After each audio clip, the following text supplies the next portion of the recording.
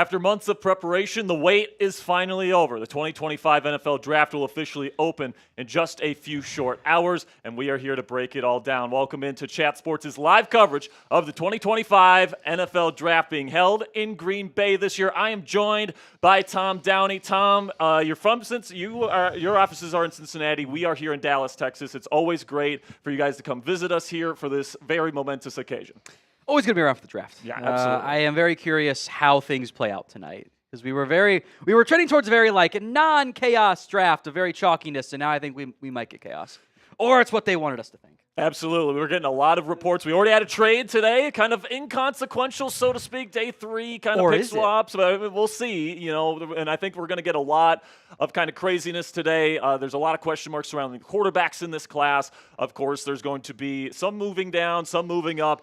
Could we see the Cleveland Browns potentially move down from number 2? There's definitely some smoke of that at this point. But we got a bunch of stuff that we're going to be talking about on today's show. But first, shout out your city down there in the comment section and shout out your favorite NFL team. Who's your team that you're representing tonight? Let us know down there in the comment section. We will give you guys some shout outs here to kick off today's show. Of course, Tom, you are the host of the Cowboys Report here at Chat Sports. I am the host of both our Steelers and Commanders channels here. So let's see who is all in the chat. Tom, you want to give some shout outs on there? Yeah, we got Lions, Bucks, Browns, Cowboys, Lions, Cowboys, Panthers, Falcons, Cowboys, Lions, Cowboys, Pittsburgh, PA. Go Cowboys. Niners, Panthers, Browns, Cowboys, Lions, Giants, Ravens, Broncos, Bucks, Patriots, Cowboys, and Chiefs. At least one of your teams is good. Lions in there as well. That's Brad Holmes saying Lions in there. So curious what you're cooking up this year, Brad. Lions, Oilers, Bengals, and then Steelers as well from Cassie. So. Fantastic. Cassie, my lovely girlfriend in the chat, she is absolutely fantastic. Now, let us know down there in the comment section, who is the best player in the 2025 NFL Draft class? Tom, number 1 on my board is Travis Hunter out of Colorado. I'm sure you probably have a similar kind of inclination, or do you have somebody else? I have Hunter at number 1 Okay, as well. cool. For me, it is Hunter and Carter at the top, and then Genty, and then Mason Graham, and then, I don't know, somebody had to be 5, and I didn't feel good about it.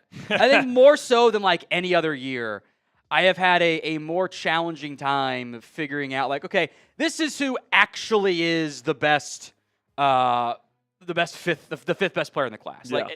All of them have very real concerns and flaws, and they probably wouldn't have been top 10 in last year's class or previous classes. Yeah, there's issues. I completely agree. I think there's less true blue chips in this class, and then in certain areas, I think there's a lot less depth than what we're used to seeing. I think overall, my inclination on this overall draft class is that it's not as good as we've seen from previous years, but that's okay. I like the round 2 guys. I have a bunch of second round grades. And then I don't have a lot of – I have 12 first-round grades, which is 3 or 4 less than I normally do. Yeah. And I'm also a coward, so I do cheater first/second-round grades. I have 17 of those. And I've had 30 before, combined with everything. Yeah. So I don't have very many. I don't have very many. What's that, producer Sam? Yeah, you can make time in the Yeah, you can make time in a bod. Simon's awesome. He's a Browns fan, but that's okay. He's the best. We got Rashard Lee in the chat saying Shiloh Sanders is the best player in the draft. Do we already have to can't say Shiloh? Because we're going to have to do that on day 3 at some point. Because it's kind of like LeVar and Jello. It just inundates everything else. You can't say it. Exactly. Shelly might say no shooter tonight. We'll see how that one plays out. Shelly's saying Travis Hunter. Skylar Lee's saying Genty. Jenkins is saying Carter, then Genty. We got Rashard saying Shiloh Sanders. Of course, we're getting multiple Shilohs in there. Yeah, once I say you can't say it, everyone. You can't say yeah, exactly. We got Choa saying Cam Ward. We got Peyton saying Travis Hunter. Lots of Travis Hunters in there. Lots of Abdul Carters in the chat as well. And there's a couple really, really good players. We're going to probably see them go off the board in the first 3 picks. It'll probably be pretty quick here. But it's definitely going to be interesting to see if the Browns kind of shake up the entire draft here and move down from number 2, Tom.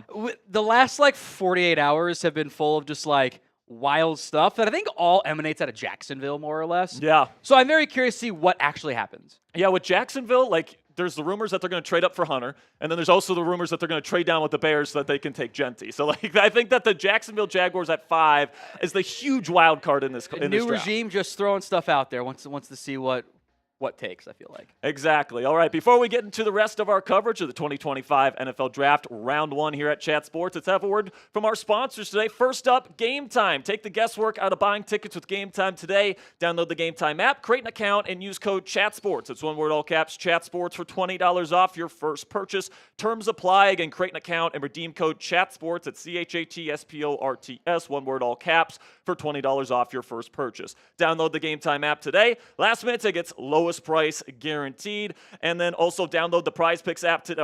Our other sponsor today is Prize Picks. Download the Prize Picks app today. Use code CLNS to get $50 instantly after you play your first $5 lineup. That's code CLNS. It's down there in the bottom right of your screen right now to get $50 instantly after you play your first $5 lineup. All right, now here, Tom Downey, let's shout out your favorite team, and we'll talk about the first one that we see here. So I want you guys to spam your favorite team for about 10 seconds, and then, Tom, I'm going to have a little bit more time. There's the delay. All right, fine. Well, we will go 30 seconds here. Get those teams in there, and then we'll kind of trade teams here. Tom will look for one, and then I'll do one, and then we'll just go from there. So get your teams down there in the comments section.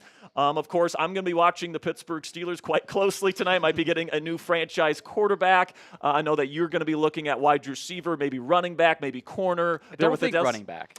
But they could trade down, and then everything's on the table at that point. That's true. And plus, it's the Cowboys, so who knows what the Jones brothers are going to do tonight. That just means offensive line for them. Exactly. All right, so you guys have had some time to put your teams in there. Tom, pick a team, and we will talk about it. I see Patriots from Shelley first up, which I think is good, given the fact that we're looking at it at an early round pick for the Patriots there. Feel like Will Campbell's the pick. Yeah. Barring chaos early of not Hunter or Carter going 2-3. Yeah, Mike Vrabel has spoken very glowingly about Will Campbell, called him a true left tackle. And even if he doesn't work out at tackle in the league, he can move inside eventually. And, just eventually he's going to be able to help out Drake May in any way that's going to help him. So I think that's probably going to be the pick there at number 4. And unless there's, like you said, just chaos at the top of the draft, it certainly seems like we're heading that direction. All right, now I will pick a team here. I see Lions up first here in the chat from Brad Holmes. You want it? So producer Jack, I'm sorry, Brad. Producer Jack says we have to start it all over again. Well. Okay. All right. I'm sorry, producer Jack, all right? But I'll talk about the Lions here. Tom, I feel like edge rusher to pair with Aiden Hutchinson makes a lot of sense for them. It does. It's also tricky with where they're at. Yeah. Finding who's going to be available is complicated. You could have 6 edges off the board before the Lions pick. Like that wouldn't be a huge surprise to me. And, at that point, are you going to try to trade down? James Pierce does not feel like a Lions pick at all to me. No. So you're going to reach on a JTT or a Scorton. That seems unlikely to me. I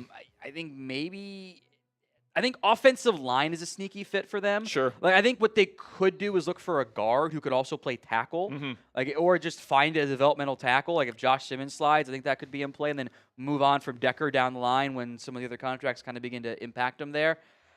I wouldn't rule out receiver. The Jameson Williams trade stuff is kind of interesting. It feels like more like we're going to decline the 5th-year option and teams get interested. Yeah. But I think with where they're at, it's a little bit complicated. But I think they've done a pretty good job in recent years drafting and just acquiring talent. So I have them some benefit of the doubt with them that maybe I don't give every fan. Yeah, I completely agree with that evaluation there. All right, we're going to do it one more time here, guys. 30 seconds to get your team down there in the comment section. I see Braden really wanting us to talk about the Cowboys, but we'll see if that ends up being the pick here. We got Just Win, Philippe. We've got Cassie. We've got Boyd, Jenkins, Peyton. We've got W. Chan. We got Andrew, Santiago, Kelvin. We got a bunch of great people in the chat right now kicking off our coverage of the NFL Draft today. 10, 9, 8, 7, 6, 5, 4, 3, 2, 1. Who you got, Tom? I've got the Vikings from MMAC, who might not be a team we talk about very much tonight, because if I'm Minnesota, and I was talking with Patrick Stephen about this too, we're in full agreement. This is the most obvious team that would like to trade down this year, because they have 4 picks. They don't want to have just 4 picks in the draft. They want to move down and get assets back. So I think if there is a team that wants to come up for a quarterback, whether it's the Browns, the Steelers, or not Steelers, the Saints, the Giants, whatever, Minnesota's like the first team they're going to call. Like if the situation works itself out timing wise, because I think after all the movement Minnesota did last year, moving down this year, acquiring extra assets, getting maybe an early second round pick back, I think fits really well for them. Beyond that, I think corners in play. I know they may be looking for one more guard. I thought they did a good job adding Will Fries, Ryan Kelly up front. Mm-hmm. I wouldn't totally rule out defensive tackle. Like I think that they were high on Kenneth Grant going into this year. From what I'd heard, Alan Hargrave kind of, again, solidify that. Kind of puts them in a spot to just actually take the best player available. Maybe that's one of the series if they don't move down either. Yeah, somebody that I've kind of connected with Minnesota's Malachi Starks. Harrison Smith's not going to be around forever, and they love those 3 safety packages. They pretty much base out of 3 safeties in that bandit kind of defense that Brian Flores runs. So I think Malachi Starks would be an excellent fit there if he falls to him. But like you said, they have 4 picks. So if there's a chance to trade down and even get multiple picks, I think that's something Minnesota is definitely going to consider, because they traded up twice last year to get J.J. McCarthy and Dallas Turner. Might be the opposite this year, where they were kind of playing it safe. Which they did the previous year, too, when they traded down and got assets. So yeah, exactly. It's just, every other year, flip it. What is the flip-flop? Snip, snap. That's what it is. Yeah. Unbelievable, man. We're getting office references in here already. $2 from my man Searcheye87 says Justin Tucker uncertain Baltimore drafts kicker. I mean, maybe later rounds. I have the kicker rankings if we want to go to them. Can we go to kicker rankings already? I did them, and I hate doing them. I also think that kicker rankings is actually pretty easy to do. Did you make your kicks? Were you good for 40-plus yards? And every year there's one that's like, I didn't do that, but they're highly ranked. I'm like, I don't understand it. You weren't good in college. Why are you going to be good in the NFL? So here's one for the pronunciation guy. The first kicker on your board here out of Miami. How do you Borregales. say Borregales? His brother was Jose Borregales, who was also a potential kicker in the NFL. Okay, all right, I like that. We're going full international this year with the kickers and punters. We got 2 Aussies and a Venezuelan here. I know a lot of Steelers fans are like, we should draft Ben Sauls in the 7th round. I'm like, you have Chris Boswell. You have one of the best kickers in the game. Why are you entertaining kicker conversations on your show? I don't know. They're not people. So, I don't even know why we have the kicker graphic up right now. This is very much not Tom Downey. I did 5 kickers. I spend about 20 minutes each on them, or combined on them. So. 20 minutes That's each. all I do. Goodness. Well, 20 minutes combined is about right. Yeah, that sounds about right. You get the stats. Were you good? I look at hang time for punters. I go, okay, there you go. Borregales was consistently accurate beyond 50, didn't miss much inside of 50. Probably a good kicker. Also, it's all mental, so once they miss a kick, they could be cooked forever. You never know. Couldn't agree more. We do have a Super Chat menu for you guys to enjoy today. Every 100 subscribers we get on this channel today, guys, we have a Bean Boozled Jelly Bean Challenge. Tom, we did these last year. You got screwed. I have been. And you got all good ones? And, okay, I'm pretty sure we had different boxes, and you rigged your box. I didn't rig my box. You kept getting good ones. Didn't rig my box. I will say we had a pack for Cowboys this year, and I was hot to start. I was getting all the good ones. But then that meant all the good ones were gone. So down the stretch, I've only had bad ones. Oh, man, there's some new flavors here. Oh, we got new flavors this year? We have a burnt rubber on one, or it's licorice, and I don't like black licorice. So that one's just a bad one for me either way. Interesting. Stinky socks, barf, booger, liver and onions, wet dog, toothpaste. No toothpaste because the toothpaste one actually doesn't taste that bad. Stink bug, old bandage, which is awful, by the way, and then dead fish are the flavors. So if you guys want us to eat these disgusting jelly beans on live stream today, make sure you guys click that subscribe button if you haven't already. Also, $5 Super Chats, a draft hat raffle of your team of choosing, courtesy of our friends at Fanatics. Big shout out to Fanatics, by the way. So if you guys want a chance to win a draft hat for your favorite team, go ahead, put in a $5 Super Chat, and you'll be entered into that raffle. Also, $10, we will talk about your team. We've already talked about a few teams today, so if we haven't talked about your team yet, you want us to, make sure you super chat those $10 super chats, and we will get going on today's show. Also, some giveaway items that we've got today, a $5 raffle that we talked about, the NFL draft hat of your choosing, but then also the MVP of today's live stream is going to get the MVP football. Tom is putting that really close to the camera there. It's the NFL Daily, what is it? It's MVP of all 3 days. Oh, wow. Largest super chat or Venmo. Whew. Which, by the way, 100 and above, I will do a beer bong for. So what are we at right now? 2. We're at 2? So the MVP has a $2 now super we're at chat? 5 with Jotman. Hundreds, and I will do beer bongs all Okay, weekend. hundreds you'll do beer bongs. There is a point where I have to cut myself off, but make me get there. Yeah, Make me get there. We get Tom drunk. Get Tom drunk.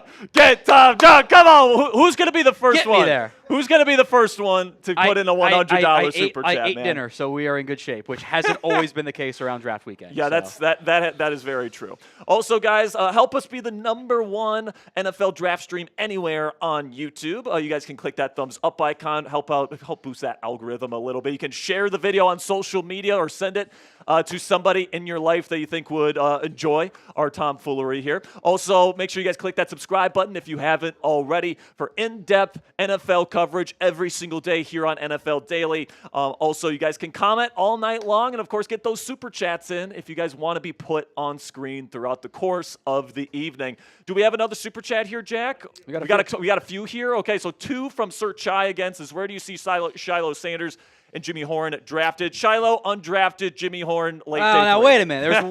There's 2 teams that could very well draft Shiloh Sanders and/or sign them as undrafted free agents. Whichever teams draft Shiloh Sanders and Jerry Jones. And Jerry Jones. Cowboys picking late 7th rounder. Would that surprise anybody if they drafted Shiloh Sanders at the end of the seventh round? It wouldn't surprise me, but I also think that they might just make him a UDFA priority. Yeah, I think that's like Dino Tomlin isn't on the consensus big board. He's going to be a Pittsburgh. He's going to be a Steeler. He's a Steeler. It's just going to happen. Yeah. $2 from James K says Ian Rappaport's Jags want to move up now. Like we've been talking about, I think the Jags are the X factor in the first round here. Are they going to move up? Are they going to move down? Nobody really knows at this point what Gladstone, the new GM there in Jacksonville, is doing. It just feels like random BS go is the Jags leak strategy right now. Some of it is going to be real. Yeah. But at this point, it's been trade up to 2 for Travis Hunter, T-Mac at 5, or trade down to 10 with the Bears so the Bears can get Genty, or just take Genty at 5, or take Calvin Banks, or convince a team to jump them at 3 or 4 so they go get Genty so that Will Campbell falls to them at 5 because the Patriots take Carter or Hunter. A lot of weird stuff out there in Jacksonville, which I think the draft, again, barring a stunner at 2, which I think would be a stunner even despite the buzz out there because it's just the Browns, why'd you trade down from Hunter barring a massive haul? Yeah. I think the draft starts at 5. Yeah. And I don't know what that ends up being. Also, I just want to point out that the new GM in Jacksonville, he looks like the young GM that gets fleeced by Kevin Costner in the movie Draft Day. So maybe he gets fleeced today, too. Who knows? $5 super chat from Jotman says, what's the dream and pick for both of your teams in round 1, Cowboys fan? And I will break my phone if the Zabel story is true. I'll let you start with that. Background on the Zabel story was a report from Jane Slater, friend of the show, that the Cowboys were uncertain about who would fill the leadership void in their offensive line room, so they were looking at Zabel to fill that, which doesn't make any sense, because why would you take an FCS offensive lineman to fill your leadership void? That doesn't make any sense to me. Also, it's Tyler Smith. He's going to fill the leadership. He's the next man up on that front. That kind of feels like the Cowboys are just trying to leak false info. They've done that before. They did a really good job of that 2 years ago when they're going to take tight end round 1. And they got the Bills to jump in front of them to take Kincaid when they weren't going to take a tight end in round 1. So I feel like that's just kind of some smoke. But if they trade down, I think everything's on the table. Beyond that, I think that the smart money's still on T-Mac or Matthew Golden at 12. Yeah, and then for the Steelers here, I would love to get Amari and Hampton. Arthur Smith wants to run the football, but Najee Harris was not good at running the football for them last year, and they need to get a star level back in order to run the football as effectively as they want to. They want to run the ball like the Eagles, the Ravens, the teams that can run the ball at will, even when the defense knows it's coming. And Jaylen Warren, I really like, but you need another back to pair with him. I would love Hampton in a Steelers uniform. $2, Brad Holmes coming in here, says more upside. Again, we're going to get a lot of these now, Tom. Shiloh Sanders or Tommy Cutlets. Quarterback for safety, I guess. I think by definition it's actually Shiloh because we know that Tommy DeVito's not that good. Now, can I throw out touchdown Tommy Mellott instead as higher upside as a receiver? The Montana State QB? He's fun. He ran a 4.39 at his pro day. He's fun. He's not a quarterback, but touchdown Tommy is like a receiver convert is entertaining to me. He might get drafted. He is fun, and he may get drafted. He's not a quarterback. He's just not a quarterback. He's a receiver. He is Julian Edelman. But he's faster. But he's faster. We also hasn't played and receiver, so he might not be future Super Bowl MVP, but he's fun. The 7th round pick. Why not? $5 from my man Chris. He's a Steelers watcher, so appreciate you, Chris, stopping by. It says 7 years of failed Steelers QBs. This tells me that Tomlin has failed to make smart draft choices. If the Steelers take Sanders, then we are effed. And, I'm not the biggest fan, Tom, of the Steelers taking Shedeur Sanders. I'm not the biggest fan of Sanders' tape. I actually don't think that he has a ton of high-end star upside, and I'm actually not sure how pro-ready he is because we just don't really see a whole lot of pro type of throws. At Colorado is a really college-y style of offense, in my opinion. Lots of screens, boring lots of college offense. really boring. Like they ran like 10 concepts last year at Colorado. So like, how pro-ready are you really? I don't see a lot of anticipation on his film. If the Steelers are going to go quarterback tonight, I kind of want them to make the upside play in like Jalen Milroe and then like sit him, develop him behind like a veteran quarterback. But I'm also, a large part of me just wants to take a non-QB tonight. If I say what I think about the quarterback class, I'll be suspended for 6 months. Tom thinks all these guys stink, by the way. One of them will be good. Take your best guess as to who it is. All right, so Tom, walk us through your best available on your big board here, who you love, and kind of pros and cons with a lot of these guys. So top 4 for me, I think, are actually fairly easy. Travis Hunter, Abdul Carter. You can flip those guys if you want. I think those are the top 2 players in the class. Not factoring in any bit of positional value, Ashton Genty is clear number 3 for me. I know Mason Graham does not have maybe the physical profile / no athletic testing and not as elite production. I think the film speaks for itself. It's awesome. After number 4, pick who you want. I've never had a class harder like, oh yeah, this is my 5th best player. I don't know. They've all got major issues. Will Campbell's an offensive tackle with arms the size of a 5'9" guy. Like the math does not make sense on it. He has no wingspan. He might be a guard, but if he's a guard, he's going to be a great guard. So that's kind of why I went with him at 5 in the end. I'm a big fan of Tyler Warren's game. He's also a tight end. There's positional value stuff there. He's not Gronk. He's not the blocker that Gronk is. I think that has to be mentioned. I'm a big fan of Teddarell McMillan at wide receiver out of Arizona. I like his game. He reminds me of T. Higgins. But he's not a burner. He's never going to be an elite route runner. But that's also fair because if you were that, then you're just Julio Jones at his size. He's obviously not Julio Jones.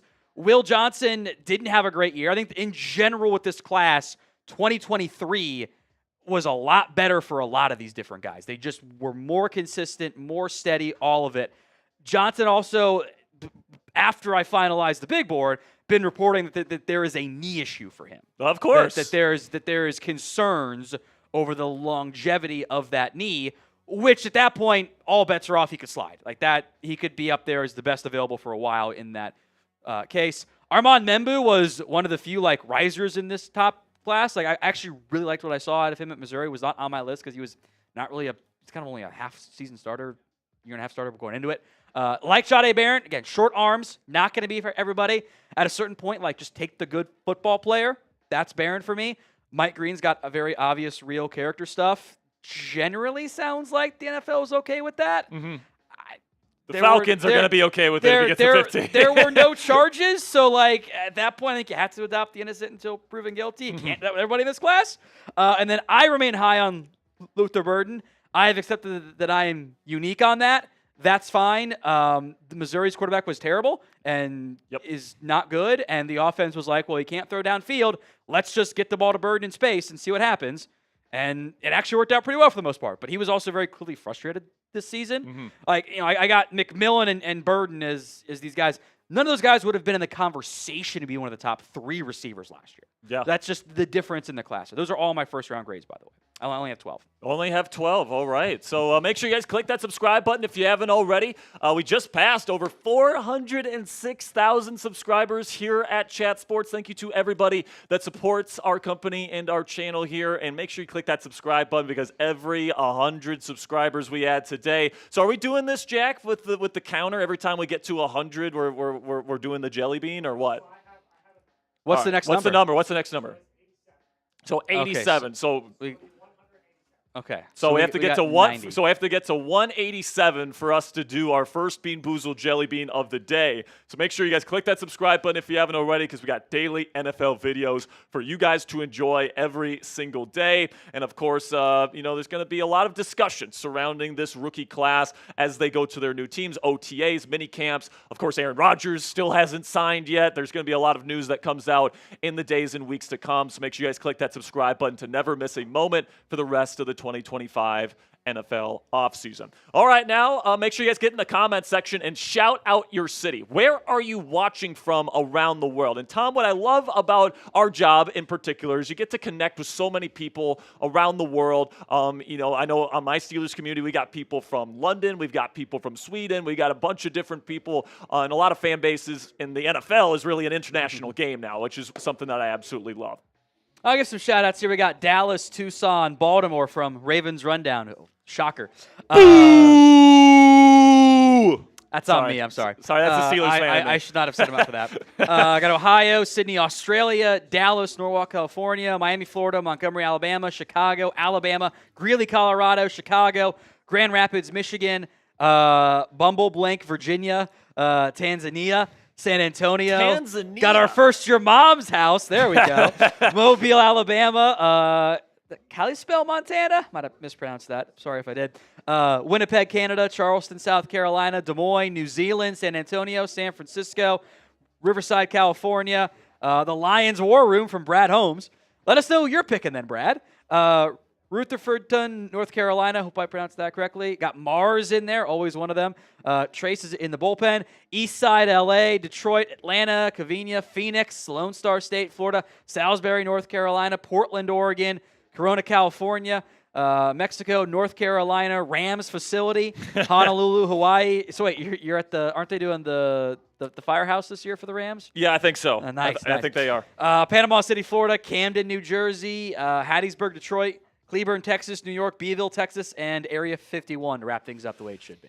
All right, so we've got our first full sponsor read of the day. So here we are after doing all those shout-outs, Tom. Tell us about our sponsor today at Game Time. It is indeed Game Time. They make getting tickets even faster and easier. Prices on the Game Time app actually go down the closer it gets to first pitch. With killer last-minute deals, all-in pricing, and views from your seat, plus their lowest price guarantee, Game Time takes the guesswork out of buying MLB tickets or NBA playoff tickets as well. Depending on where you're at, maybe there's NBA playoffs, maybe there's not, maybe there's baseball, maybe there's not. But it's not just sports. It's also concerts, comedy, theater, and a whole lot more. Get up to 60% off by buying those last-minute tickets with the Game Time app. The Game Time guarantee is this. If you find tickets in the same section and row for less, Game Time will credit you 110% of the difference. So take the guesswork out of buying Game Time. Download the Game Time app, create your account, and use code CHATSPORTS for $20 off your first purchase. Terms apply. But again, create your account, redeem code CHATSPORTS, CHATSPORTS, for $20 off. Download the Game Time app today. Last-minute tickets, the lowest price, all guaranteed. All right, so now let's talk about one of the most controversial, let's call it, quarterback prospects in the NFL draft this year, Tom. Shedeur Sanders out of Colorado. And, some people think that he should go in the top 5. Other people think he shouldn't go in the first round entirely. There's reports out there from like Aditi Kinkembwala from CBS today saying there's a good chance he doesn't go in the first round tonight. What are your thoughts on Shedeur? Strengths, weaknesses, stuff like that, and where do you think he ends up going tonight? I don't know where he goes. I think a lot of the reporting's been kind of weird. Yeah. Like, oh, he's not a first-round grade. I'm like, well, yeah, he's not. He never has been one. Yeah. And that's not unique. Like, you don't have, I think we're kind of getting behind the scenes. You don't have 32 first-round grades. Most teams in most classes will have 18 to 20. And unless you're juicing it because of the position he plays, you're not going to have more than 1 or 2 grades at quarterback in most cases. Last year was an obvious exception. You can go back to the pick and draft class. There probably were very few first-round grades. So I think that that's not a second-round grade kind of got spun into, therefore he's not going round 1, which isn't actually what that means, because you're going to have half the draft, give or take, be not first-round grades. I think the biggest thing, and this is what we don't get to know great about from the media side, and what we don't get to know from the fan side either, when it comes to quarterbacks, how you interview, all the intangible stuff is massive. Now, Shedur's got glowing reviews from all his teammates. He also called them out publicly in the media one time. So how does that balance? And there's also been a lot of reports from the Combine that apparently it didn't go all too well for Shedur. But how does that fit with, like, who's leaking it? Yeah, Why are they leaking it? It's like figuring out I think with Shedur, it's on full display. What's real, what's not real is a little bit tough to figure out. Yeah. What we can do is actually review the film. I think in terms of what he was asked to do in the Colorado offense, with the limitations that were in place in that offense, in part because of the offensive line, I don't think Pat Shurmur's a good offensive coordinator. Yeah, I think he did a good job with what it was. It's funny, the deep passing stats between Cam Ward and Shedur Sanders are almost identical. We're talking less than a 40-yard total difference. 1 interception versus Sanders, 0 for Cam Ward. They were both at 45.3%. Cam Ward threw it 20-plus yards less than 1% of the time more. That's it. But it's the middle of the field stuff that Cam Ward did a lot more of.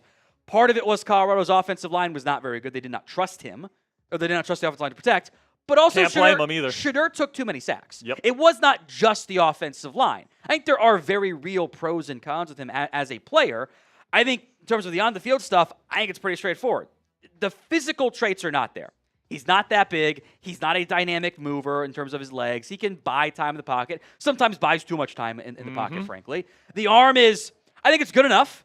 I don't think it's elite. I don't think it's special. I think it's average, more or less. Below average for a starter, in my opinion. I think he's accurate, though. I think when he is able to get it out to the first read, it's a quick release. It's accurate. It's all of that. I think he can be a starting quarterback in the NFL. I don't think he's going to have a true top 5, bordering top 10 skill set. Yeah. So where you want to invest in that guy, I think, is a real question mark.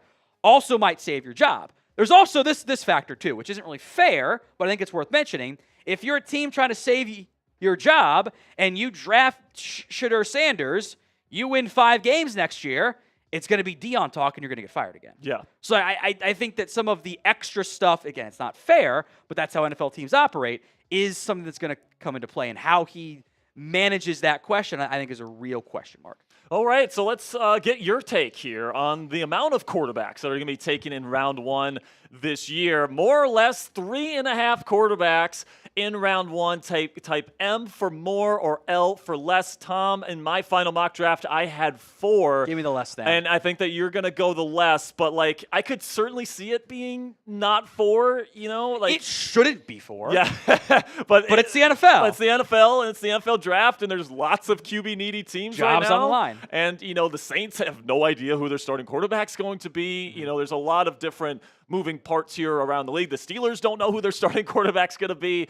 There's a lot of real little desperate teams at this point in the process. And I guess we're going to find out throughout the course of the evening who ends up reaching. So we got Chris taking the less. We got Shelly taking the less. We've got TC White taking the less. Everybody's going less here, man. And John Edward Kruger says, Jack, it'll be Aaron Rodgers, talking about the Pittsburgh Steelers. I still believe Rodgers will sign with the Steelers, but I guess we'll have to see. I mean, we still don't know. If you would have told me 3 weeks from today, Tom, that Aaron Rodgers would not have his final decision made, I would have said, well, you're wrong. Well, here we are. What you get for pursuing Rodgers, and man. I'm like, this is what you get for pursuing Aaron Rodgers, man. Hashtag blessed to not be in the Absolutely. market. We got some super chats to get to here. Brett Stevens, $2, says Steelers draft Jackson Dart. The short answer, Brett, is I don't think so, but I mean, the Steelers have been linked to 4 different quarterbacks in the first round. Somebody's getting lied to in the media. I guess we're going to find out if they take quarterback number 1 and number 2, which quarterback that's going to be. But had really good play-action stats last year at Ole Miss. Different style of play-action offense in Pittsburgh, more under center than true like RPO passes. The fact that you went to, he's a good play-action quarterback tells me everything I need to know about a player. Yeah. That's the basics. If you can't do play-action, you can't play quarterback, period. Fair enough. I need more than that. Fair enough. $5. Looking at you too, Tyler Shuck. Yeah, Tyler Shuck. $5. Brett Stevens. Tom, would you rather have Egbuka or Golden? Is McMillan... If McMillan's not there. I would take Burden, but I'm a crazy person. I've got Golden slightly higher, but I wouldn't be mad at Egbuka either. I do wonder if that kind of becomes like, can they trade down scenario too? Yeah, sure. $2 from Jake says QB class blows, not even understanding Tennessee. Head coach is going to get fired if they didn't take a QB and win some games. Yeah, that's pretty self-evident. They got to take quarterback. I do think Ward has the best upside, though. Yeah, me too. $5. Chris, Jack and Tom, how would trading down in the first to get DT and running back, then drafting Milroe in the third and McCord in the fifth to fill the quarterback room excite you both? Talking about the Steelers, I assume. Steelers, yeah, I'm guessing. I would love trading down. I think the Steelers are really trying to trade down. It's just a matter of how many teams are. Everyone wants to trade down. Who's going to want to trade up? Because it seems like everybody wants to trade down. So if you can get Milroe in the third, I think that would be, frankly, a steal. You know, somebody with that high of upside, dynamic rushing ability. I know Mike Tomlin loves that stuff. If you get Milroe in the third, I think that's a steal. The McCord in the fifth, I think, is also a really good pick. Some people think he's going to go tomorrow. So, I do like the value of Kyle McCord in the fifth a lot. Yeah, so for QBs. I would love DT and running back first. I mean, listen, man, the Steelers are trying to win now, so getting a player to help them win now makes a lot of sense. But, I mean, they also need a quarterback of the future, so I guess we'll see what happens. Appreciate you, Chris. $2 from Jake says, how did you come up with 4? So when I was going through it, I was like, okay, Cam Ward won. Yeah, we all acknowledge the that. Free square. Then the free square. Then the New Orleans Saints have been heavily tied to Jackson Dart. So I had them take him. God, so and you know, Dart's the type of guy you want to like build a culture around. He's a great leader, and that is something to his credit. New head coach might want to establish a culture with a new quarterback. That makes some sense to me. Then I have the Browns trading up for Shadur Sanders to pair him up with Travis Hunter. I feel like if Shadur's going to go round 1, he might as well pair him back up with Travis in Cleveland. That makes the most sense to me. And then in 2 years, Deion Sanders is your head coach. And then I had the Pittsburgh Steelers trading down and taking Jalen Milroe in round 1 because I think Mike Tomlin loves these uber athletic quarterbacks. I feel like that they feel they have at least a year to groom him, maybe 2 years behind Aaron Rodgers or Kirk Cousins. And then they feel like you can get a top 10 level quarterback, but that's a dynamic rusher eventually down the line for the price Willis all over again. For the price of a low first round pick. I feel like that's just the way Mike Tomlin thinks. So that's how I came to 4. But I would not be shocked at all if we only get 3. That's where I'm at. All right, make sure you guys click that thumbs up icon if you haven't already. We need to get to a 50% like rate right now. So our current likes is at 200. We need to get half the people in this chat to click that thumbs up icon. Our goal is to get to 675 right now. I tell you what, if we get here, I will take the first Bean Boozled Jelly Bean of the night. All right, so if we can get there, what time frame here, Jack? Should we talk about a minute? The next minute, if we can get to... Sounds good. Yeah, we'll do that. Do the QB big board. I can slander the quarterbacks and then bounce over to Cowboys for a little bit. And just slander and bounce. I never did my slanderous QB comparisons because those just were the quarterback comparisons. Goodness. Tyler Shuck is Gen Z Brandon Whedon. What am I supposed to do about that? I mean, he mimight actually be millennial but at his age. Except Brandon was what, 29 or was he 28 when he was drafted? That's why he's Gen Z. Everything's younger. It's unbelievable. Come on now, click that thumbs up icon if you haven't already. I've got the Bean Boozled Jelly Beans ready to go here. I'm not excited about it. Gotta be so funny if you got a terrible flavor again. But yeah, the first one. Is there a spinning wheel or no? There is a spinning wheel. Oh, nice. Get to spin the wheel and see what happens. We can do the little spinning wheel here. There you go. So make sure you guys get those in there. Right now, we're not even close. So get those thumbs up icons going so that I can do this, all right? I'm offering myself up to you guys as a sacrifice. So make sure you guys capitalize on that. It is going up, though. We're almost halfway there at this 50% point. is always a high task, but it just means half you guys do it for us. Please and thank you, of course. It takes a half second of your time, and you get to watch me, eat something absolutely disgusting. So make sure you guys click that thumbs up icon if you haven't already. What time do we have to get to here? Or did it already pass a minute? We're past a minute. Oh, we're already past the minute. All right. We'll try again later then. So we talked a little bit about Shadur here. Tom, take us through the rest of this quarterback class here. I know you're lower than these guys than maybe I am, but just let us know what you guys think. You can drop the maybe. It is true. I do think you were right about Jackson Dart having a lot better leadership traits, which I do think matters for all these teams as they look for a franchise QB. My biggest concern with Dart, the deep ball stuff is really good. I think most of the traits are there. I think he has a good arm. It's not elite, but it's better than Shadur and others. It's more than good enough. Yeah. He can run a little bit too. Yeah, he's got some wiggle. I have seen Josh Allen comps. Those are nonsense. They don't do ridiculous anything similar to him. By the way, very different throwing motion, but there is some similarities to Carson Wentz with got good size, not nearly as big as Wentz is, but he's 6'2" and change, 223, which these days is kind of a big QB. My biggest issues are these two things. The Florida tape was scrubbed from the internet, but it does exist. It was terrible. He is a see-it-and-throw-it quarterback when he is not operating in a Mickey Mouse offense that didn't ask him to do real reads. And the Mickey Mouse link of an offense works wonders in college. It is a great offense. It's what I run in CFB 25 because it works. But when he had to do regular dropbacks, that wasn't okay, we're taking this vertical shot here, this play action here, when he had play action rate of over 53% this past season, we had to do real dropback stuff, like against Florida, when he'd go make a real passing offense, go win the game, go make plays. He didn't do it.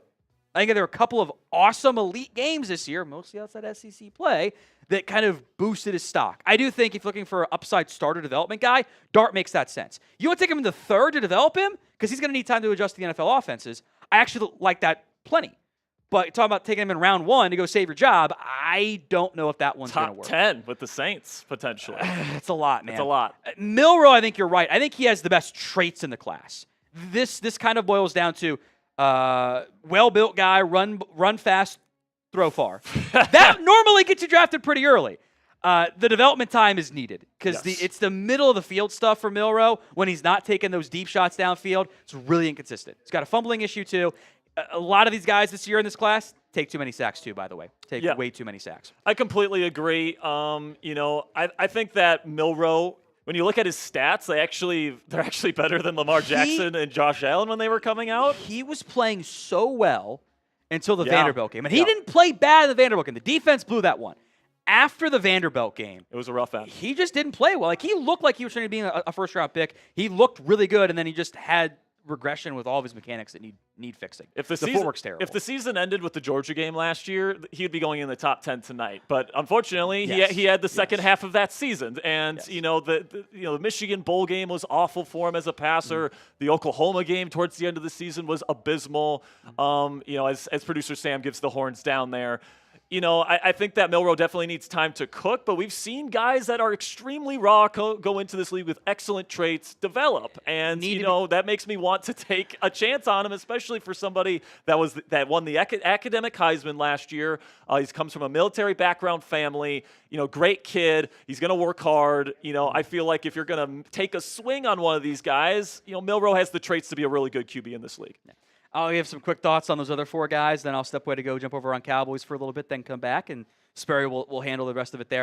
I think Will Howard's going to have a nice long career as a backup QB. I don't know if he's going to be a starter, but I think he'll have that nice long career. I think Shuck can too. I don't think he should be a starter. He is the pressure to sack rate king because he just throws the ball up in the air sometimes. There were over 30 throwaways last year. But there are also times where he just throws it up in the air, like he's a child just getting rid of the ball and you're playing in the backyard, throwing it up there. I think McCord is a little bit underrated, but he's also got some turnover stuff that's got to get figured out. Quinn Ewers' footwork gives me indigestion and migraines because it's so terrible, and he's throwing it like he's standing straight. It's pretty bad there. So all these guys need development time, so just don't take them early, and it's fine. All right, Sperry, all you. All right, man. So let me know down there in the comment section, who is your favorite draft prospect down there in the comment section as we say goodbye to Tom Downey here as he's going to introduce his Cowboys audience here during our preamble. We're just over an hour away from the start of the 2025 NFL Draft. So let us know down there in the comment section, who is your favorite draft prospect? We got Alien saying Ashton Genty. Noah says Shadur Sanders. Adam Garcia says Ward quit on his team. Jenkins says Carter. We got Slime Boy saying Colson Loveland. We've got Gaming Wizard it says Dante Thornton. We got Jack Blast says Tex McGee. We've got Rosie says Ashton Genty. We got Sarange says Will Howard. We've got Lips who goes Adam something. What's that? Cam Scadabo. We see Cam Scadabo in there. We see Travis Hunter. We see Cam Miller. We see Will Johnson. Steelers dad says Jack Sperry, nose tackle out of Mount Mercy University. Good stuff there. We got OT5 saying Shadur Sanders. Jack says Hugh Jack. Oh, nice. He almost got me, Jack. He almost got me. We got Chris saying Jackson Dart. I see some Tyler Warrens in there. We got a Matthew Golden in there as well. Good stuff here. Let's get to some super chats and answer some questions. The touchdown report, $5 super chat, says 6 years watching Dart via draft or draft via Chat Sports. Go Niners. Appreciate you, touchdown report. Thanks for supporting our channel and our company. Go Niners, man. Let us know down there in the comment section who you think your Niners are going to take at number 11. I kind of feel like, if there's a good DT that they like, you almost have to draft 2 defensive tackles to be starters this year because you did nothing during free agency to address that position. So Niners, definitely look out for defensive tackle at number 11 this evening. So if you guys want a shout out on the live show here, make sure you guys retweet our pinned tweet on the Chat Sports X account. You guys can find us at Jack or at Chat Sports. Go to our Twitter account and retweet our pinned tweet. Link is in the chat right now. My producers are telling me here. So click the link, retweet the post, and we will give you guys a shout out on today's show. Producer Jack, are you guys going to do you can do the shout outs here? Perfect. All right, so make sure you guys go to at Jack, or why do I keep saying Jack? At Chat Sports, at Jack Sports, at Chat Sports. Go retweet our pinned tweet, and we'll give you guys a quick shout out here to kick off today's show. Also, where are we at with subs? Am I having to do a Bean Boozled Jelly Bean yet? I think we're going to have to be starting to get pretty close here.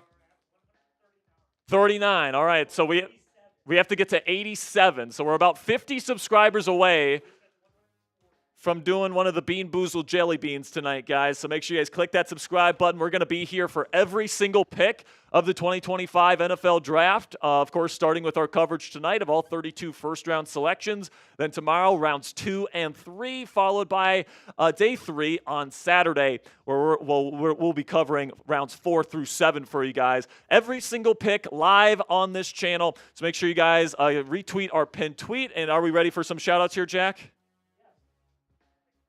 Yeah, we got you. Oh, here I am. Okay, we do have some shout-outs I'm going to give. Patrick Seatman, YK Matt 27, Jackson Durham, JT the Fox 101. We've got Nick Lopez. We've got Cookies, I think it is. Tom Conlin, Matthew McCullough, Michael Miranda, Brett Scott, Matthew Peterson, Bobby Nash. We've got Reed Barkus, Chase Sr., Sam Brown, Dayton. We've got Harrison Graham, Colin Brown, Jeremy Beedling, Joey Peterson, Michael J. Elias, Tyler Jones, Chris Daughtry, Nick Roloff, Trizzy Trace Gerard, Chipper, Jake Chipper, Mitchell Renz, James Yoder, Marshall Green, Jack Sperry, myself, Tom Downey. We also got some quote tweets as well. Himmel King, shout out to Himmel King for quote tweeting it as well. And that is it. Let me get one more update to see if anyone else did. We've got 2 more. We've got Beta YouTube and It's Ken. Thank you guys for retweeting our pinned tweet. Where I see love, she sees a friend. Jack, you know that movie well, right? You gave that movie a 99 out of 100, right? Yeah, you love the Barbie movie, man. Hey, man. Hey, man, you got to love that. You got to love that pink, producer Jack. I love that pink. All right, man, let's get into a little bit of football talk here where we can talk about the draft order.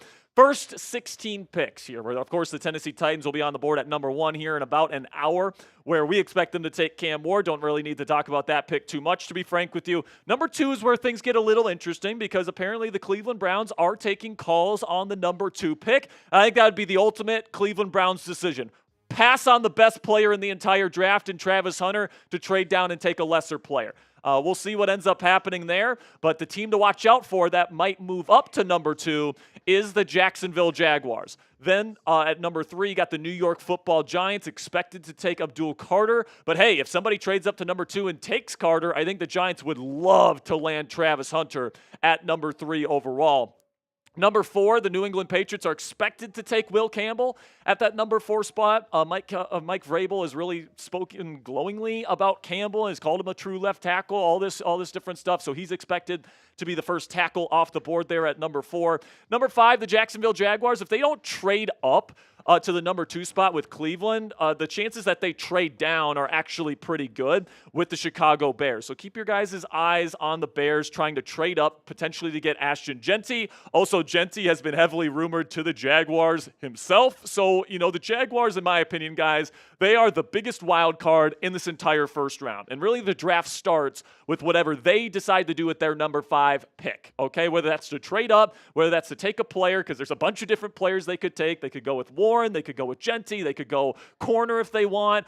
They could go wide receiver. Like, they have a lot of needs that they could address in this first round, which is one of the reasons why they may be looking to trade down, all right? The number 6, the Las Vegas Raiders, another team that could go a lot of different directions, running back, wide receiver, defensive tackle. They need cornerback really badly as well. Number 7, the New York Jets. I think they're going to take Armin Membu at that number 7 spot. Because, plain and simply, you get Justin Fields, you have guys like Breece Hall in your running back room. They want to run the football there in New York, and right now you got Chukwuma Okorafor slated to be your starting right tackle for the New York Jets. And Armin Membu can go in there and complete what would be one of the best and most talented offensive lines in all of football if he's the selection there at number 7. Number 8, the Carolina Panthers, heavily rumored to take Jalen Walker, linebacker out of Georgia, who apparently has been interviewing off the charts throughout this draft process. And the Panthers want to get a bona fide defensive leader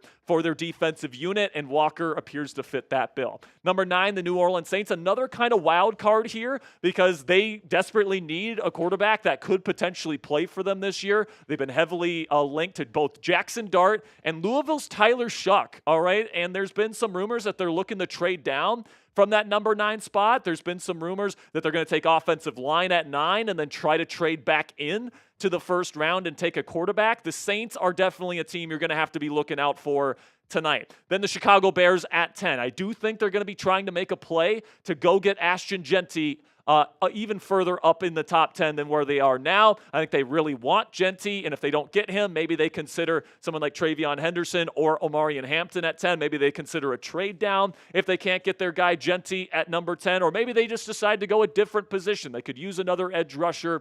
They could use another offensive lineman as well.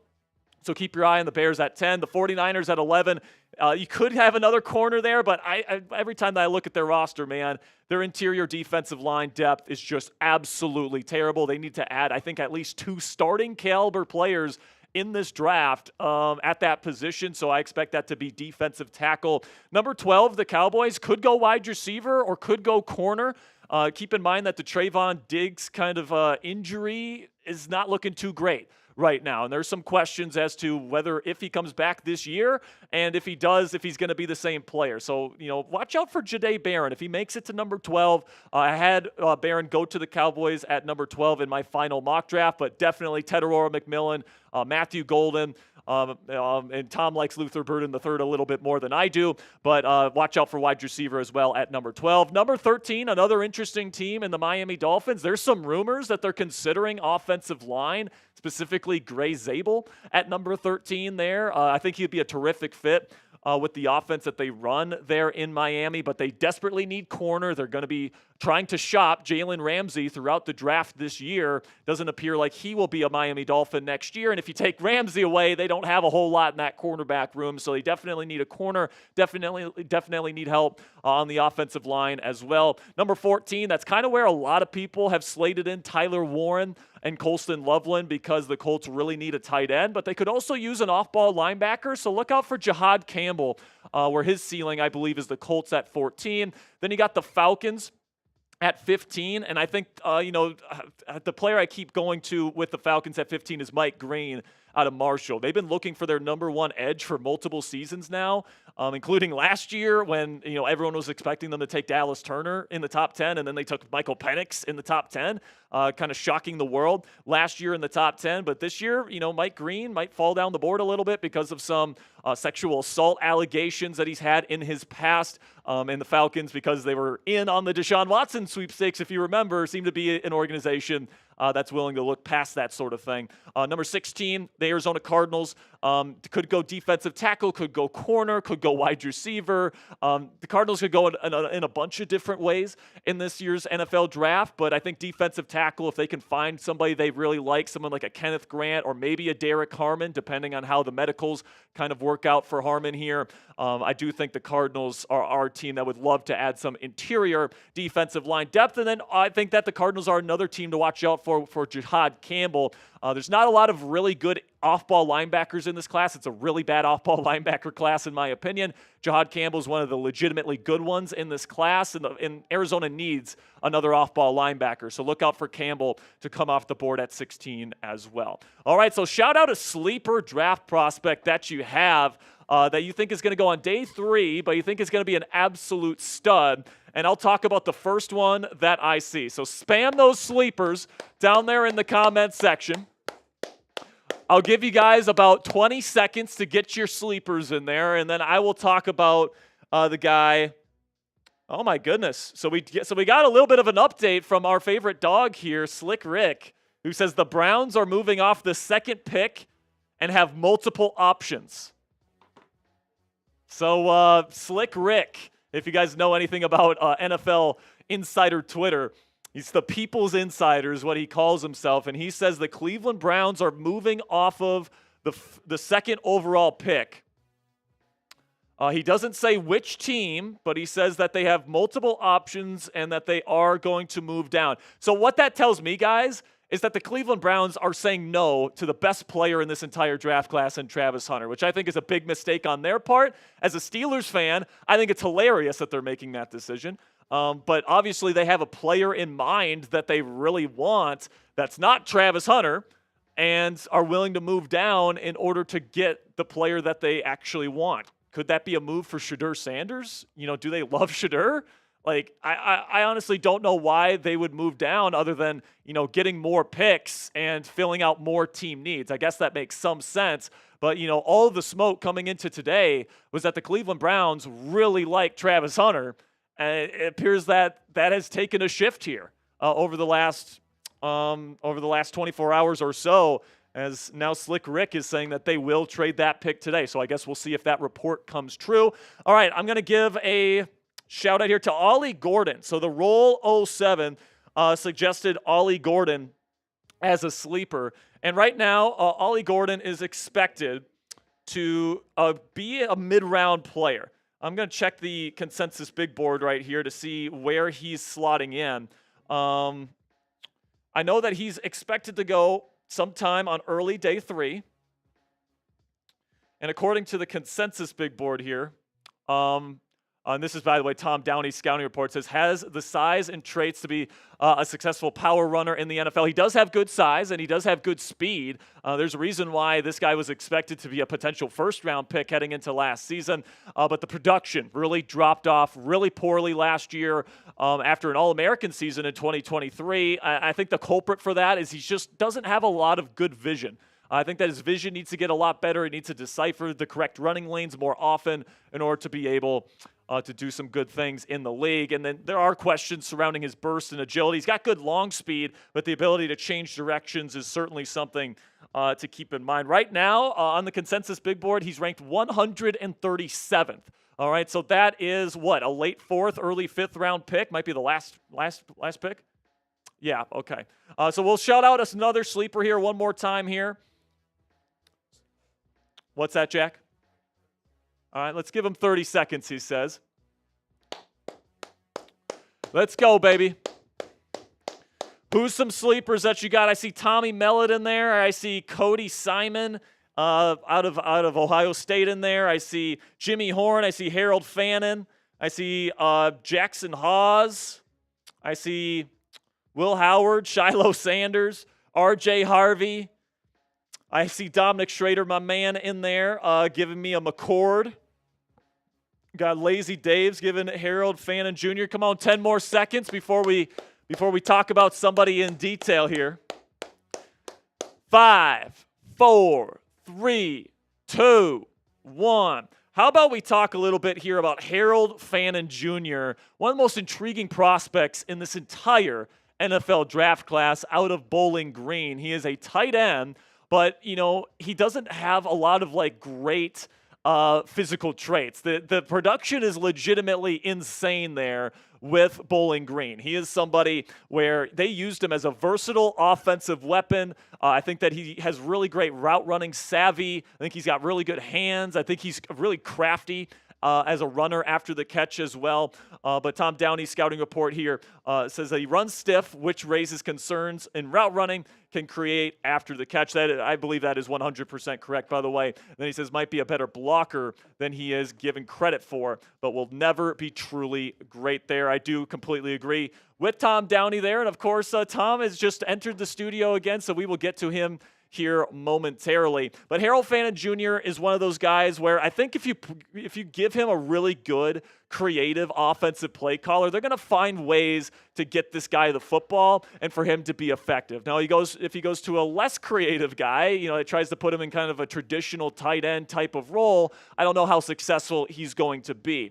But, Bowling Green used him in the right way. They used him in a versatile type of role there in his offense, and the production speaks for itself. And I absolutely think that Harold Fannin Jr. has a chance to be a pretty decent player in the National Football League if he can find the right home. And with that, we'll welcome back Tom Downey after getting his simulcast going on the Dallas Cowboys. No one's given report. me 100 for a beer bong yet, and I'm very disappointed. No 100s yet for Tom. I guess nobody wants Tom to get drunk here. So make sure you guys get those 100s in there if you want Tom to do that first beer bong of the night.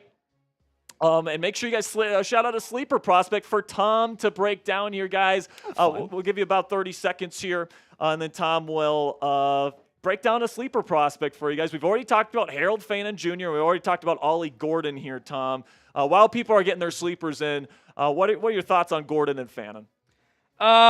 He was a lot better last year, Ollie Gordon was. It got very common 2 years ago. In this year's class. 2 years ago, yes. Yeah, 2 years ago. I meant last year's and not this year. But yeah, yes, sure. Good clarity. Yes. We are now welcoming back in the Cowboys Report live stream. Happy to be here. Sad no one gave me 100 to do a beer bong, but that's how it goes. That's how it goes sometimes. Sometimes that's the way the cookie crumbles. Gordon, I think is a power runner. I think he's going to work better as an early down back, maybe sort of more so the pass catching back. Fannin is a unique prospect. He runs really weird. Yeah, he's gangly. He is duck-footed, which doesn't really matter. But I swear to God, sometimes, this is very mean what I'm about to say, because he's a good player. I like him a lot. He runs like he's bow-legged, too. Yeah. He kind of lumbers around out there, kind of like late-stage Gronk, which is kind of like flailing the body around a little bit. But all he did was produce against everybody, which I don't think should ever really be overlooked. And he tested kind of better than I thought he was going to as well. So I think day 2 is where he ends up going. Yeah. I would keep an eye out for Philadelphia, because they just hired his head coach as their quarterback's coach. Yes, they did. That's actually a really, really good point. All right, so let's tell you about our sponsor today at Prize Picks. And Prize Picks is the best place to turn your sports knowledge into cash. With millions of members, Prize Picks has made daily fantasy sports accessible to all. You just pick more than or less than on at least 2-player stat projections for a shot to win up to 2,000 times your cash. Run your game all season long on Prize Picks, and Prize Picks is the best place to win cash while watching sports. You can also turn your playoff hot takes into tickets to basketball's championship series. Every lineup you make on PrizePicks will enter you in the Takes Two ticket sweepstakes, which could get you and a +1 a VIP trip to the championship. Sign up today and get $50 instantly when you play $5. You don't even need to win to receive the $50 bonus. It's guaranteed. PrizePicks also offers weekly promotions that can lead to big payouts like Taco Tuesday, where every Tuesday, PrizePicks discounts select player projections up to 25% to provide even more value for your lineups. Tom, I love PrizePicks because you could just be, sitting at home on a random Tuesday and you're like, let's just have some fun watching some sports here. Just 2 to 6 player stat projections, more than or less than. On this PrizePicks projection here, for example, this is kind of the futures for the full season of the 2025 campaign. Taking the more on CeeDee Lamb, the less on Breece Hall rushing yards, and then the more on passing touchdowns for Mr. Dak Prescott. You guys can download the app today. Use code CLNS to get $50 instantly after you play your first $5 lineup. That's code CLNS to get $50 instantly after you play your first $5 lineup. PrizePicks, run your game. Excited to see how the rest of the draft plays out. Some more super chats here as well. We got Daniel. I want, that one we probably should not do. I don't know if you did that one already. That one was, oof. Yeah, that one was... The censors blocked you there, Daniel. It says Deion Walker, especially Cody Simon, are sleepers.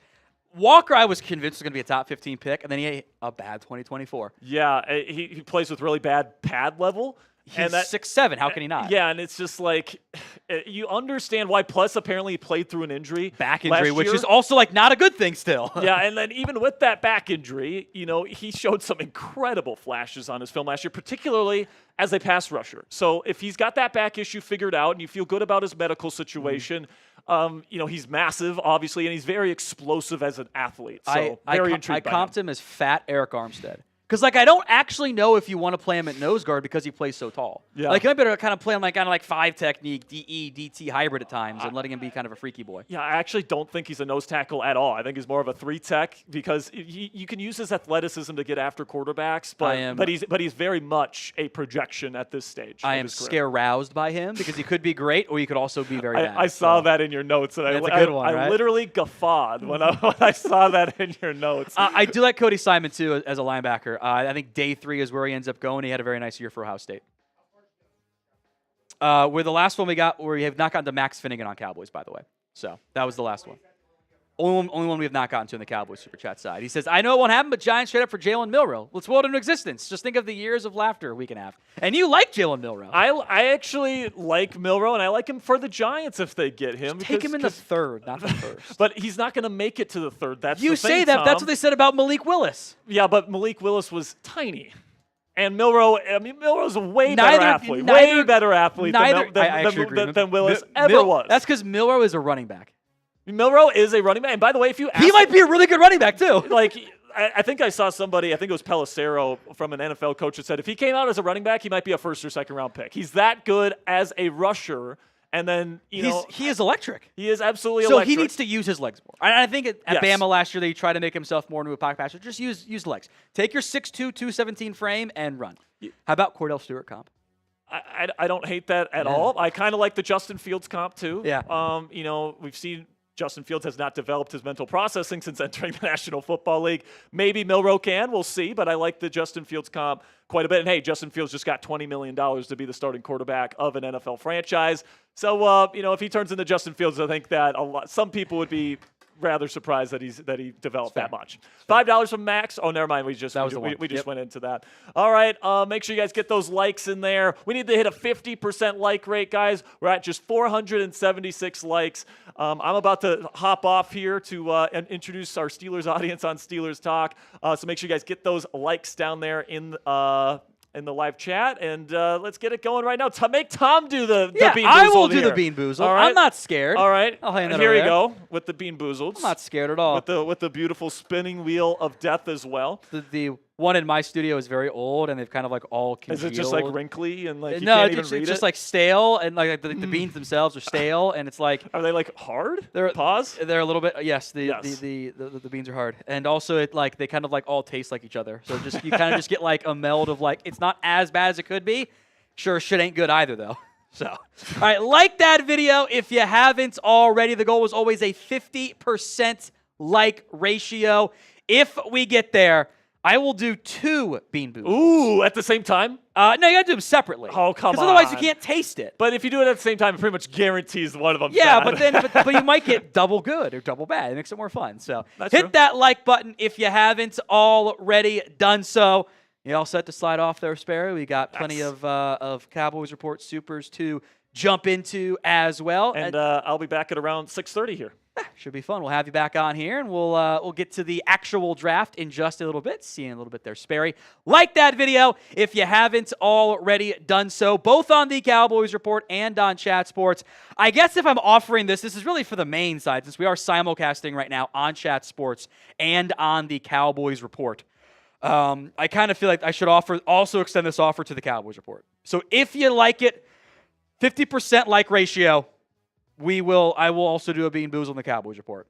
About pretty equidistant, different numbers, but similar ratios to get there too. So like the video, please and thank you if you haven't already. We are about 50 minutes to go here until round 1 of the NFL Draft. The Titans, we know who they're picking. They are going to simply take the best player on the board. For them, that's going to be Cam Ward. Pick number 2. There is a lot of buzz right now that it might end up actually being traded. Not just our boy Slick Rick. There's a lot of NFL insiders now doing interest of, the Browns, number 2, we'll see what happens. That would be, we presume, for Travis Hunter, who is the best available player on my board. I think he can play corner and receiver. Why not both? I think he's an athlete. I think he's an awesome football player. I think this is I don't use the word generational anymore because somehow every year there's a generational player at every position, which isn't how it works.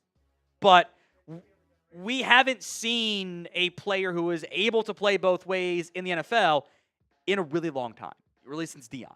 And that, guys like Champ Bailey and even Adoree Jackson and Miles Jack too did some double dip, but it wasn't the same like Travis Hunter is in line to do. And if it's the Browns, somebody else, major at one spot, minor in the other. Abdul Carter seems like the likely number 3 overall pick to the Giants. Ashton Genty is going to be a top 10 pick. Mason Graham might not be. I'm curious what ends up happening. He'd been mocked so long to number 5 at Jacksonville. Jacksonville's kind of a chaos. Sorry to offend you there, Jack. Jacksonville's kind of a chaos agent right now. I only had so many first-round grades this year. I had 12. It was a light class for me. And the top 4 I feel good about. These are my top 4 guys. After that, everyone's got concerns. And pros, obviously. I think Will Campbell's going to be a great offensive lineman. I don't know what position it ends up being at. Is it tackle? Or does that significant wingspan concern kick him inside the guard? He might be an elite center, by the way, but you're spending a top 5 pick because you think he can be a tackle for you, right? Tyler Warren is not Rob Gronkowski, but he's a good football player who had a breakout year for Penn State this season, was highly productive in a way you don't always see on that side. Tetairoa McMillan is not an elite athlete or an elite route runner, elite separator, but he reminds me of T. Higgins. That's good. I like Will Johnson a lot. Didn't have the best year, was banged up a lot. Now there's knee concerns, which I think are a red flag for teams around him. But at number 8, he could slide a lot this year, and I wouldn't be shocked by that one. Armand Membu feels like a top 10 pick. I liked him a lot at Missouri this year. I think he's a plug-and-play right tackle. Big fan. Jahdae Barron has short arms. That dude is a playmaker. Corner, safety, nickel. He will make plays for you. Don't overthink that one. Mike Green's got character stuff, but it seems like NFL teams are okay with it. How much you trust that, I think, is a valid question mark. Luther Burden out of Missouri. I am hiring him the most. Go watch 2023. Which is a phrase we have to say for a lot of these guys, which actually is, I think, a pretty valid concern that we're talking about them being really good 2023 players and not as good in 2024. I think Jalen Walker's an edge rusher, edge linebacker hybrid. Where he plays, we'll see, but I think he's going to go top 12, top 15 at the latest. Colston Loveland, some have him over Tyler Warren. I get that, too. I think, had he not been hurt, we'd be talking probably a bit more about him versus Warren. Jahad Campbell's got the shoulder injury, but he's fun. I really like watching him play. He can kind of do everything for you at the off-ball linebacker spot. To an extent, kind of like Frankie Luvo. I think he's a little bit better in coverage, though, than what Frankie Luvo is. Kelvin Banks might go very early. I would play him at tackle, Not everyone might. So I'm very curious where and when he ends up going. Now, whatever stream you are watching on, whether it is the Cowboys Report or here on the Chat Sports, we're simulcasting right now, hit that sub button. What is the number we need again, Jack? Iowa Bean Boozled? I would like to accuse Sperry of ducking this. I feel like this came in when Sperry was on, and you just didn't go to it. Look, I'm not a child. I haven't checked the sub number in probably 30 minutes. Definitely Sperry. I do not recall. I don't know. So, do I owe 2 now? Just the 1? Okay, hit that sub button. Well, I got Tutti Frutti or Stinky Socks, so we're off to a banner start here. Here we go.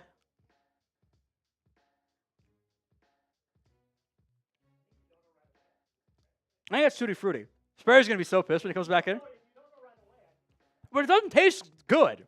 But it's not bad. I feel like it's supposed to be... I don't know. I'm going to go with...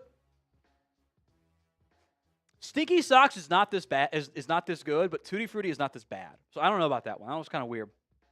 Anyway, we did it. Hit that sub button. What's the next number, Jack? 287? 287. We'll do another one. And don't check it till Sperry gets back. We'll make Sperry do one. That's extra fun for me. Hit that sub button, whatever stream you guys are watching on. Several super chats, including those on the Cowboys Report from Jimmy Productions. Cowboys take Walter Nolan, Gray Zabel, or Tyler Booker at pick 12. Why do you want to hurt me? I would be surprised, but I think the Cowboys have tried to hide their intentions to their credit. I think at least 2 of them will be there for you.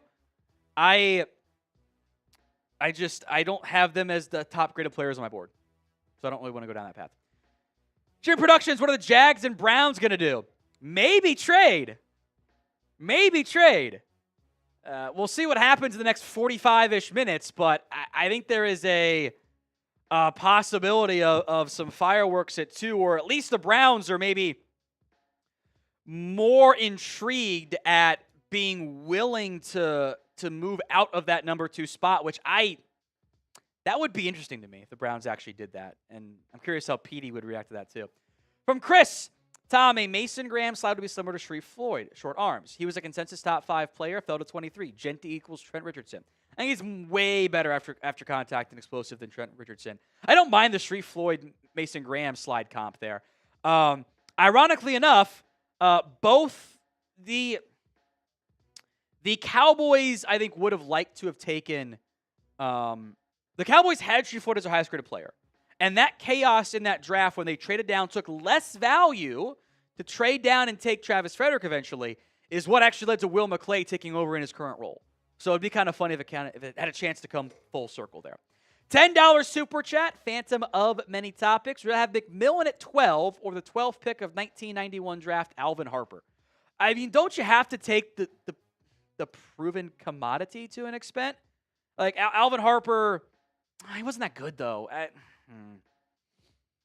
I kind of think Alvin Harper in this generation would have been better than what he was then. He was a big play machine, but he kind of flamed out. So I think I never had more than like 800-something yards. I think I'll take the unknown of McMillan there, even though I do think Harper, like his overall play style, would have fit a little bit better in this era in the NFL. From Wanton, what if the Cowboys trade the 12th pick to the Giants, Shadur, get the Giants' first rounder next year and the Giants' second round pick this year? I need more than that.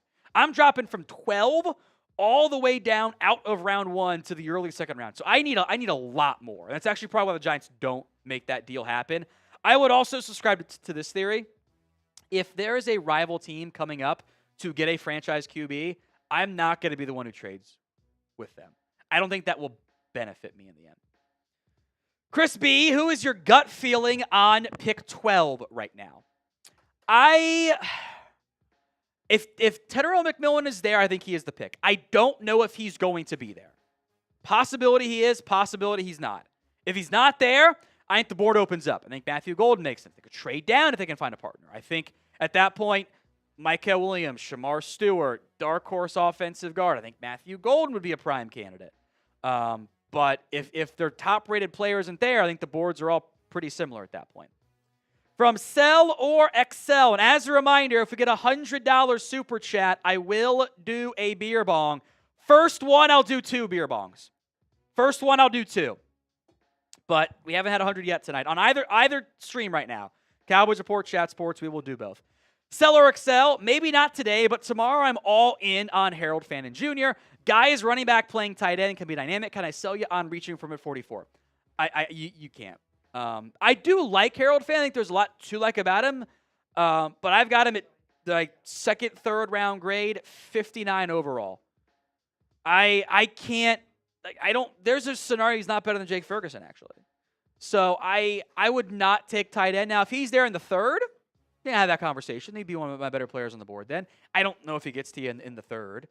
But I also need my tight end to block, and I don't know if he's ever going to be an elite blocker. I think you have to scheme for him a little bit too, and I don't know if that's what this team wants to do given the presence of CeeDee Lamb and everything else. All right, the Super Chat menu on today's show. Every 100 subs is a Beaned Boozled. We'll spin the wheel and see what good or not good flavor of jelly bean we get. $5 is on the Chat Sports side of things. It's a draft hat raffle. $5 for that. $10, we'll talk about your team. And $100, this is my special offer. I'll do a beer bong. First 100 is 2. Haven't had any yet, which is pretty darn disappointing. So get those super chats in. And we will discuss some of the rumors out there around the Cleveland Browns. Our friendly neighborhood dog, Slick Rick, says the Browns are moving off the second pick and have multiple options. Now, that report then led to several different reports from Jordan Schultz and Ian Rappaport and others of, hey, the Browns are serious about getting offers and potentially moving down from pick number 2. So we at least have some potential for a surprise and for chaos here at the number 2 pick. Ian Rappaport had this to say, says, the Browns currently hold the number 2 pick and with interest inside the top 10 from teams wanting to move up, Cleveland is open for business. Could there be chaos coming? Rapp would not put that out there if there wasn't real possibility of something crazy happening. So I had said before, I think the draft starts at number 5 with Jacksonville. Maybe it starts at number 2. Or maybe it's Jacksonville. There's been buzz that Jacksonville's trying to move up. Maybe a surprise contender emerges, like a Patriots or something, or I don't know, it doesn't seem like a Jets play. Saints are always chaos creators. Maybe they want to do something wacky and wild. If the Browns trade down from number 2, everyone's mock drafts are screwed up, which makes it kind of fun, actually. They have the number 2 pick. They have 8 picks overall, 4 in the top 100. If they don't take Travis Hunter, figuring out what they do is a little bit murky. Could they move down and do they pursue a quarterback? Do they look offensive line? Do they take a Kelvin Banks, an Armand Membu? I don't think Will Campbell gets there, but depending on who moves up, maybe he does. Do they take a different wide receiver? I am very curious to see what ends up happening at 2 now, because this seems like there's a little bit more drama that could unfold here in the next half hour and change, called 45 minutes. Adam Schefter saying this as well. When assessing on the top 10 picks that will unfold, one well-placed source said, expect explosiveness. Now, I'll say this too. The networks want drama. They benefit from there being chaos or even the potential of chaos because they want eyeballs on it because they might not get the quarterback eyeballs that they want. So that is a conspiracy theory full out, but I think it is worth mentioning there. So the upcoming picks here, by the way, in case you have not paid attention, Tennessee has the number 1 pick. They're going to take Cam Ward. That is not signed, sealed, delivered, but it would be the biggest draft stunner in years, if not ever. Cleveland at number 2. Seemed like a foregone conclusion, Travis Hunter. Maybe not. Or at least not Cleveland at number 2 with Travis Hunter. Giants at 3. Again, expectation has been Abdul Carter. We'll see if chaos unfolds. Patriots at 4. If it's not Carter or Hunter, the assumption has been Will Campbell, the offensive tackle out of LSU. And then there's a lot of uncertainty. Who does Jacksonville pick at 5? Who do the Raiders pick at 6? What about the Jets at number 7? The Panthers at 8? The Saints at 9? Could they be a surprise QB team? Because if you want to go full-on conspiracy theory, If you were the Saints and you wanted a quarterback at 9, you would tell everybody, we're not taking a QB, we're not taking a QB, we're not taking a QB. No, we don't want one. We're not going to take one. We're fine. And if Derek Carr's camp and you're mad at them for potentially drafting a QB, you would leak, because it came from Carr's camp, you have a shoulder injury and trying to get a team to jump in front of the Saints. All conspiracy theory ramblings, but it kind of makes sense, doesn't it? And then the Bears want Ashton Genty at number 10. Will they get him? I don't know. No. There's also, I guess, the possibility of maybe the Browns at 2 isn't for Hunter. Maybe it's for Abdul Carter. Then what do the Giants do? Do they get Travis Hunter? That's some chaos to unfold here. Now, our goal right now is to beat last year's chat rate record. That was 3,343.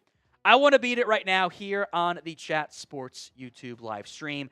So spam win for me in the comments. With the amount of people watching right now, that would be pretty much every single person watching live right now spams win, but you can spam it multiple times. There's nothing stopping you from doing that. So go spam the comment section right now. Flood it with win for me. We'll give some shout-outs here as well. I'll have Jack keep an eye on that figure. I want to skyrocket that chat rate.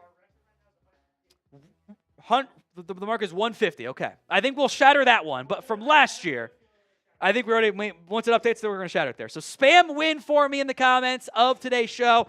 I will give as many shout-outs as I possibly can here.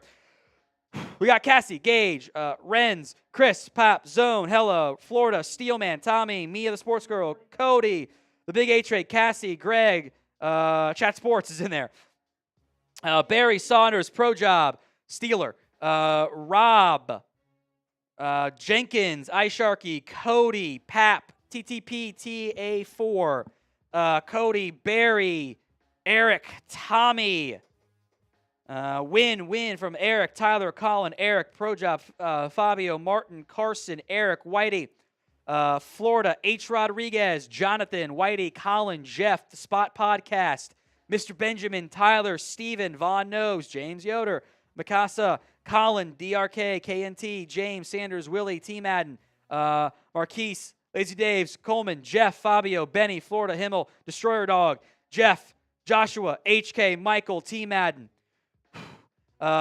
Jessica, Kai, Jonathan, Michael, Alex, Sun Devils Channel. What's the number, Jack? I see what you're saying now. You're saying demonic number. Now I get it. Hike then shoot. That sounds inappropriate. DRK, Elite, need to have food. Get some pizza, my friend. Ethan, Whitey, Navaya, Saunders, Jeremiah, Mike, Terry K, Chris, Master of Champion, Carl, Alex, Destroyer Dog again, Mia, Esteban, Colin, Scotty, Nightmare, Vernon, DAV, Steel City Mafia, Benny, Charlie, Mia, Colin, Titus, Elite, Cody, something that was a P and then a K and then it went away too fast. Cody, Evan, and it's Strayway TV. What is our number here, Jack? How high did we get? 667, okay. Shattered the number there, shattered it, but didn't get to where we want to get there quite yet. So it's a good start, though. It's a good start. The expectation, especially going into today, was that Travis Hunter would be the number 2 pick by the Cleveland Browns, and maybe it's not by the Browns. Maybe a team trades up for who is my number 1 player in the class, and I think is a very unique and rare player because he is legitimately able to play both ways. He is able to play as a wide receiver. He is able to play as a corner. He won the Heisman, won the Linikoff Award, and the Chuck Bednarik Award. He won all the awards for being a receiver and a corner. That does not happen in college football at that level. I think if you get the best version of both, looking at a Garrett Wilson at wide receiver and a Marshawn Lattimore at corner. I think Champ Bailey comp works pretty well too. But this is the closest we've actually seen to Deion Sanders since Deion Sanders. I think there are valid questions of like, hey, he's 6 foot and 188. Can he hold up playing both ways? How is the conditioning? He played a tremendous amount of snaps, and he never really looked that tired out there to me. Now, what you'll do in the NFL is you'll have him major at one spot and minor in the other. I think you can make real arguments for both sides. Are you better off playing him at wide receiver, where there's more money, you get the ball more, or at corner, where he could be a potential lockdown guy and make him your number 3 receiver, your on third down packages, or however you want to play it. He is a natural at both spots who has never specialized at either spot, which actually gives him a higher ceiling as a result. I don't think he's ever going to be an elite tackler, but that is how it tends to go. I think this is going to be a dynamic football player. He's also smart as all get. He's an academic All-American, Heisman Trophy winner, multiple-time award winner, multi-award winner, and academic All-American. That's only a pretty good thing. I think there is a good question to have about what his best position is in the NFL. Is it wide receiver or is it corner? Let me know in the comments section, wide receiver or CB. Let me know in the comments section of today's show. We'll give some more shout-outs after I sip some water to hydrate here. And you know what? If you want to write in both like T. Madden was, I ain't mad at it, because I would absolutely give him snaps at both. I think to not do that is kind of just for no real reason limiting the ability and the potential that he offers. I think he would be a legitimate top 5 pick if he had only played corner or if he had only played wide receiver. He was awesome this year. He was awesome last year before he got hurt and missed some time. He's a lockdown corner. He makes plays. I think he could do special team stuff if he wanted to, but that's probably too many snaps in the end. You probably don't want to go down that path necessarily. But I think both is fine. Best, I think I kind of want to play him at corner and then let him play outside at wide receiver, but I think that's really intriguing to me. So, best position in the NFL, wide receiver or CB? Let me know in the comments of today's show. I see both. I changed to both. Once I said both was fine. There was a lot of them there. We will welcome in our Steelers live stream as well. Don't worry, Jack Sperry will be here in just a second as we continue our simulcasts here on Chat Sports, on the Cowboys Report, and now on Steelers Talk as well. Those will have myself on Cowboys Report closer to their pick, Steelers closer to their pick as well, with some individual coverage on that front. But welcome in our Steelers Report live audience here as we discuss Travis Hunter, and who we assume, it is an assumption though, ends up being the number 2 pick in this year's class. What's his best position?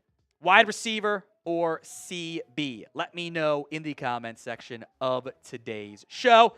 Got a handful of super chats to get to as well. PK. These are from Maine, by the way. Skull, Vikings, your thoughts on the Vikings? Trade down? You got 4 picks. Trade down would make all the sense in the world to me. Alexander Forte, 6th year watching the Chat Sports draft coverage. Better than all the talking heads on TV. Cheers to another year. Thank you, Alexander. I appreciate that one. You're very kind, my friend. We got Sell Excel earlier on the Cowboys. Appreciate that. Tristan asked for dream scenario tonight. My leaked bong photo of Travis Hunter works, and he falls to 12. It ain't going to happen. He's going 2 or 3 in the worst case, but you asked for ideal. There you go. Adam Commons, I'm forgetting how to pronounce it. I'm terribly sorry. If everyone wants to trade down, could a move up be cheaper if someone falls to around 9? If so, who would be worth it? You could, but this team needs its picks. I know they haven't drafted as well previously, but I think they need to keep their picks. If there's someone they love that's high on their board, that could be a McMillan, that could be a Mason Graham, could be an offensive lineman, whatever, then maybe, but you might be able to stick a pick at 12, depending on what happens at 5, 6, 7. Or hey, what value can you get if you trade down 2 spots? Maybe you get your 4th back. It's also dicey, and it is not a seller's market, so you might not get that offer. Even though the value says you should, shaky if you actually get that offer there. Chris B, T-Mac, please be there. Haven't been happy in over a year. On that note, you have Chris saying Broncos stole Surtain. The Niners give them T-Mac. I don't think they're going to trade up for a wide receiver. I think if they move up, it might be for a running back or a defensive lineman. But I don't know if they're going to go get a wide receiver. But that is, can't rule it out. See how it plays out. MJ, even though I'm at work, I'm still watching the draft. Thank you, MJ. I appreciate that. Cheers to you, my friend. Aiden Cole, if we miss Jempty and Hampton, I think we could get Caleb Johnson or RJ Harvey, and they could eventually put up some solid production. Johnson probably taken round 2, I think. Yeah, maybe he goes in the 3rd. RJ Harvey, I like in the third too. I think there will be good backs on day 2. Maybe it stretches some into day 3 as well. I think you have the available options to add some running back talent. Even if the Cowboys or anybody else, there will be a lot of good ones there. We are inside. It's 30 minutes to go into the draft. Jack Sperry, welcome back, my friend. Thank you so much. For all the people watching on Steelers right now, thank you so much for joining us here. If you guys have sent in a super chat, we will get to it momentarily as well. I know I have a couple supers waiting, so I just want to let you guys know we haven't forgot about you. We will get to eventually. Thank you guys so much for all of your support, where, of course, we'll be covering every single pick on today's stream for round 1 of the NFL draft. All right, so make sure you guys click that thumbs up icon if you haven't already. Right now, we are getting really close to our goal of 1,000. We're in third place right now, so we gotta get it going. Right those are now, rookie numbers. Got to pump those numbers up. we're used to being number 1, Tom, and we need to get those going. Our Giants and Raiders streams are beating us right now, which is kind of embarrassing here, Tom. We got to get this thing going. If we can get to 1,000 right now, we each do a Bean Boozled. Sure. I I already did one too. Oh, but You dodged it.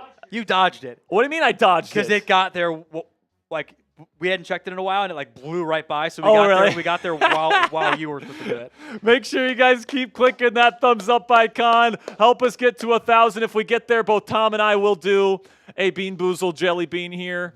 With Tom's luck, he'll probably have a good one, and I'll have a bad one. I think I got Tutti Frutti, but I'm not sure. It didn't taste like as good as... You couldn't tell if it was dirty dishwater or Tutti Frutti? Stinky Socks. And like, but it didn't taste as bad as Stinky Socks normally does.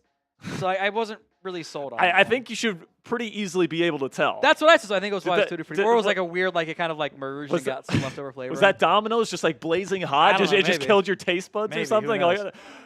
We're Like the 140 video. away. Come on, can we get there? Come on.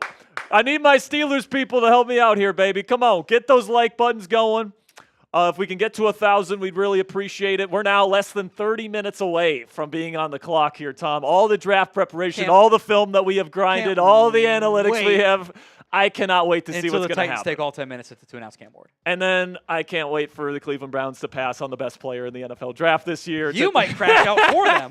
I will be so happy if they trade out of number 2, man. Because I don't want to play Travis Hunter twice a year. I know you don't. I really, really don't. All right, man. We're getting really close. Less than 100 likes away at this point. It takes a half second of your time. We need to pass the Giants and Raiders. We got to be number 1 here on Chat Sports Main right now. We can't let those pesky Raiders fans beat us, Tom Downey.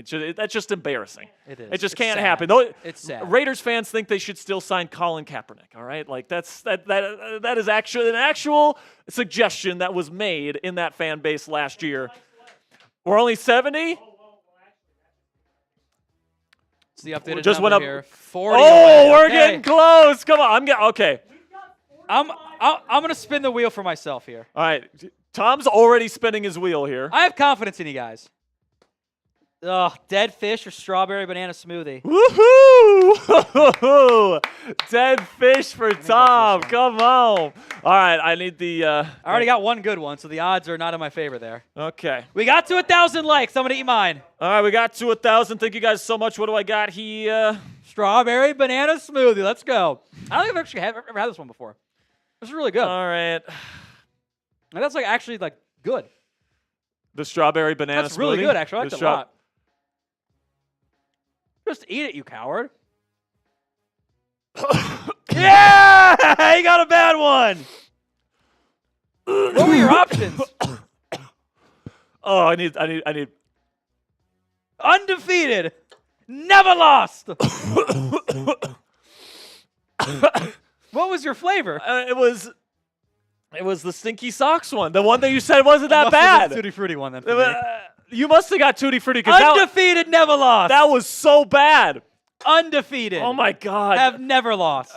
Did you rig this again? Do you have like a I can't rig anything. Did you like put like the good ones in like a corner that I I'm don't know. not I'm not Get good, Sperry. That's all I got for you. Goodness Get gracious, good. man.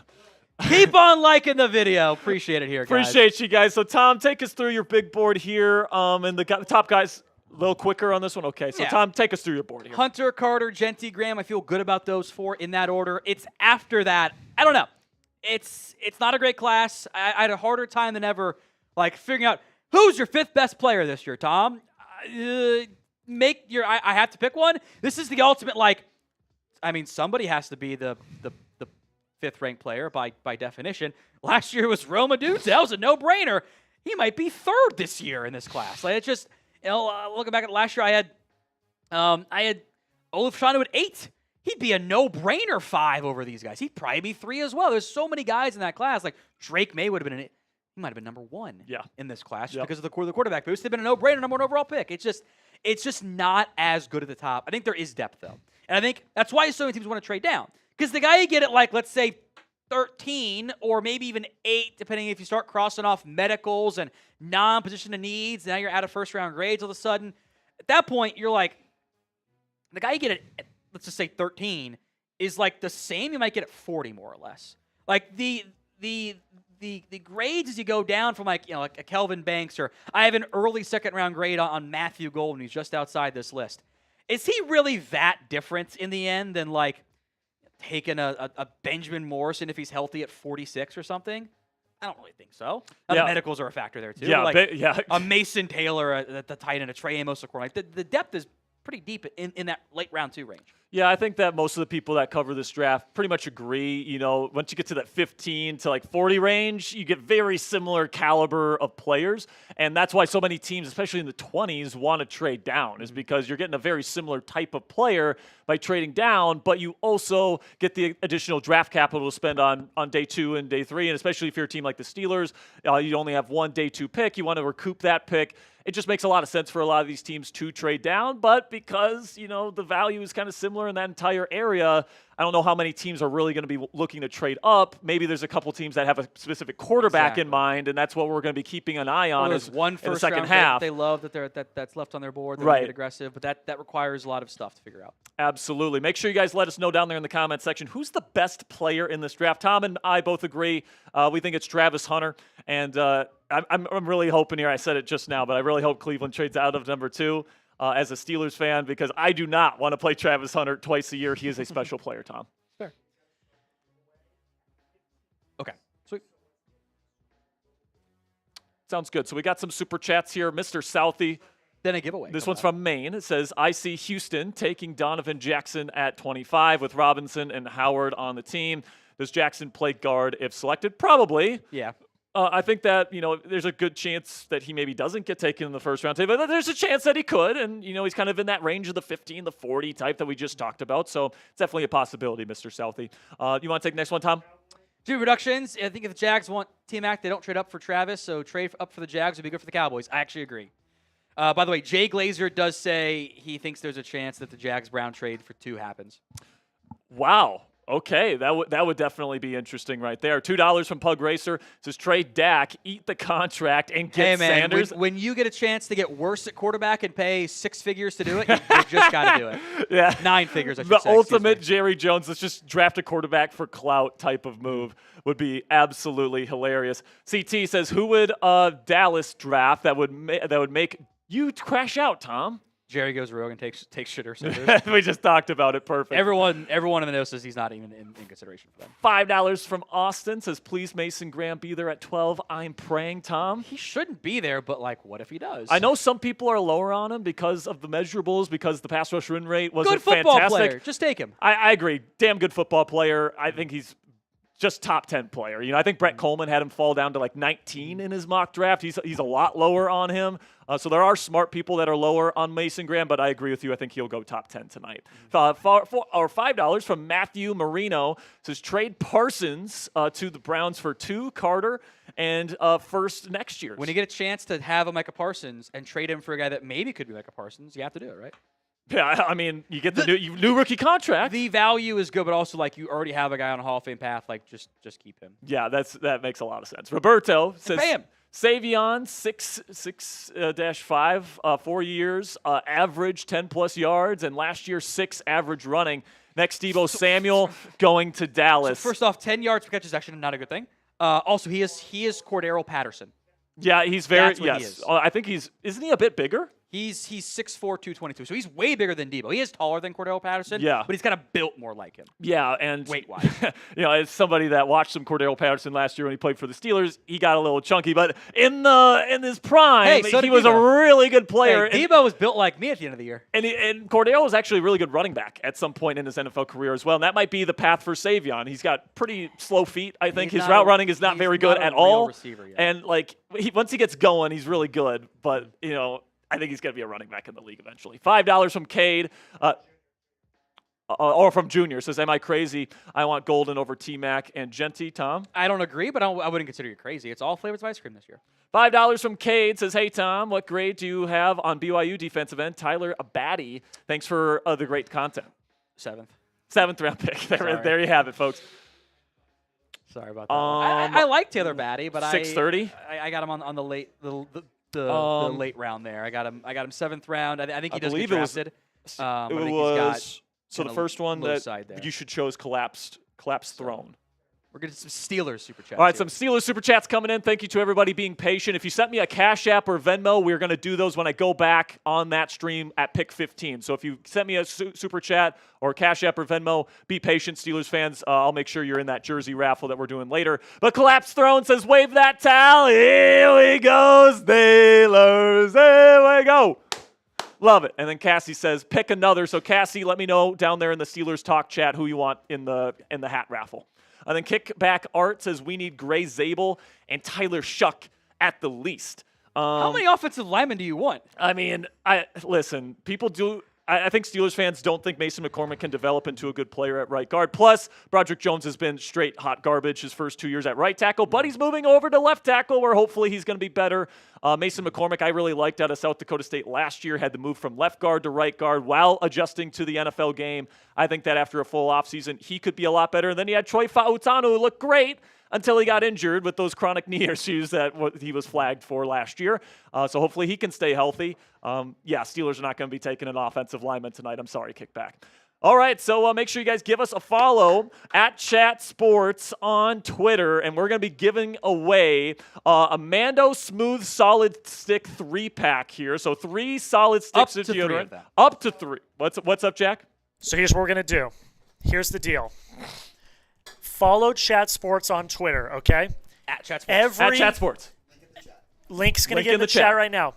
Every 50 new followers, we will pick one of those new followers, and they will go home with a Mando Solid Stick 3-pack. And I can actually show you a photo right now. All right, look at that. You can get 3 different sticks different fragrances. I personally love the bourbon leather, Tom. Ever since we started partnering with Mando, they gave us the little body wash that comes with their starter pack, and now I have a big bottle of it at home. I absolutely love that scent, but they got a bunch of other great scents too. Useful this weekend because it gets kind of hot and sweaty at the Chat Sports studios. Yeah, and we're here for a long time. We don't sleep during these 3 days. So Mando definitely helps us out here, keeps us smelling fresh for up to 72 hours. Again, all you have to do is follow at Chat Sports, and every 50 new followers, you have a chance to win this 3-pack of solid sticks of deodorant from our friends at Mando Whole Body Deodorant. Big shout out to Mando. And let me tell you, man, this is the best deodorant that we have used, that I have used, and once Coop got on it, let me tell you this, Tom, my life got a lot better on Steelers Talk when he started using that. Yeah, Turd, he's not saying that you smell, he's saying that Coop smells. Yeah, not you, Jack, not you, Sam, Coop. And you guys can also get $5 off the Mando starter pack if you use code CHAT at shopmando.com. Yes, you can. And the starter pack is great. Look, I'll tell you, I use Mando as my daily deodorant, like legitimately. My girlfriend Sarah, who's watching right now, she loves how it smells. Ooh, look at Mr. I have a girlfriend. You've got a wife and another kid on the way, so kid chill. And a half. Kid and a quarter. No, but doesn't mean we can't make fun of you, Jack. I use this deodorant as my daily deodorant. It's fantastic. We got 11 followers so far, too. We got to get to 50. We're not going to be able to give one of these away until we get to 50. But $5 off a starter pack when you use code CHAT at shopmando.com. Perfect. So make sure you guys go to @ChatSports on Twitter. Give us a follow. Once we get to 50, we'll give away And we'll check back on this in a little bit here. But again, once we hit 50, somebody's going to be walking away with a 3-pack of solid sticks of deodorant from our friends at Mando. So big shout out to Mando. Again, $5 off a starter pack when you use code chat at shopmando.com. All right, so let's talk a little bit here about the top 10 of the NFL draft this year, because obviously we are getting really close here. Nearly 10 minutes away from the start of the NFL draft. The anticipation is building in Green Bay, Tom, and now we're getting to the top 10. I think, number one is pretty much no doubter. It's Cam Ward. Congratulations, Tennessee. You hopefully have your franchise QB. I don't know if the Browns will keep that number 2 overall pick. I mean, Slick Rick says it's gone. Well, even Jay Glazer, not that long ago, I'll read off what Glazer said if I can find the tweet. I've got some people on the conversation. Jags and Browns trade looks like it could go down and talks are happening, but nothing done till done, obviously. Yeah. The talks are real.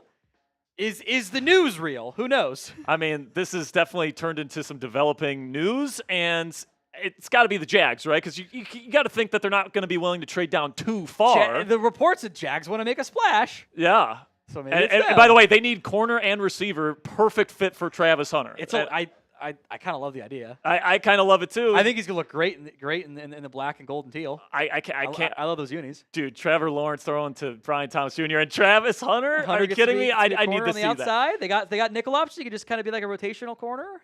I like it. You can see here, Ian Rappaport said the Browns currently hold the number 2 pick, and with interest inside the top 10 from the teams wanting to move up, Cleveland is open for business. Chaos coming? ? I mean, if this trade actually happens, Tom, chaos will ensue. But maybe not like a crazy amount there. Because there it is, Slick Rick. There it is. We got Slick Rick on Chat Sports. I'm so happy. He says sounds like the Browns are moving off the 2nd pick and have multiple options. So it's not just the Jags that want to move up. Tom, could it be Carolina trying to move up for Abdul Carter? Is that a possibility? Patriots just go get Travis Hunter. Say F it. I mean. But, are they going to give up multiple picks this year? And if so, what are they going to do at offensive line? Here you go, Drake May. Here's the worst pass protection in football for the 2nd straight year. He's a tough guy. He can handle it. Hopefully he can survive. Josina says Browns have been in discussions at least since the top of this hour. I mean, I have thoughts on Josie. Are we getting the sequel to Draft Day here, where they're going to take an inside? Are they going to take Jahad Walker no matter what, or Jahad Campbell no matter what at number 2? Is that what we're getting here? By the way, that movie completely ridiculous. They take an off-ball linebacker and a running back in the top 10, and they feel like they're going to the Super Bowl. The salary cap person signed off on it because she was pregnant and wasn't paying attention. Absolutely ridiculous, that movie. Which is why we love it, by the way. But then, Tom, number 3 at the Giants, you feel like they're staying put. It's going to be Carter or Hunter, whoever doesn't get taken at 2. Probably. If I were the Giants, I would rather have Travis Hunter. I think he fits better with what they need. But you could also see a scenario where the Giants, and this has been a very popular rumor, they just take Abdul Carter and they attach Kayvon Thibodeau as part of a trade-up package. Yeah, I think that's actually kind of feels like ownership admitting that the GM admitting he screwed up because he took Kayvon Thibodeau top 5, top 6, whatever. I don't know. It's just kind of a weird spot in New York, you know? It's weird. Absolutely. And the Giants are going to be an interesting team to see if they trade up back into the 1st round later today. Then you get the New England Patriots at 4. Feels like Will Campbell there. We'll see if anything chaos-wise happens there, if they trade up to 2 or, whatever happens there. But it does seem like the Patriots are locked on to Will Campbell at 4. Mm-hmm. Then we get to 5 with the Jacksonville Jaguars. Again, this is kind of the team that we have been discussing throughout this kind of pre-draft show. They're the chaos creators. That could move up, they could stay put, and they could have a lot of different options. They could take Genty, they could take Warren, they could take McMillan, they could take a bunch of different players if they stay, and they could also trade down. The Bears have reportedly wanted to come up to the spot to take Genty if he's still on the board. Lots of stuff. That number 5 pick is going to be fascinating in this 1st round. Then you get the Raiders at number 6. Your thoughts on the Raiders there?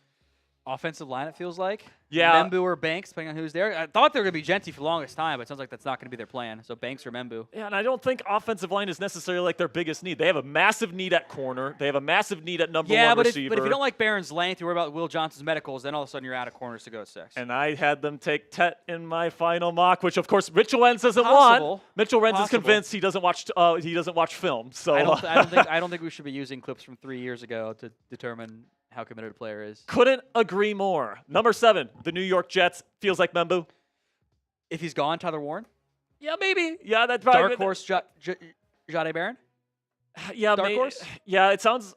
I've heard some rumors that they're willing to shop Sauce Gardner. I do not believe those whatsoever, but so stupid. Patrick Seatman is that's Patrick Seatman is very much in on the Sauce Gardner to the Vikings trade. And I want Garrett Wilson as a Cowboy. Yeah. I don't always get what you want.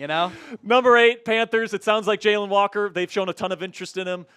Personally, I'm lower on Jalen Walker, Tom. I think he's a true outside linebacker in a 3-4 system as an edge rusher. So, like, that kind of condensed role, I don't know, man. I don't think he's a good off-ball linebacker, not good in coverage. But what are your thoughts on Jalen Walker? I think he's an edge, but I think, like, as a Frankie Luvo supercharged version, or Hassan Reddick, I think that all works. I think Carolina, I think you want to kind of build your defense around him.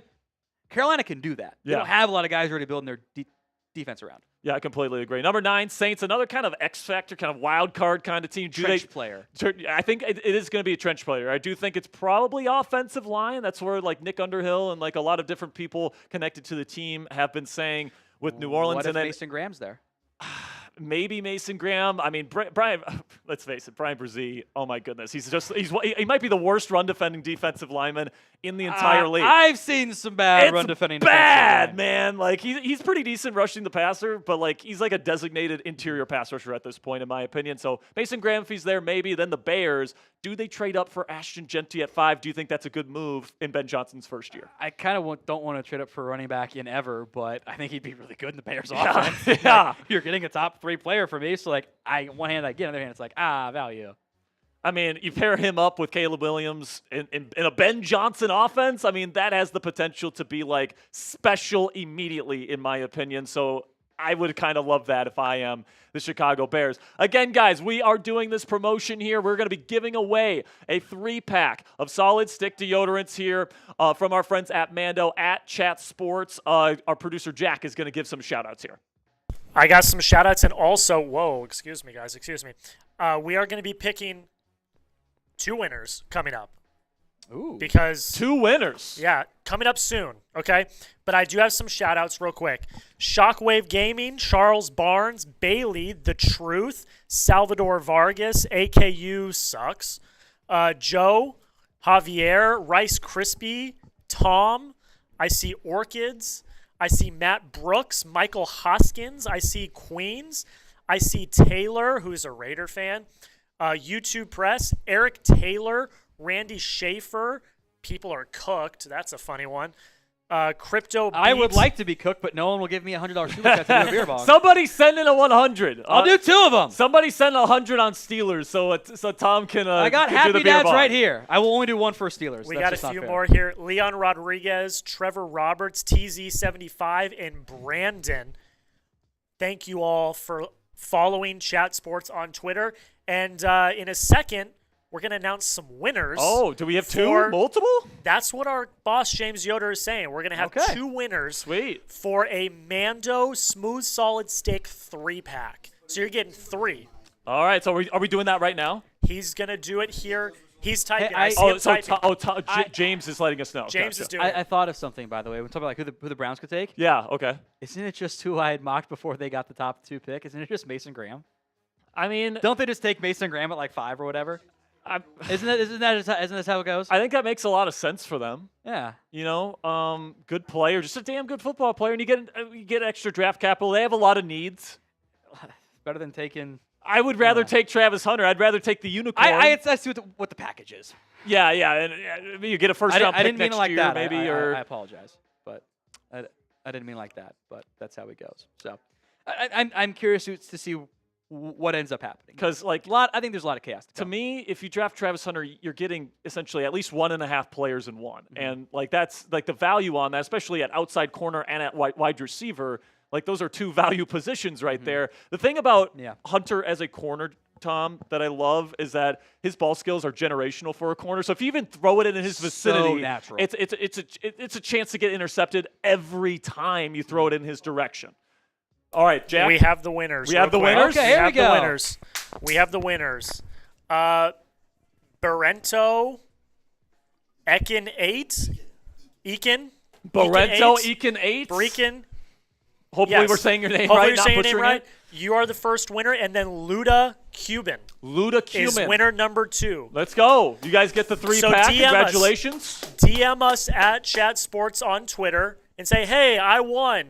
and someone will get with you guys and send you guys the Mando Smooth Solid Stick 3-packs. Congratulations to those two for winning the Solid Stick 3-pack there. All right, so Jack's saying we have to get through these super chats really, really fast. So let's get through them really, really fast here. Robert, $5. My prediction is the Cowboys will not draft who the fans want. They will completely overlook wide receiver running back. Just got to be a chill guy. Let things play out. $2 from Ryan. Hope the Giants draft some of my Tennessee Volunteers. Maybe Omar Norman Lott, maybe. I can see that one. Yeah, actually, yeah, I like that fit. $5. Landry Ghost says 4 need areas: wide receiver, running back, DT, cornerback. Only 3 premium picks. Which position would you rather handle later? Running back. If I had a 4th, I'd say running back. I have no 4th. Allen overjudges to the 5th. I can find a nose guard in the 5th, though. Sure, yeah. $2 from MA says, big dad bod here. Happy draft day. I do not have the dad bod, at least not yet, Tom. You're working on it for sure. No. That was a little mean. Sorry, Tom. But I've never hit. It's true. It's true. Fair enough. Type go in the chat. Ready for the draft to start. We're Let's less than a minute away. Baby. Come on, baby. Shatter that record right now. Spam those goes in the chat right now if you're ready to go. The first pick of the 2025 NFL Draft is right on the horizon. 45 seconds to go before we get going. Oh, my goodness, man. If every single person types go, we will shatter the chat rate high. Yes, we will. So just every single person do it. Spam go in the comment section. Get it going right now. Spam those goes. We got 30 seconds. Whew. All I gotta do is spam go. Tom, even though this is not the best draft class in the world, it never beats the anticipation, man, of just, history's gonna be made tonight in the National Football League. Destinies will be shaped. Sounds good. All right. Get those goes in there. We are 5 seconds away from the NFL Draft, and it's coming at you right now.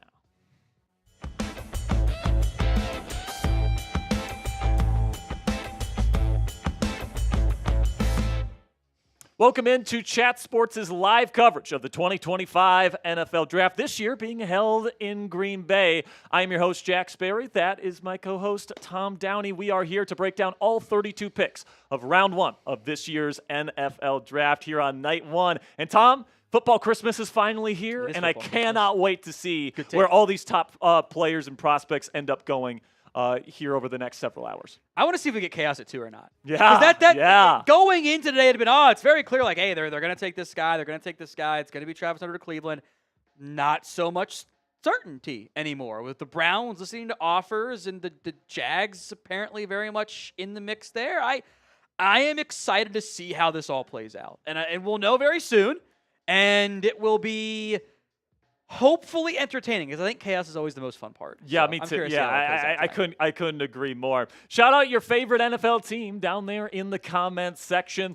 We'll give some shout outs here momentarily, so make sure you guys spam those NFL teams. By the way, whichever team has the most fans in there wins, so make sure you represent your squad down there in the comments. Make sure you guys click that subscribe button as well. We are going to be live for every single pick of the NFL Draft this year. Of course, the 32 picks today, the 2 rounds tomorrow, and then the final 4 rounds on day 3. Tom, we don't get a lot of sleep during this weekend. We have to use our Mando whole body deodorant. Sleep when I'm dead. It's not a big deal. Yeah, exactly. You put in all the work here for these 3 days, and we give you guys the most extensive, in-depth coverage on the NFL Draft anywhere on YouTube, 100% free. So make sure you guys click that subscribe button if you haven't already. That's a live sub counter, by the way. You guys can see that number dance right now. Keep it going all night long and help us reach, hopefully we can get to maybe like 407,000 at least here by the end of the night, but it's going up quite a bit right now, which we absolutely love. Real quick, 2 notes. 1, you guys owe 2 Bean Boozleds. 2, we had a 3rd winner in our Mando giveaway that I want to say really quick because James will be DMing him. Sweet. It is Randy SH 59125 Randy, you also won a Mando 3-pack. James, our CEO, will be DMing all 3 of you. You guys won, so congratulations. You're going home with some Mando deodorant. You're about to owe 3 Bean Boozleds. And you're about to owe 3 Bean Boozleds. Look at that number of rows. Spin up there. So Sperry, spin 2. Do I have to spin 2? Yeah, because you were supposed to go first, and you dodged it. All right, fine. Get another 100 subs, and I'll do 2. All right. Why can't I spin this? I'm such an idiot. Why can't I do this? It's not that hard. There we go. It looks like top banana. That's a new flavor. It's top banana or wet dog. Uh. I'm having trouble identifying here. All right, I think I got it. It's probably the one that's yellow. Oh my God. I'm such a jerk. See, he reacts already. Look at that. Hand me the wheel spin, buddy. He got wet dog, apparently. And you know what? You can pick the flavor for me. I can pick the flavor. You're getting the wet dog. You're getting the wet dog. No. You pick the after I spin, you pick which bean I mean. Sorry. Okay. Licorice or burnt rubber? All right. There we go. Roger Goodell's on screen. Feel free to boo him. Boo! Did you get burnt rubber? I think so. It just doesn't taste good? I'm pretty sure, yeah. Yeah. That one's burnt rubber. That one's burnt rubber. That is an aftertaste one. Spam those boos in the chat. Boo! Here's the thing. Goodell took the coward's way out again by bringing other people on stage so that they don't lose. But I think they're still booing. He did that last year. Tom, I can smell it from over here. It's not good. How? It's an aftertaste. Yeah, it's very much. It just lingers. It lingers. I can still taste the first one. Well, you owe another one. Yeah. Oh, yeah. That's right. Okay. All right. I owe another one here. There's the booze. Spam boo in the comments. Liver and onions or cappuccino? Oh, they both suck. All right. Here we go. Actually, they're both like mid. He's so traumatized.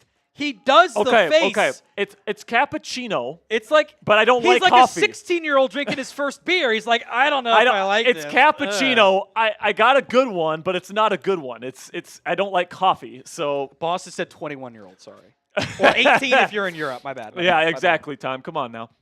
Spam those boos. Accountability. If you haven't already. But we're gonna be getting real close here, Tom, to the Tennessee Titans being on the clock. I think we all know who the pick is going to be. I think Jackson Dart. Yeah.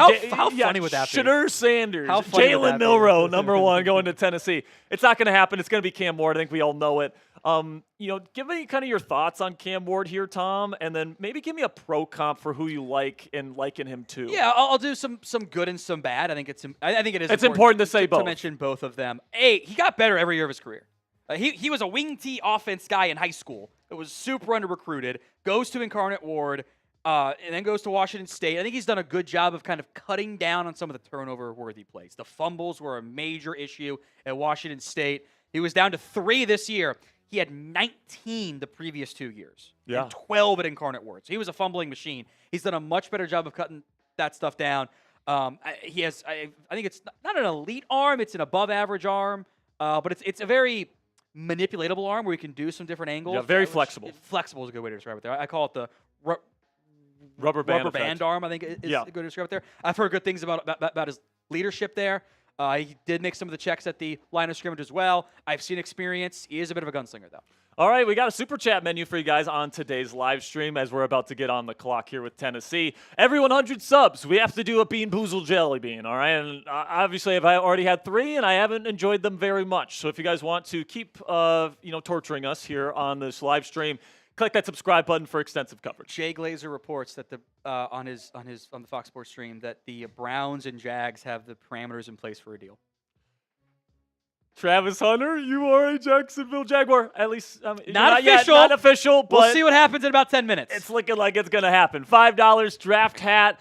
You guys get into a raffle for an NFL draft hat of your choosing for your favorite team. If you put in a $5 super chat on today's main live stream, $10, we get to talk about your team. So if you're a Steelers fan, if you are a Cowboys fan, if you are a Los Angeles Chargers fan, even though there's like 6 of those, you guys, we'll talk about your team. Why are you taking pot shots at the Chargers for no reason? Because I like to have fun, all right? Because I like to party, that's why. You guys can like the video to help us be the #1 stream here on YouTube. We are consistently the #1 anywhere on YouTube when it comes to the NFL Draft live stream. So thank you guys so much for all the support you give to us in that regard. You guys can share today's video on social media or with somebody you think will have some fun watching me and Tom talk about the NFL Draft. And having some fun here. You guys can also click that subscribe button if you haven't already. Like I said, every 100 that we get, we're doing Bean Boozled Jelly Beans today. And then we get, and then make sure you comment in the comment section all night long. Give your takes on every single pick that's made, all that stuff. Can't wait for it. You can call me stupid. I will not be bothered by it. Me neither. I mean, it happens every single day anyways. It comes with the job for sure. And we are officially on the clock here, Tom Downey. Pick one of round one. Here we go. 10 minutes on the clock for the Tennessee Titans. They will use all 10. Yes, per the mandates. the NFL wants them to draw this out, and of course, this means that Kevin Costner in Cleveland has time to work out his deal with the Jacksonville Jaguars. It's also hilarious that those are the two teams that make the deal early on in the movie Draft Day. Art imitates life. Or light imitates art. All right, so, the Tennessee's on the clock as we prepare for them to get their new franchise quarterback here. Chris from Steelers Talk says, guys, do you think Broderick Jones is a bust? To this point, he is. The Steelers feel like in year 3, he's played right tackle his first 2 years. He's been very uncomfortable on that side. He played left tackle his entire life before moving to right tackle when he got to the Steelers. They're hoping at his more natural position, that first-round pedigree is going to come out. $10 from Dylan Lewandowski, and he goes, here we go, Steelers, here we go. Very good, Dylan. Thank you so much. You are in on the draft hat raffle we're doing on Steelers later today, by the way, and we make it rain for you for about 2 seconds. So shout out to producer Jack for that. Do it for 100, we'll do that again. Yeah, if you do 100, we will make it rain for longer than half a second. I need 100 for a beer bong. Okay. $5 from my man Chris says, can you imagine if the Steelers package Pickens in a trade to move up to number 2 to grab Hunter? I know it won't happen, but that would be exciting. It would be exciting, and I love Travis Hunter, but like you said, it will not happen. Oh, baby, Brandon Isaac Bang! Now I'm doing a beer bong for a Steelers fan and not a Cowboys fan. Brandon! Making me look bad. Woo! My man Brandon coming in with a $100 super chat, making Tom Downey Drake. I love it, Brandon. Go, go, go. There we go. By the way, there we go. We're making it rain here on Steelers Talk, and then also on Chat Sports Main, and we're making Tom Downey drink, which is always. I'll do two if a Cowboys fan. Which is all. Oh, he's doing 2. All right, I love it. By the way, Cowboys channel, you're 160 likes away from 1,000. Let's get there ASAP. By the way, Steelers is at 365. Can we get to 500 on Steelers, guys? If you're watching us, we got over 800 people watching us on Steelers right now. Help us get to 500. We appreciate you. All right, so now the Tennessee Titans are on the clock here, Tom. We talked about them a little bit here. We talked about Cam Ward, but talk about their overall draft profile, so maybe some other things that they're going to need to draft. We'll get some more supers on the main and Cowboys side. Don't worry, folks. I think there's a scenario in which they get Luther Bird in the top of the second round if they take Cam Ward. Yeah. Which I think is such a fun idea. Like, I think he fits really well with Ridley. Like, Ridley's your route runner. Yep. You know, Burden is your underneath guy, what you were hoping Traylon Burks was going to be, but I think he's a lot better than Traylon Burks ever was. Or maybe there's like an edge or a lineman there. They don't have to force the edge pick. They're light on top 100 picks. I think at the beginning of this process, they kind of wanted to trade down. And I think Cam Ward really impressed them. And they said, you know what? We have the chance to get a guy we think is a franchise QB. Let's do it. Because the downside is, this guy's not our QB, or we trade down. Then you're picking 7 next year. It costs you more to go up and get somebody that maybe is as good, maybe isn't as good. So if you think he's your guy, you take him. You don't galaxy brain it to an extent. I wasn't as high on Cam Ward at Washington State last year because of some of the downsides, like stuff that's not in the raw box score. Like, fumbles don't show up in the box score. Yeah. He fumbled a lot. He's a very fumbly guy. But I think he was great at Miami. I thought he did a really good job of really carrying the offense. Not that Dave Martinez was bad or anything, but I think he was really, really good. I think he's pretty accurate. I think he has, if there's a guy that is likely to become a top 10 QB, Milroe's got more upside, but that's a farther rise to make for him. Yeah. I think Cam Ward ends up being that guy in the end. Yeah, I really like his anticipation. I really like his pocket presence, playmaking instincts, and like we talked about, his arm flexibility, his ability to drop that arm angle, do a lot of creative stuff that way.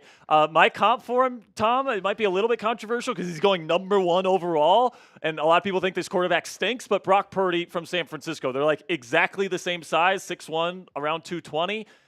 They both throw with great anticipation. They both are really good out of structure.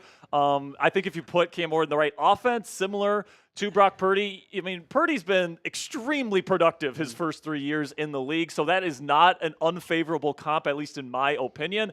But a very similar profile here. And if you're getting Brock Purdy production out of Cam Ward, you are very, very happy with this. I'll help you out with a Will Grier, but he's actually good at football comp. I'll make you feel better about that one. That's pretty funny. I think for Tennessee, like I actually don't mind the modern day Steve McNair comp. I actually think that there's some elements because McNair also had some turnover and then with too. the team that he's going to, you know, it does make a lot of sense there. But and the pick is in, so we are. They didn't use all 10, and they didn't use all 10, which is actually unprecedented for the first overall pick here, Tom. So maybe the NFL is like, you know what, we want this to go a little bit faster than in years past. Or the Titans were just that sure that they're going to take Cam Ward. But to your point, Tom, it definitely does seem like they fell in love with him during the draft process this year, the interview at the Combine, then the Pro Day. The momentum continued to move forward, and it just seems like they found their guy in Will Levis. Who knows what's going to happen to him moving forward? Keep him as the backup, try to find a trade partner, accept the fact that he's not going to be the starter. It is what it is. There are going to be some low moments from Cam Ward. I do think some of those gunslinger traits will lead to some highs and lows. It will lead to some incredible moments of like, wow, he made that throw. That's incredible. That's our guy. It'll lead to some, hey, man, why did you make that trade? Or make that throw? Why did you do that? Why did you force the ball in there? I think that in the end, the Titans have a decent chance of this being their franchise QB, and that's what they need to have. We are getting breaking news here of a trade. Adam Schefter is reporting here that the pick is being made right now, by the way. We'll just confirm this before we break the trade news. It is a trade. The Browns and Jags have made a deal. Yes, the Jags are jumping up to number 2. This is going to be for the Browns are giving up a second, their 4th this year, a 6th this year. The Browns get 5, 36, 126. So they're swapping 4ths this year, and the Jags' first-round pick next year. Wow. So the Browns are acquiring 2 first-round picks here. We'll go more in depth on that, but some more on Cam Ward. Spirit, I know you're a big Cam Ward fan. Why do you like him so much? Yeah, I just think that anticipation is the most translatable trait that you see from college quarterbacks to the National Football League, and you see it all over Cam Ward's film. I do think sometimes he makes throws that his arm can't cash, and that leads to some turnover-worthy plays. And, you know, he's going to be a gunslinger type of mentality. When he's going out there, he's trying to make big plays. He's going to try and create stuff out of structure. He does have a little bit of a drifting problem. He'll take sacks. He will. But he just brings a lot of starter-caliber tools, and the things I really love, pocket presence, playmaking instincts, you know, a little bit of rushing ability and anticipation. It's all there. Arm flexibility, really rotational passer. You know, I think this kid's got a chance to be a really good player if you can put the right players around him. And I think that Tennessee's getting a really darn good player right here. And by the way, I have a top 10 grade on him. I would have taken him in the top 10 of last year's class, and he would have been my 4th quarterback last season. I had a second-round grade on him, but that's not necessarily a bad thing in this class. And if you think he's your franchise guy, like I get him going at number 1 overall. I'm never going to be mad at a team for doing the 1 round earlier on a QB pick. Yeah, absolutely. And, you know, let's face it, they needed a quarterback. They really did. And, you know, I think that he does bring a lot of pro-ready traits to his game. I think he will have his warts his rookie season, but Tennessee's laying the foundation for a future success. They're not trying to win the Super Bowl this year, so they're going to be okay with that. They're going to allow him to grow in their system. And I think he's got a pretty damn good chance of being a legitimate starting quarterback and maybe a potential top 10 quarterback in this league if Brian Callahan can figure it out there in Tennessee. So grade the pick for us down there in the comments section, A, B, C, D, or F. Give us your grade for the Cam Ward pick. This one's an A- for me. It's not like Trevor Lawrence, Caleb Williams level of number 1 pick, but you needed a quarterback. You get the best one in the class. I think it's the right pick, Tom. Let's just skip to the trade here because that's what everyone wants to talk about. So this is the official details of the trade. The Jacksonville Jaguars get the number 2 pick. They get there's a pick swap in round 4, and they get a 6th-round pick. The Browns get they move down to number 5. They get a 2nd and a 4th this year. Plus, they get Jacksonville's 1st-round pick next year. So obviously, they don't have any plans of replacing Trevor Lawrence anytime soon. It's a big haul. And it's a big haul, but you're getting a player that I think that they feel is going to be able to contribute both ways for them. And let's face it, Travis Hunter's going to look great in that uniform. Can I throw this out there too? I love when teams do this. Fine, here's a 6th-round pick. Yeah. We'll throw the 6th round in for you as well. Or even better, the GM is like, we're adding a 6th-rounder to this deal, and if you don't take it, the deal is dead. The 6th rounder is what sends it over. That pick 200 for your 3rd-string corner, that sends it over the edge. So from the Browns' perspective, do you think that this is the right move? Do you think that they should have? Do you think this is enough to go from 2 to 5 to not take Travis Hunter? I think it depends on how highly you have that 5th pick graded. In last year's class, hell yeah, that's not a big deal to me. Yeah. This year, is it Mason Graham? Is it an Armand Membu? Is it a Kelvin Banks? What is it? Who they take at number 5? I think it's always important to consider, Travis Hunter and a 4th and a 6th versus that pick and 2 2s or a 2, a 4, and a 1. I think the value in a bubble is pretty good. Mm-hmm.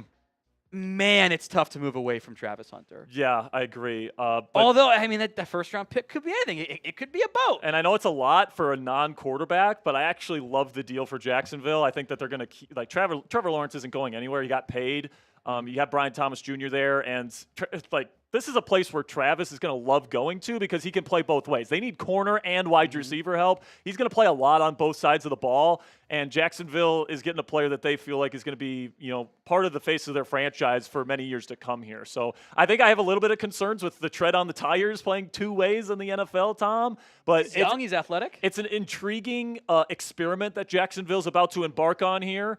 And it's going to be very, very interesting. Let me know who won the trade down there in the comments section. If I had to pick one team that won the trade, I want to see what Cleveland does at 5 before I give an official answer. I'll give you options. They take Mason Graham. Okay, if they take Mason Graham, I'm going to say Jacksonville won this trade because they get the best player in the draft. If they take Will Campbell or Armand Membu or Kelvin Banks, they take a tackle. I still think Jacksonville. So you're saying it's Jacksonville. They're getting the best player in this class. Then there's really no one that the Browns could take. Then it would convince you otherwise, right? Yeah, probably. And then the thing that I do like about this pick for Cleveland, though, this trade for Cleveland, though, Tom, is that you get more ammo to take a quarterback next year. Mm-hmm. So the pick's in for Jacksonville. Look at the suit that Travis is wearing. It is bright bubblegum pink. That is unbelievable. Electric. I love it. You just like the trade. Prime took him to his tailor and said, "Get this suit," and he was like, "Okay, whatever you say, Dad." And it just happened that way because I think we all know he is another son to Deion Prime Sanders. He's the favorite son. And he is the favorite son without question. So we'll see where his teammate Shadur Sanders ends up going later in the draft, and let us know. Can't say Shadur. Can't say Shadur. Can't say Shiloh. Can't say any of them. So let us know who won the trade down there in the comments section. I am seeing a lot of Jacksonville in the chat here. I don't know, man. I have to say Jacksonville for me personally. $10 from my man Hitman GFX.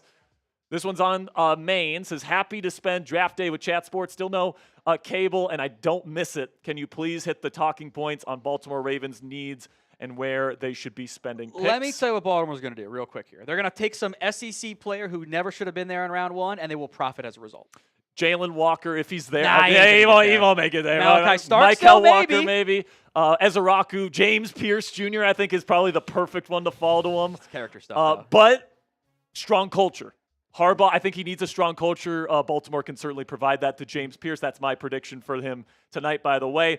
And now we have the pick. Is it All right, Jack's telling me. I think we're pretty much good here, Jack. All right, here it is, folks. Travis Hunter, cornerback, wide receiver, combination out of Colorado to the Jacksonville Jaguars. You're pretty much getting at least a player and a half here, and he's really good at both positions, Tom. This is the closest thing we have seen to Deion Sanders in a very long time. I don't know if he's going to – I think he might play more receiver for Jacksonville than corner. I don't really know how much that matters in the end. He's going to major in one, minor in the other. This is my number one player. This is my number one corner. This is my number one receiver. This is my number one athlete in this class. I love everything about his game. I think you could have a Garrett Wilson type at receiver, a Marshawn Lattimore type at corner. I don't mind the Champ Bailey comp since he actually did play a little bit of both ways at Georgia. I think he is obviously a better receiver than Bailey would have been in the NFL. I think my biggest note here is don't be stupid. He's a rare athlete and a player. You take him and you profit. Jags gave up a ton to go get him, but he can be a corner for them. He can be a receiver for them. If they wanted to be electric, quote unquote, they wanted to make a splash. This is a splash. Trading up, giving up a second, a first next year to acquire Travis Hunter, who does some after-catch stuff, has, as you've pointed out, Sperry, elite ball skills and feel on both sides of the ball, at both receiver and corner. Listen, man, I'm not joking when I say this. Travis Hunter is the best ball skills I've ever seen from a corner, period. All right? It is elite as a wide receiver, let alone a corner. And usually people play corner because they can't catch the football. This guy can contort his body into really weird angles and still come down with it. Reminds me a lot of Odell Beckham Jr. in that regard. He's also really good after the catch like young Odell was.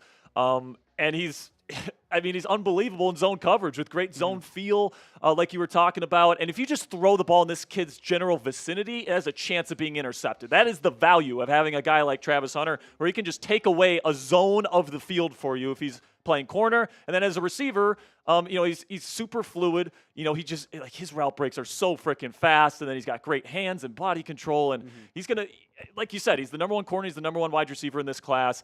If you're going to trade up for a non-quarterback in this class, it's going to be for this kid, and I'm so excited to see him pair up with Trevor Lawrence there in Duval. Oh, my goodness. I got to bring out the Liam Cohen take, man. I'm juiced for this pick, ladies and gentlemen. I am juiced. So Travis Hunter. He's very excited. I am so excited for Travis Hunter not going to the Cleveland Browns, and the Browns passing on the best player in the entire class. So Travis Hunter's best position in the NFL. Give me wide receiver or corner.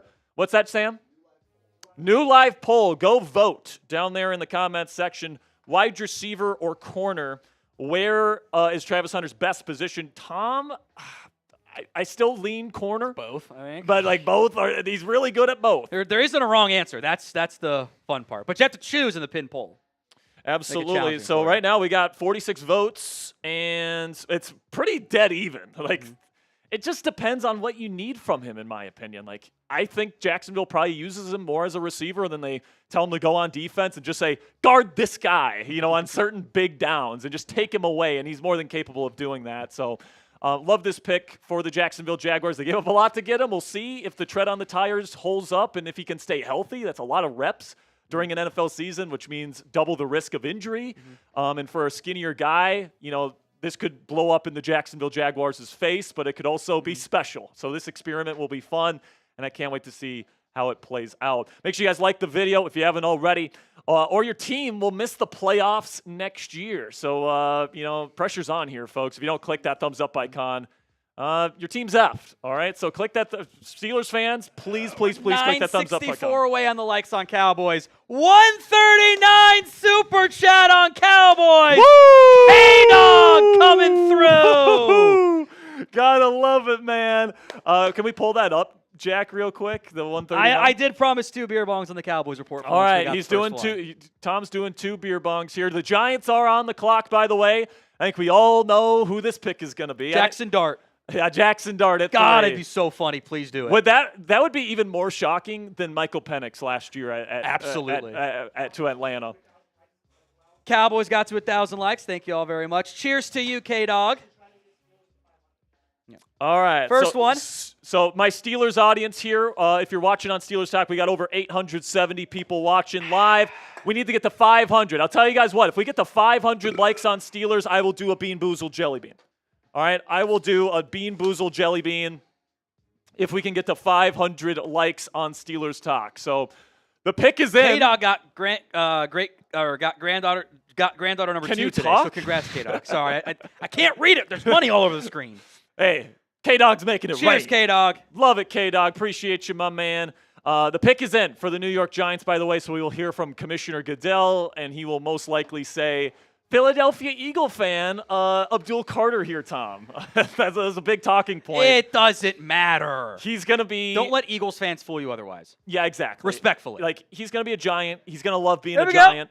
And I know Marshall Green is going to be very happy with that. Go, Tom, go! Woo! You got to love... Dude, Travis Hunter just looks like he was born to wear that Duval hat, baby. Let's go rapid fire on these. Rapid fire, $5. Touchdowns and Toke says, go Blue. Appreciate you. Go Blue, Michigan. Daddy Aitzian, 24, hope I'm saying that right, says, what do you think the Seahawks would do? Also, is this the only place I watch the NFL draft? Appreciate you, Daddy. And then for the Seahawks. Someone clip that. Someone clip that. Yes.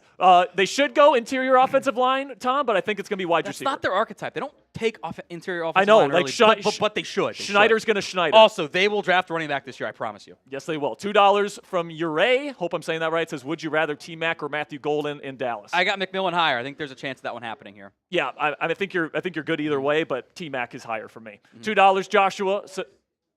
Southern Cowboys. This one's, go ahead, Tom. Who's this year's non-QB? Aaron Rodgers. I treat that as like a slider. Maybe it's Will Johnson because of medical. Jotman, is the Browns GM going to fleece the Jags GM like the movie? I just want to know where David goddamn Putney's going to go. And eat some pancakes, too. And you're going to include David Putney because I goddamn feel like it. So, Ellipsis, I think we're good on pick 3, by the way, here after this. Ellipsis, how about them Cowboys? Appreciate that, my friend. Nosy Toyota, hope we do better than 7-10. Don't we all? Not Jeremy Chugs' burner. Are we going to draft a pair of you sucks? With T-Mac on the board, hope they prove me wrong. Luke Downey, my godson, says Dart third. Oh, how I wish Jackson Dart would go third. Giants, It'd be do it. so funny. Please so do funny. it. K-Dog, the This is the $100 big one. All right, here we go. Appreciate that, Pick is K-Dog. in. Commissioner Goodell is going to be coming to the podium here momentarily. They're going to take Abdul Carter here, guys. Special edge rusher. Tom, I think he's got generational acceleration, burst off the line of scrimmage, and then great bend around the edge. Like, this guy's acceleration, I don't think I've ever seen an edge rusher move this fast on tape before, and that's really his superpower. It's a very easy comp here, and it's the Penn State linebacker, off-ball turned edge rusher who wore number 11. It's Micah Parsons. I don't think he's going to be as good as Micah. That's really not a fair comparison with how good of a start Micah Parsons is off to here. I think this is a gifted pass rusher. He has not played that much edge rusher. Yeah. We have not seen the best of him yet. He didn't test because of the foot injury. I don't think that's going to be a huge red flag. I don't think it is, but he's a special athlete. He's not the biggest. He's not the strongest, but he has legitimate double-digit sack potential. And, isn't that what you want if you're taking the edge in the top 3? You want that type of player. He's my number 2 player in this class. I think he's an awesome athlete. I think he is a gifted playmaker. I don't know if he's ever going to be an elite run stopper. Yeah. I don't care that much if you're getting me double-digit sack, as long as you're not a massive liability. I have heard that he can be a little bit extra to manage, but that's how it is sometimes when you're a top-level player. I've heard that Hunter is the chillest guy ever, and that Carter is he's a little bit of not diva, but sure. He knows He's what he wants. Passionate, sure. Not like Odell Beckham fighting in net, but kind of in that same vein. I don't think the assault charge in 2024 really meant all that much there from a negative standpoint. But look, he's my number 2 player for a reason. You got him at 3rd overall. The quarterback spot is a huge issue for the Giants, but just purely on taking the best player available, I can never be mad at this. Yeah. Someone said in the chat he's Micah Parsons' team. He's better than that. He's really good. He's on sale. He's last year's model. My comp for him is Von Miller. I don't mind that one.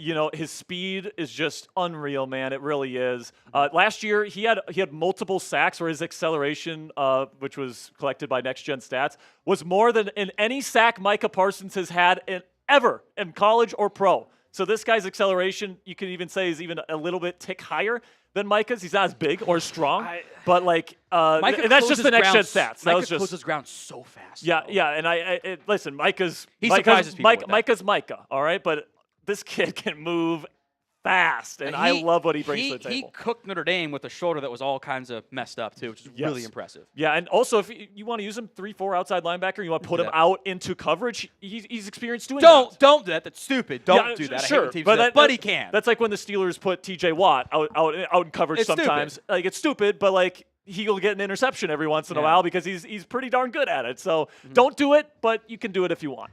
Diana Rossini says this about the Cleveland Browns trade here. Says the Cleveland Browns are taking calls from teams interested in the number 5 pick. So they're looking at trading down even more. Are they trying to get Shedeur? We made it to the draft night with 0 2024 picks traded. Or 2025 picks traded. We're going to have multiple 2026 traded at this rate. Denver might want to move up, and maybe they could go make a crazy trade for Jensen. I'm so confused with what they're doing. Are they just stockpiling picks so they can get their quarterback of the future next year, and they're just going to suck this year with Flacco and Pickett? Is that the plan? Can't wait till Arch Manning goes back to school, and it's get ready to learn Garrett Nussmeier, baby.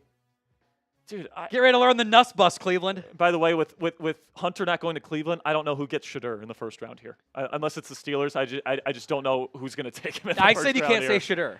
I know you said you can't, but I said it. Sue me. I don't know, man. I think Shedeur has a chance of falling out. Sorry, Tom. Falling out of the first round later today. Make sure you guys click that subscribe button. Right now, the Patriots are on the clock. Make sure you guys click that subscribe button if you haven't already. We're going to have extensive coverage of every single pick of the 2025 NFL Draft right here on Chat Sports all 3 days. All 32 picks today, Tom. All 2 rounds tomorrow, and then the final 4 rounds on Saturday, plus UDFA coverage for all of our teams that we cover here at Chat Sports as well. So click that subscribe button if you haven't already. Tom, is it my turn or is it Tom's? I think it's your turn. All right, I'm on Wet Dog or Top Banana. Again? I will give you a second spin if you want. No. Okay. I hate banana, by the way. Cassie at home, she can eat the bean boozled. Quit delaying. It's banana, but it's not good. While Sperry melts down over a banana, how much is it $10, Michael? I don't like it, okay? 4 is in. It is Will Campbell, the offensive tackle out of LSU. This is the biggest need for New England. He was my number 5 player. I don't know if he ends up being a tackle. I got Rich Man's Caleb McGarry comp on this one because I think he's better than Caleb McGarry was. He looks like a tackle with the height and the weight. Almost 6'6". He's 319. He tested really well. This is a gifted athlete. He is not long-limbed. To put this in perspective, his wingspan at the combine, which the arm length was 32 and 5/8 at the combine, 33 at the pro day. Give him that extra which inch. The combine measurements were weird this year. I've got it in my notes for both of them because I don't know if the combine did it right, Frank, which is kind of embarrassing because it's the same people doing both. The wingspan was 77 and 3/8 inches. That is 7th among all offensive linemen since 2000. It is the 0th percentile, that is a thing, among offensive tackles. Now, that gets him into trouble. He'll lunge against speed. He doesn't always trust himself there. Despite that, he was really freaking good. He was a 3-year starter for LSU. He's a great athlete. I think he's an incredibly high football IQ. You can see him calling out blitzers and helping out on checks and stuff, which you don't normally see as a left tackle. I think he's a good athlete. He has good footwork. I think the worst case is like you move him inside and he's an elite level guard or tackle. He's got everything you want except the length. If he had the length, man, he'd be right up there in the Hunter-Carter conversation. Yeah, he's one of those prospects for me when I watch him on film where his technique gets him in trouble because of the arm length, because he does such a good job sitting in the chair, doing all these different things to put yourself in a good position.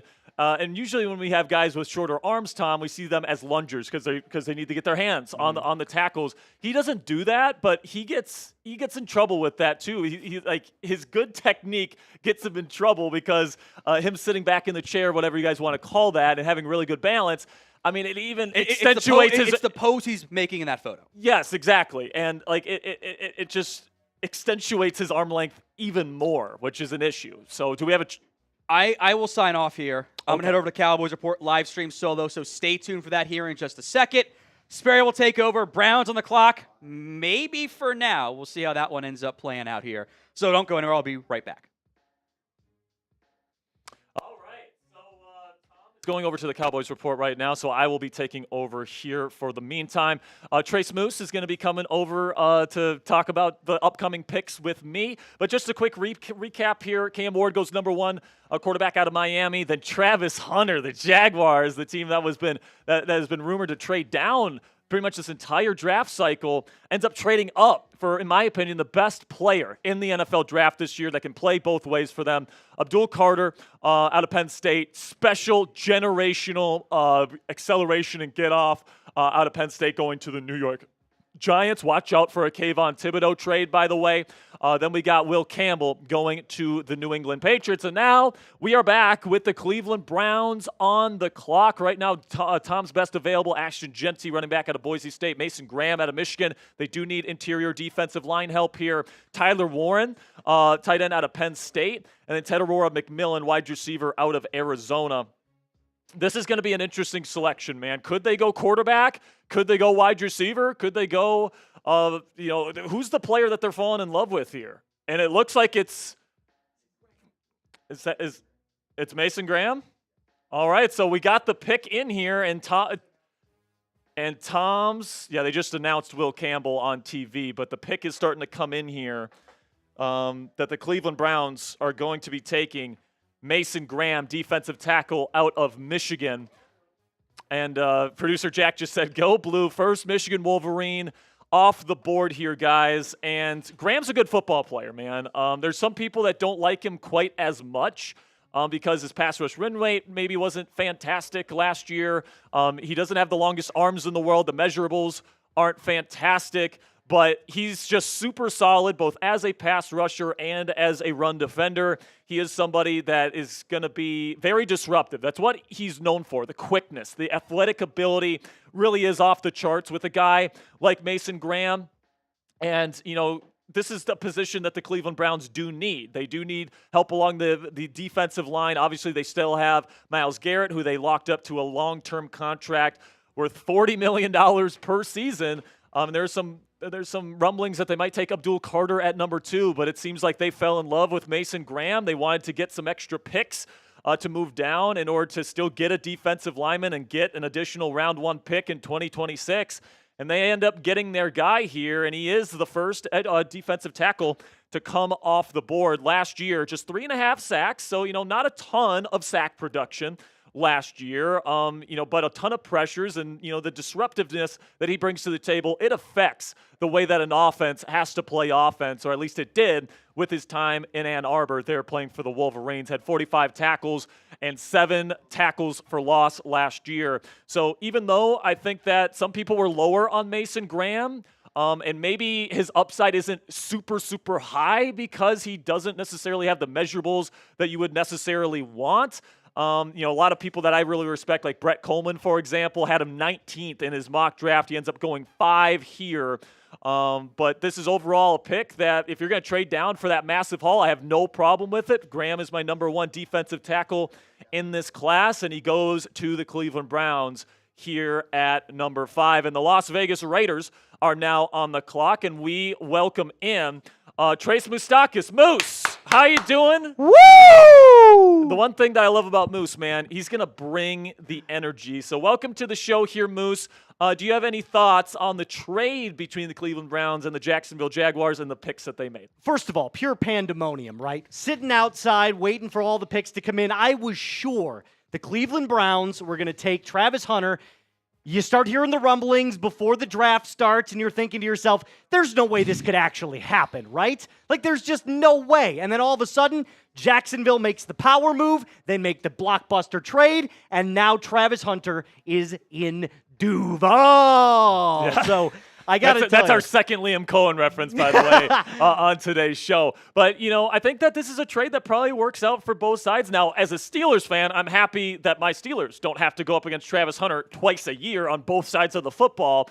Also, I just love the fit with Jacksonville. They need a wide receiver and they need a corner. Now they get both in one player. So if you're going to trade this much for a non-quarterback, Moose, I think it does make sense for it to be Travis Hunter in this class. Well, I think now the question that you have to ask yourself, especially if you're a Jags fan, is how much of both position is Travis Hunter going to play, right? Is he going to primarily play wide receiver? Is he going to primarily play corner? Is it going to be an even 50-50 split? What's it going to look like for Travis Hunter in terms of an actual productivity perspective? Because, look, you take a lot of hits at both positions. Yeah, and he's not that big of a guy. No, he's slight. I mean, he's lean and slender. He's very athletic, but he's not the biggest in terms of frame. So I could see after 6 games, your body's going to feel like it's taken 16 to 17 games worth of hits. Yeah, 12, at least 12, like double. Like he plays 2 positions, 6 games means 12 games, right? So, right, exactly. So I look at that and I say to myself, it's just going to come down to the logistics of everything. But I'm super excited to see what he's got. T-Law's got himself a brand new weapon, and they are brand new corner in Jacksonville. Super excited to see it. Oh, my goodness, Mr. Sperry. All right, so we do have a little Chubby's giveaway. Thank you to our friends over at Chubby's for sponsoring today. Now, it is a giveaway that we are going to do. Mr. Producer Jack, on the 1s and 2s, what's it look like from a logistics perspective? So here's what we're going to do, okay? I'm showing you their wonderful, and I mean wonderful, NFL collection. I mean, these shirts and swim trunks look incredible. Yes, they do. I mean, I wish I could get one for my. They my give New me England Vegas Patriots. vibes. Very big Vegas vibes. So here's what we're gonna Woo! do. Look at that bad boy. Is that a Vikings? Check That's the that. Vikings. I don't think I could wear this. I'm allergic to it as a Bears fan, but I can show it to you in all its glory. And by the way, super comfortable, great material. I love this shirt if it's a Chicago Bears one. Yeah, it's very stretchy, very cool as well, so you can wear these polos and swim trunks, obviously, during the summer. They also have liners inside of the swim trunks, obviously, and they're absolutely awesome, guys. So if you want a pair of these Chubbies, either the polo or the swim trunks, spam your NFL team right now. If we break the chat record right now. So the chat record today is 1,369. All right, so if we can break, I mean, that's a big number right there, but spam your favorite team down there in the comment section. If we break the chat rate record right here, let's get it going. All right, so Moose, show off the shirt here that we got. I mean, you're a Bears fan. Yeah, that's a Bears fan, but a little burning of the fingertips right now. I'm not going to lie, but this is. I'm going to back up a little bit, show you the full thing. I mean, just take a look at this on the beach. At church, it doesn't matter where you wear this. At church. You can wear this everywhere, super comfortable, repping your favorite teams, all thanks to the good friends over at Chubby's for this awesome, awesome shirt. So keep spamming that team, guys, in the chat below. Let's see how many we can get. We want to give away some cool Chubby's swag. By the way, we do have the pick. So keep spamming your team. We'll come back to the giveaway once we break down the Las Vegas Raiders selection. And there's a lot of people that were speculating this, Team Moose, but it is Ashton Jeanty, running back out of Boise State. Let me tell you, Moose, this kid is special. He's my number 2 overall prospect in this entire class. He's built low to the ground, 5'8.5". So he's built really low to the ground, but that's actually working into his advantage because he's got a super well-built lower half that allows him to just bounce off of defenders. Gives me a lot of Alvin Kamara vibes, and he's also a plus receiver out of the backfield. He's got that iconic stand-up straight kind of stance. And, of course, the Las Vegas Raiders with Pete Carroll, you know, he's ancient at this point. He's not looking to rebuild. He's looking to win now with Geno Smith, and he really prioritizes the run game. So Ashton Jeanty is going to provide that for them right away. Their offensive line is a little, average, I would say. They're going to have to get better on that group if Genty's going to really break out as a star in year 1. But I love his contact balance. I love his big playability. And I think that he's a special, special player, and I can't wait to see what he does in the silver and black. Well, let's just talk about what he did last year in college. I mean, it felt like every single week there was a 70-yard run, 59-yard run, 80-yard run. This guy's got breakaway, playmaker type ability. I love his low center of gravity like you're talking about. Big quads, big lower half, super trunky, as Colin Cowherd would say. Yeah. And got a good trunk. So I like the Alvin Kamara comp, but I also think that he's got that low center of gravity and the big lower half, kind of like a Saquon Barkley. So his yards after contact, the way to bounce off a defender, is a little bit more than an Alvin Kamara. So I don't know if generational is quite the right word, but since Saquon Barkley Tell me one other running back prospect that we have been this high on or has had such a good season in college football. This is Barry Sanders-esque in terms of production here. The video game numbers don't even do this justice. I couldn't do this on NCAA 2025. So I love the pick for the Raiders. To pair with Geno Smith, I think they've got an excellent thing brewing there with new head coach Pete Carroll for the Raiders. Lock it in. Love the pick for the Raiders. All right, we're back with the Chubbies giveaway here. Spam your NFL team. And we can give a bunch of shout-outs here, T Moose. So spam those teams down there. We're going to break the chat rate record here. If we do that, we're going to be giving away a Chubbies T-shirt or polo shirt or a swim trunks. I will say the first go-around, when people were really spamming, we didn't get close. We were at like 500. Ooh, yeah, that's not So- good enough. Those are rookie numbers. We got to get it going. Pump it up. We're not going to give it away unless we beat today's chat rate record. I love that. And what would you say, 1,300 there, Mr. Producer? 1369. We got to get there. Let's spam it, guys. All right. Joe McNamara for the Jets. I love it. Queen. Jace. I see you. John, I see you. Lazy Cat, I see you. Garrett. John again. Joe. Liam. Captain. I'm trying to read these as fast as I can, guys. Mason. B-Moose. What up? Nice name. Taylor. Jacob. Len. Captain. Brandon. John Hawkins. Liam. Theodore. Jamal. Timothy. Garrett. Aaron. Keep going, guys. We love to see it. Keep spamming your favorite teams. Good Lord, it is going way too fast for my eyes. Sky, I see you. Christopher. Jace again. Just Roger. name the teams. Just name the teams. 49ers. Bucks. Eagles. Ravens. Vikings. Chiefs. Niners. Come on. Redskins. Panthers. Where are my Steelers fans at? Packers. Come on. No. Where are Patriots. my Steelers fans at? 49ers. Broncos. Chargers. Bears. Panthers. Spam those Steelers in the chat. Keep Come spamming on. your Bears. Bear down. Bear down. Bear down in Green Bay. Indy. Steelers. Panthers. Dallas. Lions. Pitt. The Seahawks. Keep them coming. Keep them coming, guys. I'm seeing a lot of Bears right now, and I love to see that. Let's go. Keep Come on. going. We're almost there. We're almost there. Keep them coming. Come on. Who wants a shirt? Chubbies. Who wants a Who shirt? wants this shirt? By the way, you don't have to get the Viking shirt. You can, Yeah, you true. can pick the Not team that that you particular want. one. Whatever team you want. It's not that shirt exactly. Correct. My apologies. Not that exact shirt. By the way, the Jets are on the clock right now. We're awaiting word. Moose, I think that, this has been the team that I've been connecting to Armin Membu this entire time. They need a right tackle to complete their offensive line. They got Justin Fields, who needs protection because he holds on to the ball forever. Plus, he's a dynamic rusher. They got Breece Hall. It seems like they're going to be a run-first type of culture there. To me, Armin Membu, who played excellently at right tackle for the Missouri Tigers, I think he is a match made in heaven. Did we? Hey! Somebody's walking away with a Chubbies polo. We love to see it. Or swimsuit of your choosing.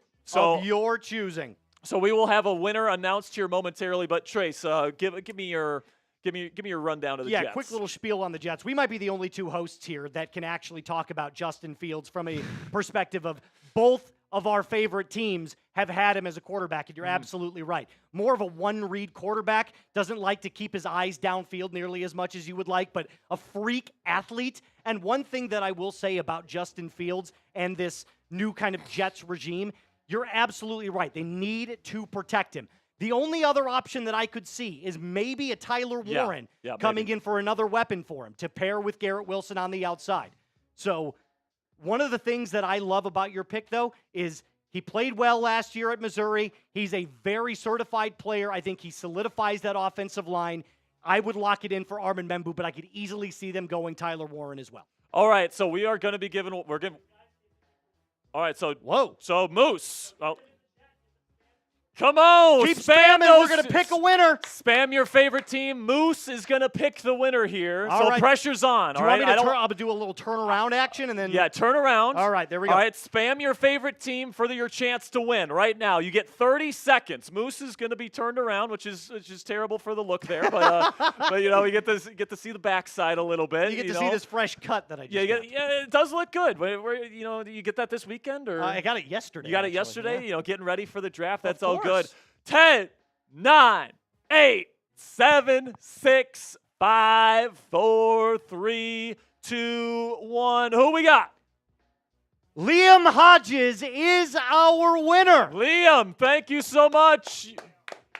Make sure you email us at draft@chatsports.com. Let us know what team you want, whether you want the shorts or the polo.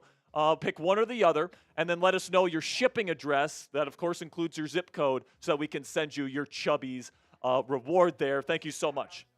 And shout out to Chubbies, man. They're absolutely fantastic. They did great. They did great. All right, so we do have the pick. 20% off when you go to chubbyshorts.com/chat. Is that promo code as well? And then the promo code chat to get 20% off. Moose, we do have the next pick, and it is exactly who I thought it would be. Sperry Noseball.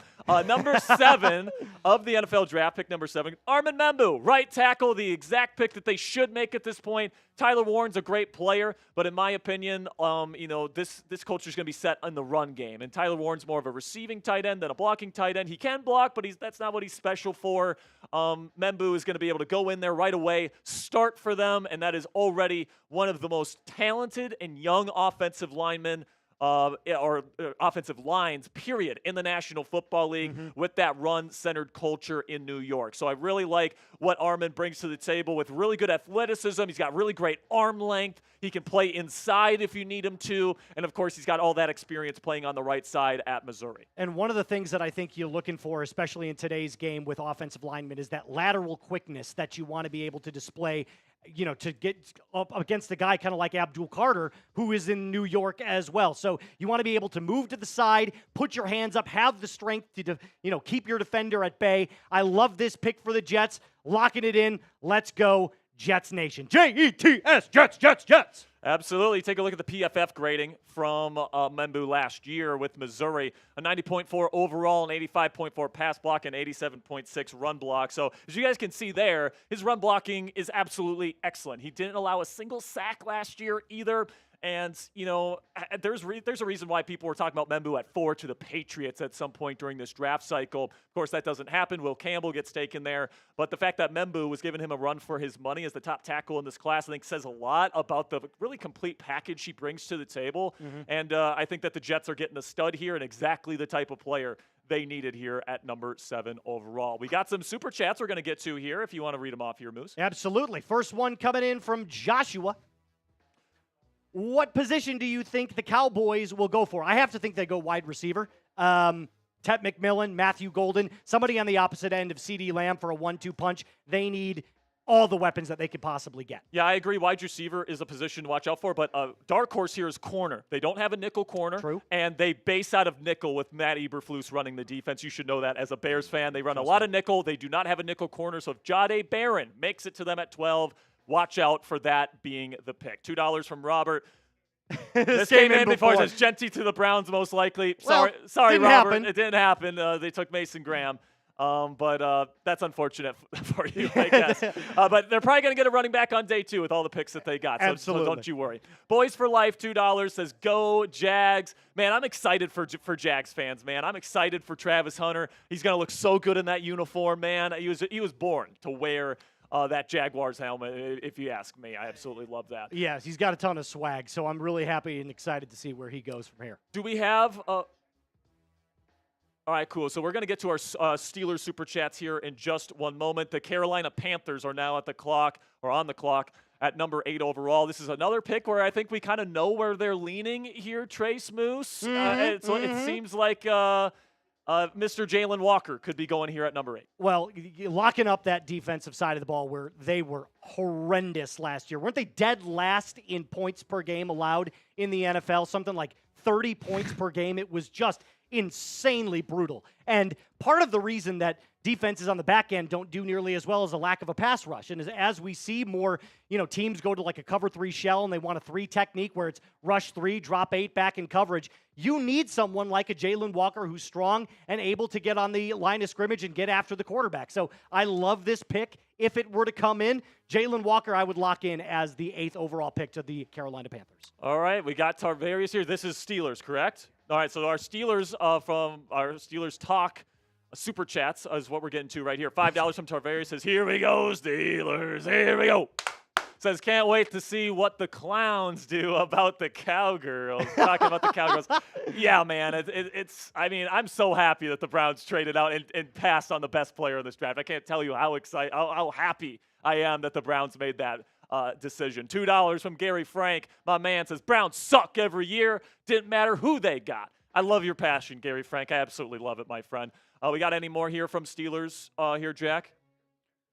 All right, so here's our Super Chat menu. Trace, you want to take this one? Yeah, absolutely. So every 100 subs that you guys do, so make sure you lock us in, hit that sub button. By the way, we need to get him to do a Bean Boozled. He hasn't done a Bean Boozled yet, so he's got some catching up to do here. I also haven't had a single drink. So if you want to send in a $50 Super Chat, I will rip a beer bong right off the bat. Oh, there we go. I'm ready to go. A 50. $50 Super Chat. I'll rip one right off the bat live on camera. And remember, $5, you're going to enter that draft hat raffle that we've got going on. And $10, we'll talk about your team. So if you feel like donating, which, again, YouTube does take 70% of our Super Chats, so we want you to donate as much as possible, but it's not mandatory. If you could do that, it would definitely help us out, bring you more stuff to give away, like draft hats, like jerseys, all season long.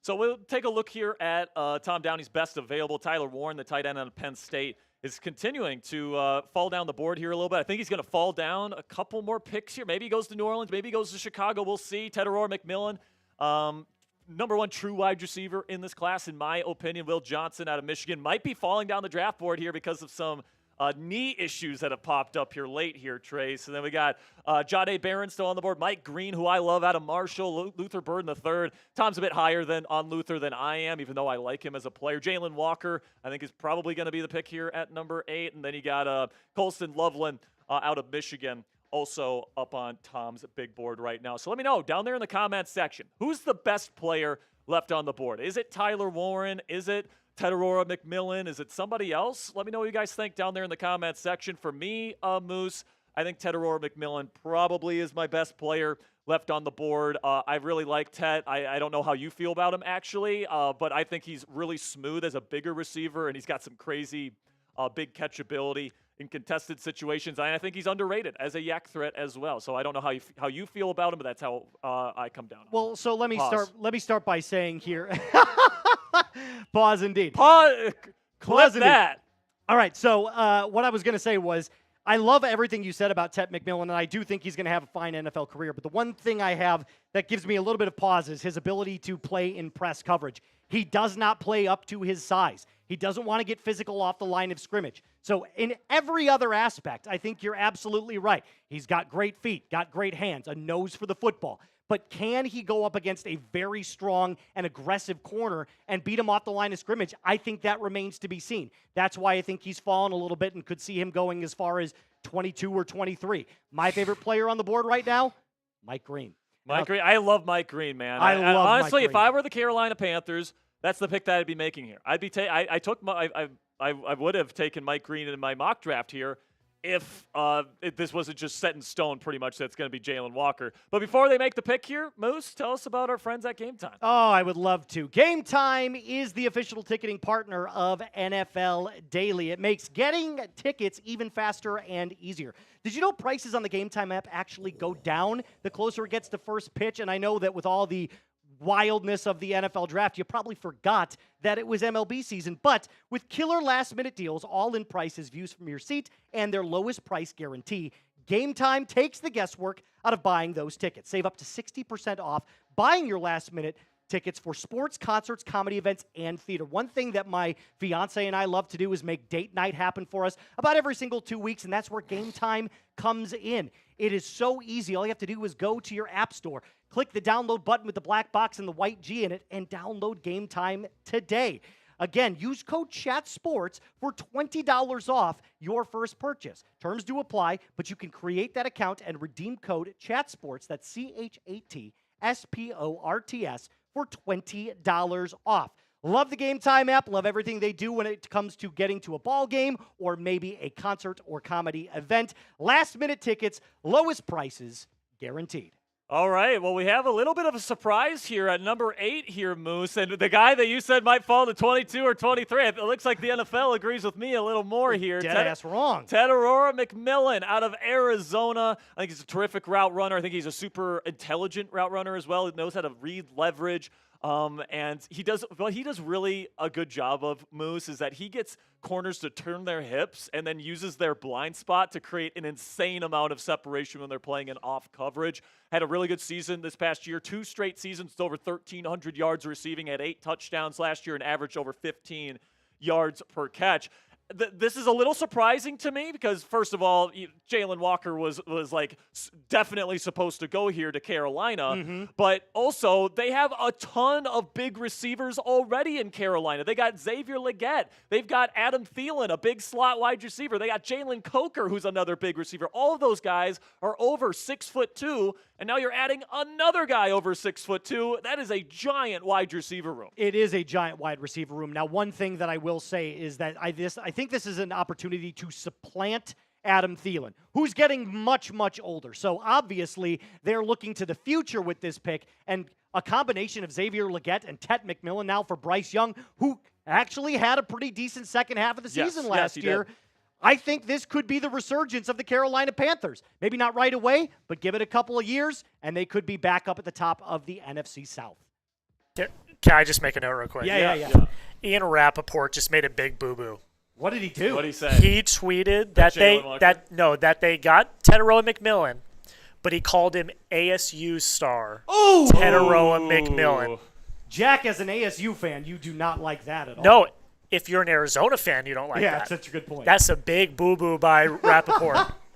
Not a great look there for Mr. Rap Sheet. So now this is where I think the draft starts to get really interesting here, where the Saints are now on the clock here, Moose. And they got about 3.5 minutes left on the clock. There's a lot of rumors that they're going to go trench player here. Kelvin Banks is still on the board. That could be possible here. He's been heavily rumored there. Michael Williams, an edge player, has been heavily rumored to New Orleans. But they could also go quarterback. If they love Jackson Dart, could they potentially go him here? Could we see them trade down? There's a lot of different things the Saints could do here. Why are we sleeping on Shadorlins right now? I'm not saying that it's a guaranteed lock, but Kellen Moore, brand new head coach with a rookie quarterback, it sounds like a match made in heaven, just coming off a Super Bowl victory as the offensive coordinator for the Philadelphia Eagles. So I think with his impressive accuracy, especially from inside the pocket, I think that's something that Kellen Moore could do wonders with as he kind of gets a little bit more creative as Shador gets older. The one thing that Shador does really well that you want as a head coach, especially as a new one, is an accurate non-project quarterback. And I think he's about as sure of a thing in terms of NFL ready as you could possibly get. I mean, listen, you don't man. agree with me. It's obvious. I have him ranked as my 5th-ranked quarterback in this class. I think that he's actually not as pro-ready as maybe some people believe he is, just because he played in a very college-esque offense. A lot of screens, a lot of pop passes, a lot of RPOs that padded the completion percentage stats, and I think he was late on a lot of his progressions. You want to see people throw with anticipation if they have a weaker arm like Shador has. I thought he was late, and he was a see-it-throw-it type of quarterback, which is why I think teams like the Browns, teams like the Giants, teams like the Saints, according to Adam Schefter, doesn't love Shador Sanders. I think that there's a reason for his drop here, and honestly, I wouldn't be surprised if Shador doesn't go in round 1 tonight. But we'll see what happens here. I would love the Shadorlins hype, and I would love Trizzy Trace to have the Shadorlins T-shirts and all this different stuff. But I don't think it's going to happen here at 9, and I think that they're probably going to go to an offensive lineman here. So a couple of quick hitters here, talking about some of the picks that the teams have made. Cam Ward going number 1. We haven't heard your thoughts on this here. What's that, Sam?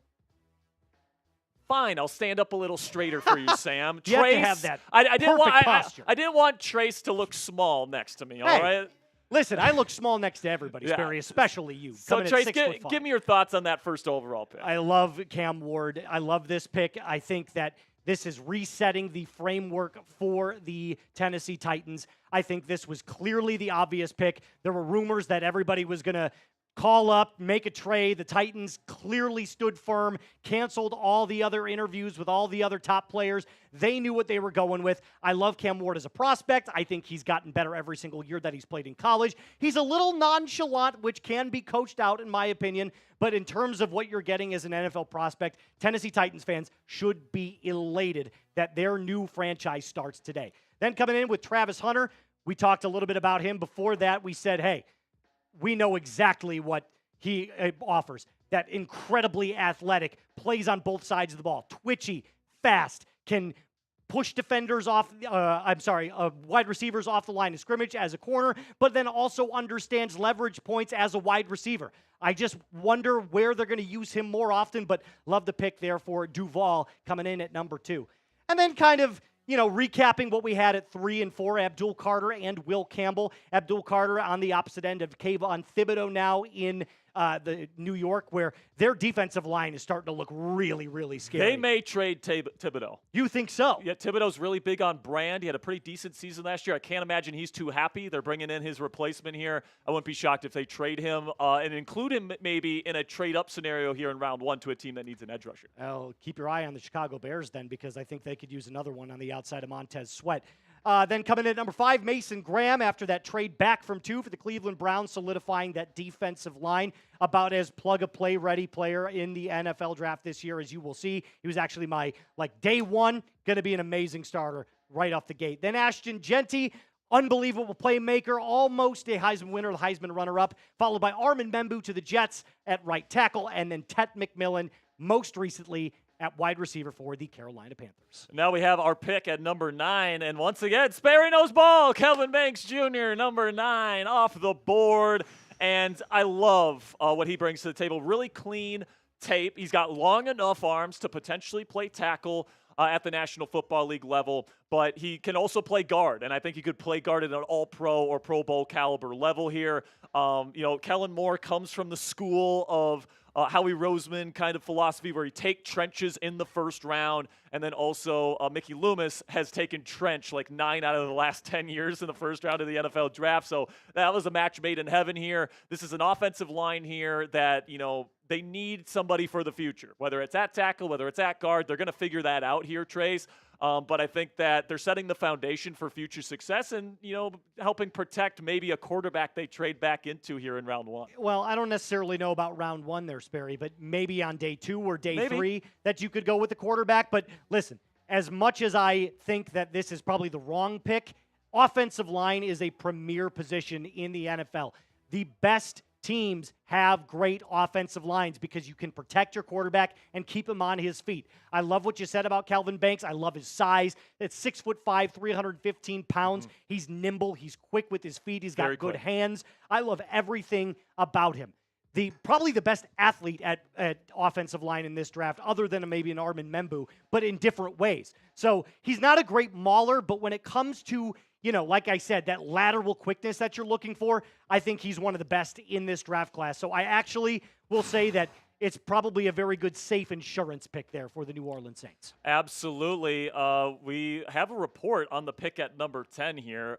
Chicago Bears? So we will get to that in momentarily. And I think this is going to surprise you, Moose. This is a little surprising to me. I'm not going to lie. Am I about to crash out, guys? I don't know. No, Make sure I'm not looking. Make sure you click that subscribe button, because if you want to see Trace, turn around so we'll get his instant reaction. That's fine. Here. We will get his instant reaction here, but make sure you guys click that subscribe button, because for all the Trace Moose crash outs here at Chat Sports, make sure you click that subscribe button. And we're getting close to 407,000 subscribers. Moose has a dude. I'm actually nervous right now. Moose, teeth chattering. By the way, Moose, after he finds out this pick, is going to have to do a Bean Boozled jelly bean. That's fair. So make sure you guys click that subscribe button if you haven't already. So Jack, let's put the pick up on screen. And Trace. Oh God, I don't know what that means. Turn around. Colston Loveland, tight end out of Michigan, is a Chicago Bear over Tyler Warren. Loveland, who I have a late first-round grade on. I think he's good. I don't think he's a great tight end prospect. What's your instant reaction, Trace? I don't love it. You already have a tight end in Chicago named Cole Kmet who can't block. Why would you get another one that can't block? Colston Loveland is strictly a slot tight end. That's the game he plays. He's a little bit more of a slender guy. You're basically drafting the same player. What is going on? Oh, my God. Yeah, I will say, he played in a system there at Michigan that did ask him to block in line quite a bit. And he was okay at it. Like you said, he's gangly, and there's question marks as to just how good of an inline blocker he can be in the league. But, this is Ben Johnson, who had the Detroit Lions take Sam Laporta, and obviously he worked out, another Big Ten tight end. But I think it's a shock that they went with this Big Ten tight end over Tyler Warren, who people were saying was like a top 5 player in this class. I would have gone another direction here. If I was Chicago, but, I don't know. Can somebody get me Ryan Poles' phone number? Can I just call him and ask him what the hell he's thinking? What is Harry's reaction to this? Is he liking it? I have to think he has the same reaction as me. My thought here was that Chicago would go edge rusher because last year we saw a big decline in Montez Sweat as he was getting double teamed. So you need another player on the defensive line that can get after the quarterback. Newsflash, doesn't play on that side of the ball. And it's not a need. Like, I would have rather gone receiver at Matthew Golden here to pair and make another big 3 in Chicago. This is garbage. I like Colston Loveland, the player, not for the Bears. Oh, end rant. I'm sorry. As Moose absolutely melts down here, let's talk about Michael Williams. San Francisco 49ers go edge rusher here. I mean, this was a very fast pick for San Francisco. They did need edge help. I thought the bigger need was interior defensive line, Moose, but D-tackle is a little bit deeper in this class. And I think Michael Williams, kind of fits their mold. They run a 4-3 there, so you need a bigger type of edge rusher to put on the other side of Nick Bosa. Excellent run defender. And I kind of like this pick. What's your to get your mind off of the Bears pick? What do you think? Well, I would have much rather have him in a Bears uniform, but let me talk about him, the player. Like you said, kind of one of those players where I feel like he needs a little more development. Now, in San Francisco, that could be a great place for you to learn and grow as a pass rusher. Doesn't have all of the moves that you're looking for, which kind of led to that lower production, but all the physical traits are there. And there's nothing wrong with going with a project rather than, a guaranteed day one plug-and-play starter. He might be a rotational player at first, but give him some time. Let's see how he develops in training camp. I mean, 6'5", 267 pounds. You can't teach size, Sperry. Yeah, you know that better than anybody. And he's got incredibly long arms, yes. Like crazy go-go gadget arms. And, he wasn't super productive as a pass rusher in college, but they played him at the 4I, which is like at Georgia, which is like a 3-4 defensive end, more of an interior kind of alignment there. And that prevented him from getting true pass rush snaps where he's allowed to line up out wide and attack an offensive tackle one-on-one. He's going to have more opportunities to do that in San Francisco. And apparently this guy's interviews were off the charts. They love his measurables, and they believe that he can be an even better pass rusher in the pros than he was in college. So I like this pick here. We're going to run through the picks here, 1 through 11 real quick as the Dallas Cowboys, Tom Downey's Dallas Cowboys are on the clock. No Tedoror McMillan for him to choose from here, but we got Cam Ward going to the from Miami going to the Tennessee Titans. Travis Hunter, Jacksonville trading up for the stud two-way player. Abdul Carter, the edge rusher, creates one of the most devastating and dominant edge rusher duos in the league, and Brian Burns and Carter there in New York. Then you got Will Campbell going to the New England Patriots. Mason Graham being the pick for Cleveland after the trade down. Ashton Genty goes to the Raiders at 6. Armin Membu goes to the Jets at 7. Tedoror McMillan goes to Carolina at 8, completing the giant wide receiver room they got in Carolina.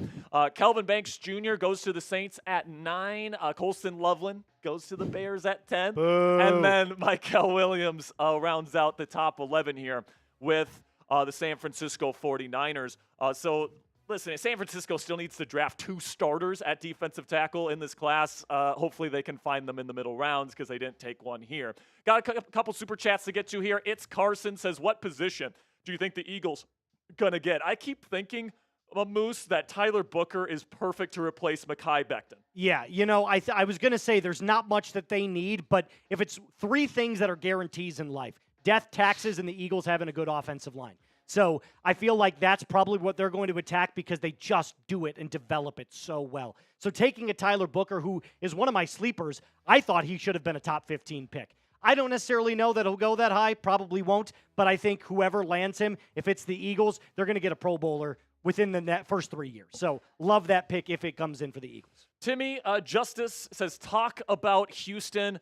That's a team that's been rumored to want to trade up for an offensive lineman, and now that we're seeing some offensive linemen come off the board, could they move up a couple spots when we get to like the 20s? Like, could they move up with the Pittsburgh Steelers? That's something that's a possibility for them. They brought in Cam Robinson and Trent Brown, but those guys are meh.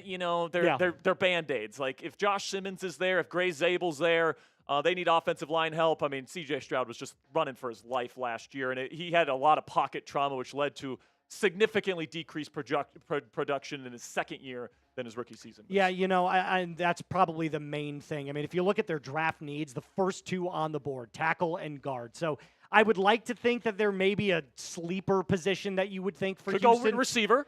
You could. With Tank Dell out for the next year. I would actually go like Terrence Ferguson maybe, or, anybody at that level for tight end before I would go wide receiver, but I think you have to go offensive line for sure. What if Tyler Warren's still there? What if Tyler Warren falls to 25, you lock that pick in immediately. That would be crazy, man. 5. So these are some Steelers ones here. So shout out to my Steelers people out there. Charmander says, would you be happy having Sanders to the Steelers and maybe having him be the starter? No, I would not. I'm lower on Shedeur Sanders. I don't think he has a ton of star upside, and I honestly don't think he's that pro ready.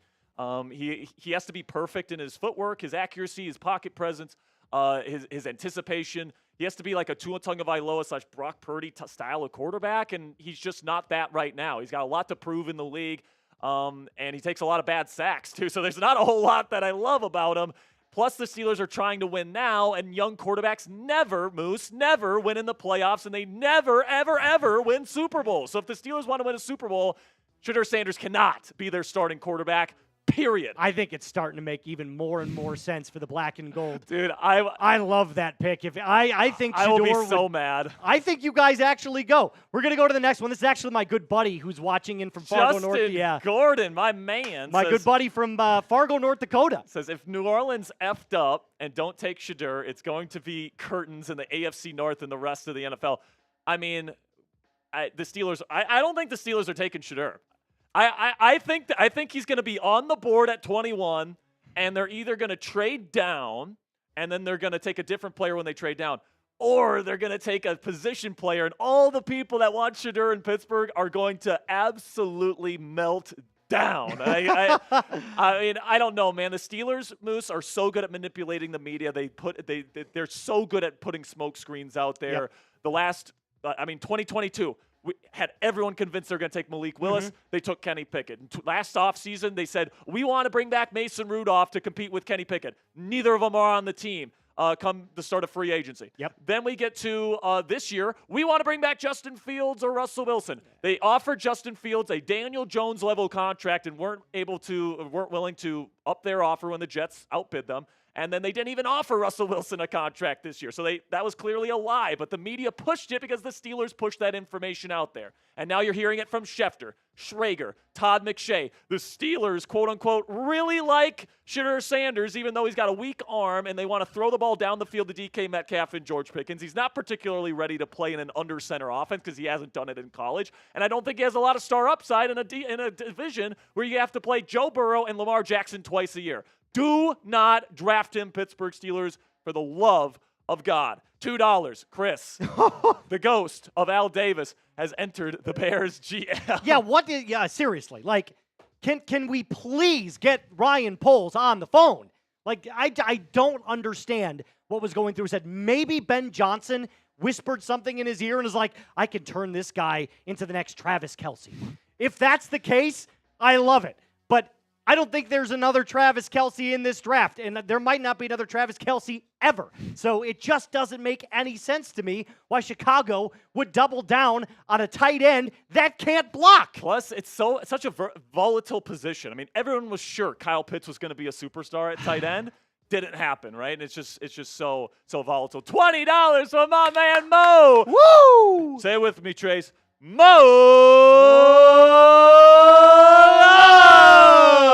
says Sanders falling. Let's go. That's not a let's go. All right. Listen, man. When it comes to Shedeur Sanders, there is a reason why these teams in the top 10 are not taking him. The Browns are in deep need of a quarterback. The Giants are in deep need of a quarterback. The Saints are in deep need for a quarterback. They are passing on this guy.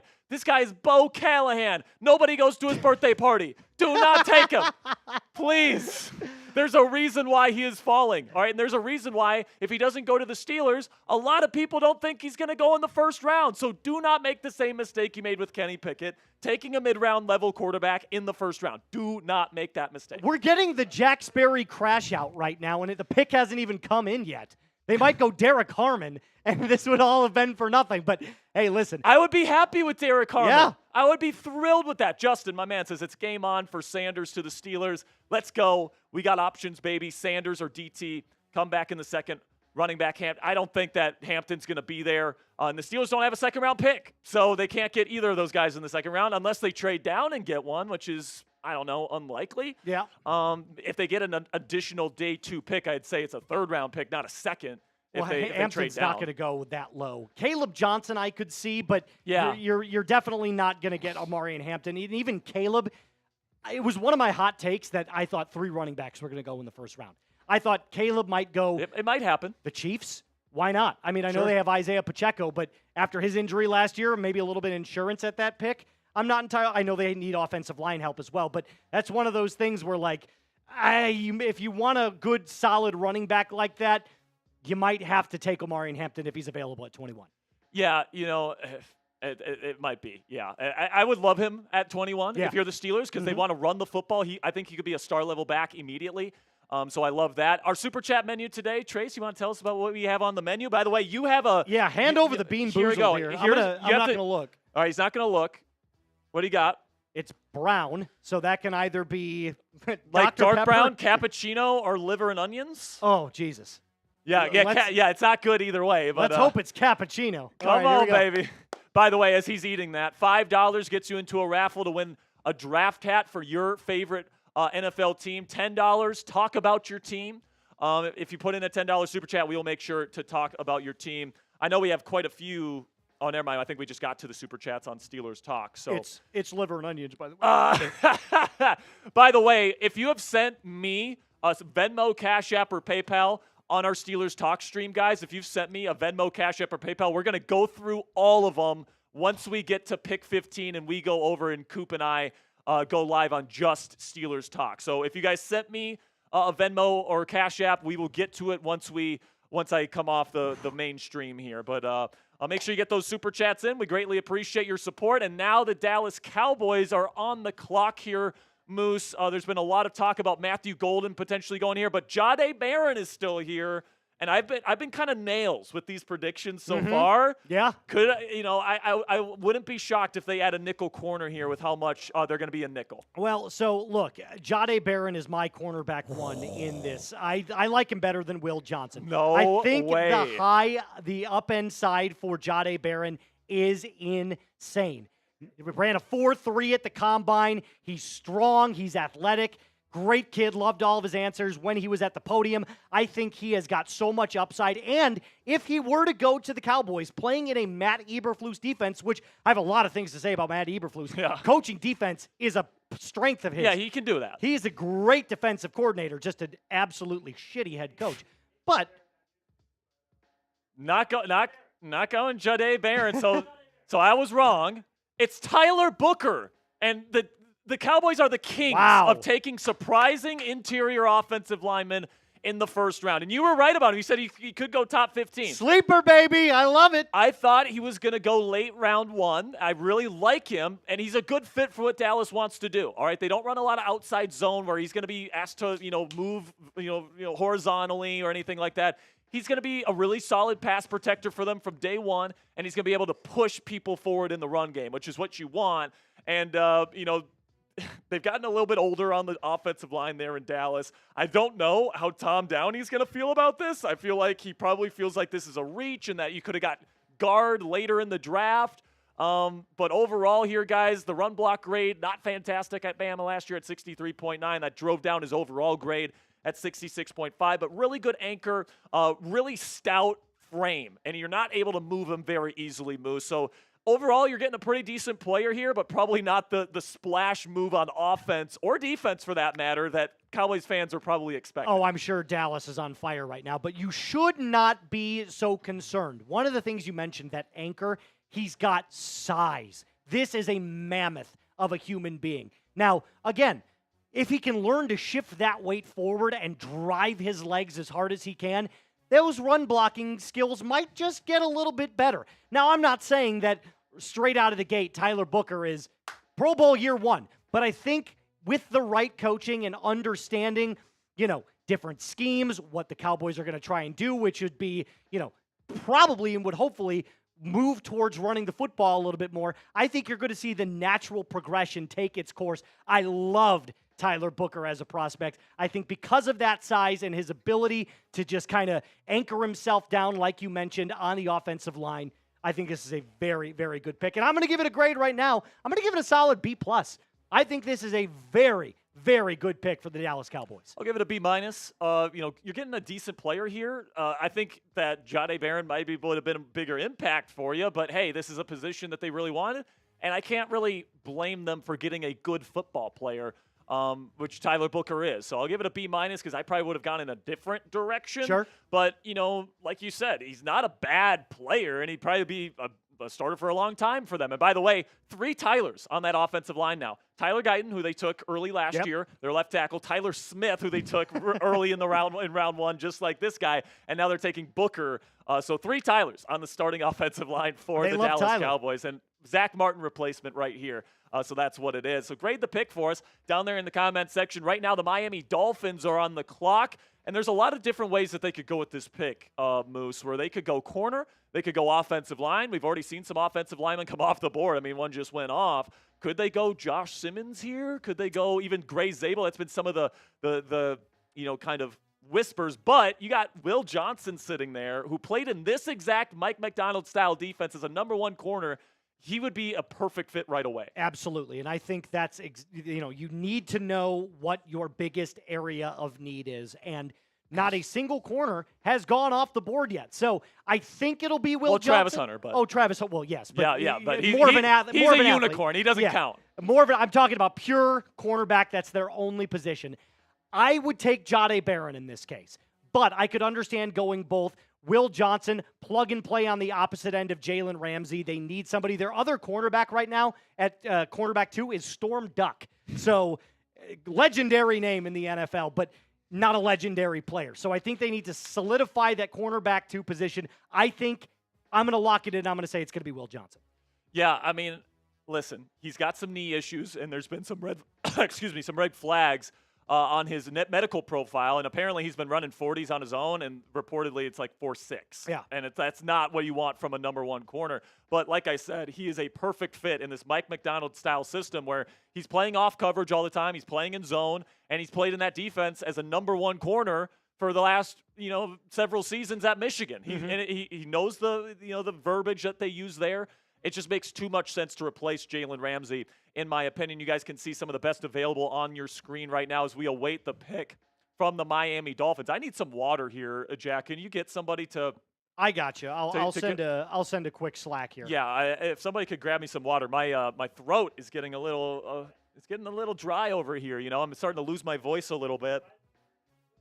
So hopefully we can get that going again. But right now I'm already getting texts and Twitter DMs and IG DMs, Moose, about firing Tomlin and hiring Deion Sanders as the head coach of the Pittsburgh Steelers. They haven't even taken Deion Sanders yet. That's insane. And if I had to guess right now, I don't think that they take him, all right? Like, Steelers fans just don't want Aaron Rodgers so bad that they're willing to take a bad quarterback and reach on a bad quarterback at 21 than have Aaron Rodgers as their quarterback. You are all on board the non-Shador train, and I am here for it. Every single time, I'm just like, there's a new reason why Jack Sperry did not want Shador Sanders on to the play Steelers. for the Steelers. On the Steelers. Correct, All and right, that's fair. That's your team. I totally get it. Just like I didn't want Colston Loveland on the Bears, but it happened. So maybe we'll have a double dose of bad luck tonight for the two guys on the main channel right now. Yeah, I hope not. Hopefully not. I hope not. Hopefully not. I'm really hoping that's not the case tonight. But hey, I don't see anybody trading up for Shador. No. Now that the one team that I kind of thought would trade up for him was Cleveland because they had Travis Hunter, and maybe they wanted to pair those two guys up. Yeah. But now that they don't have Hunter, and the Jags definitely aren't going to try and get him, they got Trevor Lawrence. I don't know who. I'm starting to think Shador Sanders doesn't go in the first round. If he doesn't go to Pittsburgh, That would be insane. I don't know any other team that would come up to get him. Maybe the Cleveland Browns, but hey, listen, before we get into anything else and the pick, we need to get at least 2,000 likes. We're at 1,900 before the next pick comes in. So the pick has officially come in, but it has not been announced. So can we get 2,000 likes at least before the pick is announced for the Dolphins? Go ahead, like that video for us. Smash that thumbs up button. Let's go. Come on, baby. Let's go. The pick is in for the Miami Dolphins, by the way. We are still awaiting word. 1942. Keep hitting that thumbs up, guys. Oh, come on, baby. Oh, that was so quick. Look how fast it's moving up there. We should be getting it here in just a second. Come on. We're 7 likes away. There it is. All right. 2K, baby. Keep liking it, though. All right. Pick's not in yet. I'm going to do a Bean Boozled here, guys, okay? Has not been announced. All right. Here we go. Bean Boozled. Bean Boozled, what is it? What I've color got the is it? dead fish. Ooh, all right. gross. Dead fish or what is it here? Dead fish or strawberry banana smoothie. I hope it's not dead fish. It's dead fish. Oh, that sounds awful, dude. Oh, it's so bad. Now you need that water more than ever. Somebody give me that damn water. Get that damn water. Oh, my God. We love it. Yeah, he's dying right now. All right. Okay. Wow. Interesting pick here for the Dolphins. Kenneth Grant, the big body defensive tackle out of Michigan at 6'3", 330 pounds. This came out of left field, Sperry. I did not see this happening at all. I mean, not Kenneth Grant, not this high. Yeah, I think that defensive tackle is a pretty big need for them outside of Seiler. And I think that Kenneth Grant was my number 2 defensive tackle that I thought would come off the board because Walter Nolan has some football character issues, and then Derek Harmon has the shoulder issue that is starting to put him down draft board. So Kenneth Grant was the guy that apparently he's a great interview. He's 340 pounds and moves so fluidly, which gives him incredible pass rushing upside and, of course, run stopping upside and, or upside. And, with so many 4-down fronts being played in the National Football League today, Moose, with nickel packages dominating the league, you got to have a bigger guy like this that can take up space. Yeah. And that's exactly what the Miami Dolphins get here to go along with Seiler on the interior, who's a fantastic player that's at 305 pounds. Now you get that 340-pounder in the middle, the big beef in the middle there in Miami. They still have needs at offensive line and corner, but I don't hate this pick for the Miami Dolphins. I don't hate it either. I thought for sure that they were going to attack corner, but a little bit more about Kenneth Grant here. One of our hosts here, Matthew Peterson, who runs the Broncos, Browns, and Falcons channels, calls him a tree stump. And I think that's exactly what you are getting with Kenneth Grant. Like roots down in the middle, can plug up those holes, is going to solidify the run defense. And, by the way, there is a YouTube highlight clip of him chasing down a running back last year in college. So when you say moves fluidly, that's a bit of an understatement. This guy is very fast for his size. And by the way, the Indianapolis Colts could not have run this card up any faster. Tyler Warren, tight end out of Penn State. I mean, we all knew that if he fell here to 14, that was going to be the pick. All right, they need a tight end. And, obviously Shane Steichen loves to use tight ends. And my comp for Tyler Warren, Moose, is actually Dallas Goedert, who I think is a really, really good player and a really good receiver. And I think that's what you're getting with Tyler Warren. Special ability to make catches at the catch point, even when he's contested. His contested catch rate was off the charts last year. He also runs with reckless abandon with the ball in his hands. And at his size, you can put him anywhere, too. You can put him at fullback. You can put him, in the slot to be a true receiver. You can put him in line. He's not the best blocker in the world, but he is very functional as an inline blocker. I think he's perfect for what the Indianapolis Colts want to do. Your thoughts on Warren going to the Colts instead of the Bears? Well, listen, Tyler Warren is an unbelievable player. I don't think last year's run did him enough justice. This guy can do everything. They ran a package at Penn State where it would be a tight end direct snap, where he would kind of run out of a wildcat and just take off and try to find holes. He's got that athleticism to do all of those things. Now, at the NFL level, you're going up against the fastest and the strongest, so maybe that stuff kind of dials back a little bit. But from a route running perspective, from a finding space over the middle of the field, I think in this draft class, there is not a single tight end that does it better than Tyler Warren. The Colts are getting a certified stud at pick number 14. Yeah, I really love this pick, man, and he's just going to be a stud for them. And now Anthony Richardson officially has no excuses. Moose, you mean Indiana Jones? Yeah, and Indiana Jones as well. One of these guys is going to have to hit, right? Probably not. We got $10 from Titans fan 123. Says, do you think the Titans trade back into the first round? No, I think they're going to wait, and I think a good receiver is going to fall to you in round 2. You don't need to give up extra draft capital. I definitely think this is something where – why are you pointing? Keep your eyes on Emeka Egbuka. Yeah, if he's there. With that first overall – or the first pick in the second pick in the second round. Yeah, I think he'll Browns be there. have the first pick. They have 33 and 36. Yeah, Cleveland the does. Browns can add some serious talent this year in the draft. 100%. $5 from Charlie here says, if the Steelers draft a running back in the first 4 rounds, I might break my TV. You can win a Super Bowl with any running back. You don't need Saquon. Don't tell that to the Eagles, who felt like they had to get Saquon, who, by the way, got them over the top. All right, Saquon was the missing piece for them. So listen, you can't. If you have the 4th most rushing yards in NFL history in a single season, I don't think that has any merit to it. It's very clear that was the sole reason that the Eagles had their Super Bowl push. Crazy. $2 from my man Sam Pugh says, Jack, what if we get prime? This is what I'm talking about. What if we get Deion Sanders to replace Tomlin? It's prime time, baby. Dude, I can't deal with this Shadur Sanders stuff. I just can't do it. All right. If it happens tonight, I'm gonna deal with it. I think it's gonna be great for the channel if he's the quarterback. Oh, but yeah. Just from a football perspective, I don't think it would work. And God, I can't do Deion rumors for the next 2 years. I just can't do it. Absolutely not. $5 from Nico says, if we pick Shadur, I'm crashing, but let's keep it a buck. If he drops, he's a Steeler. I don't think that's necessarily true.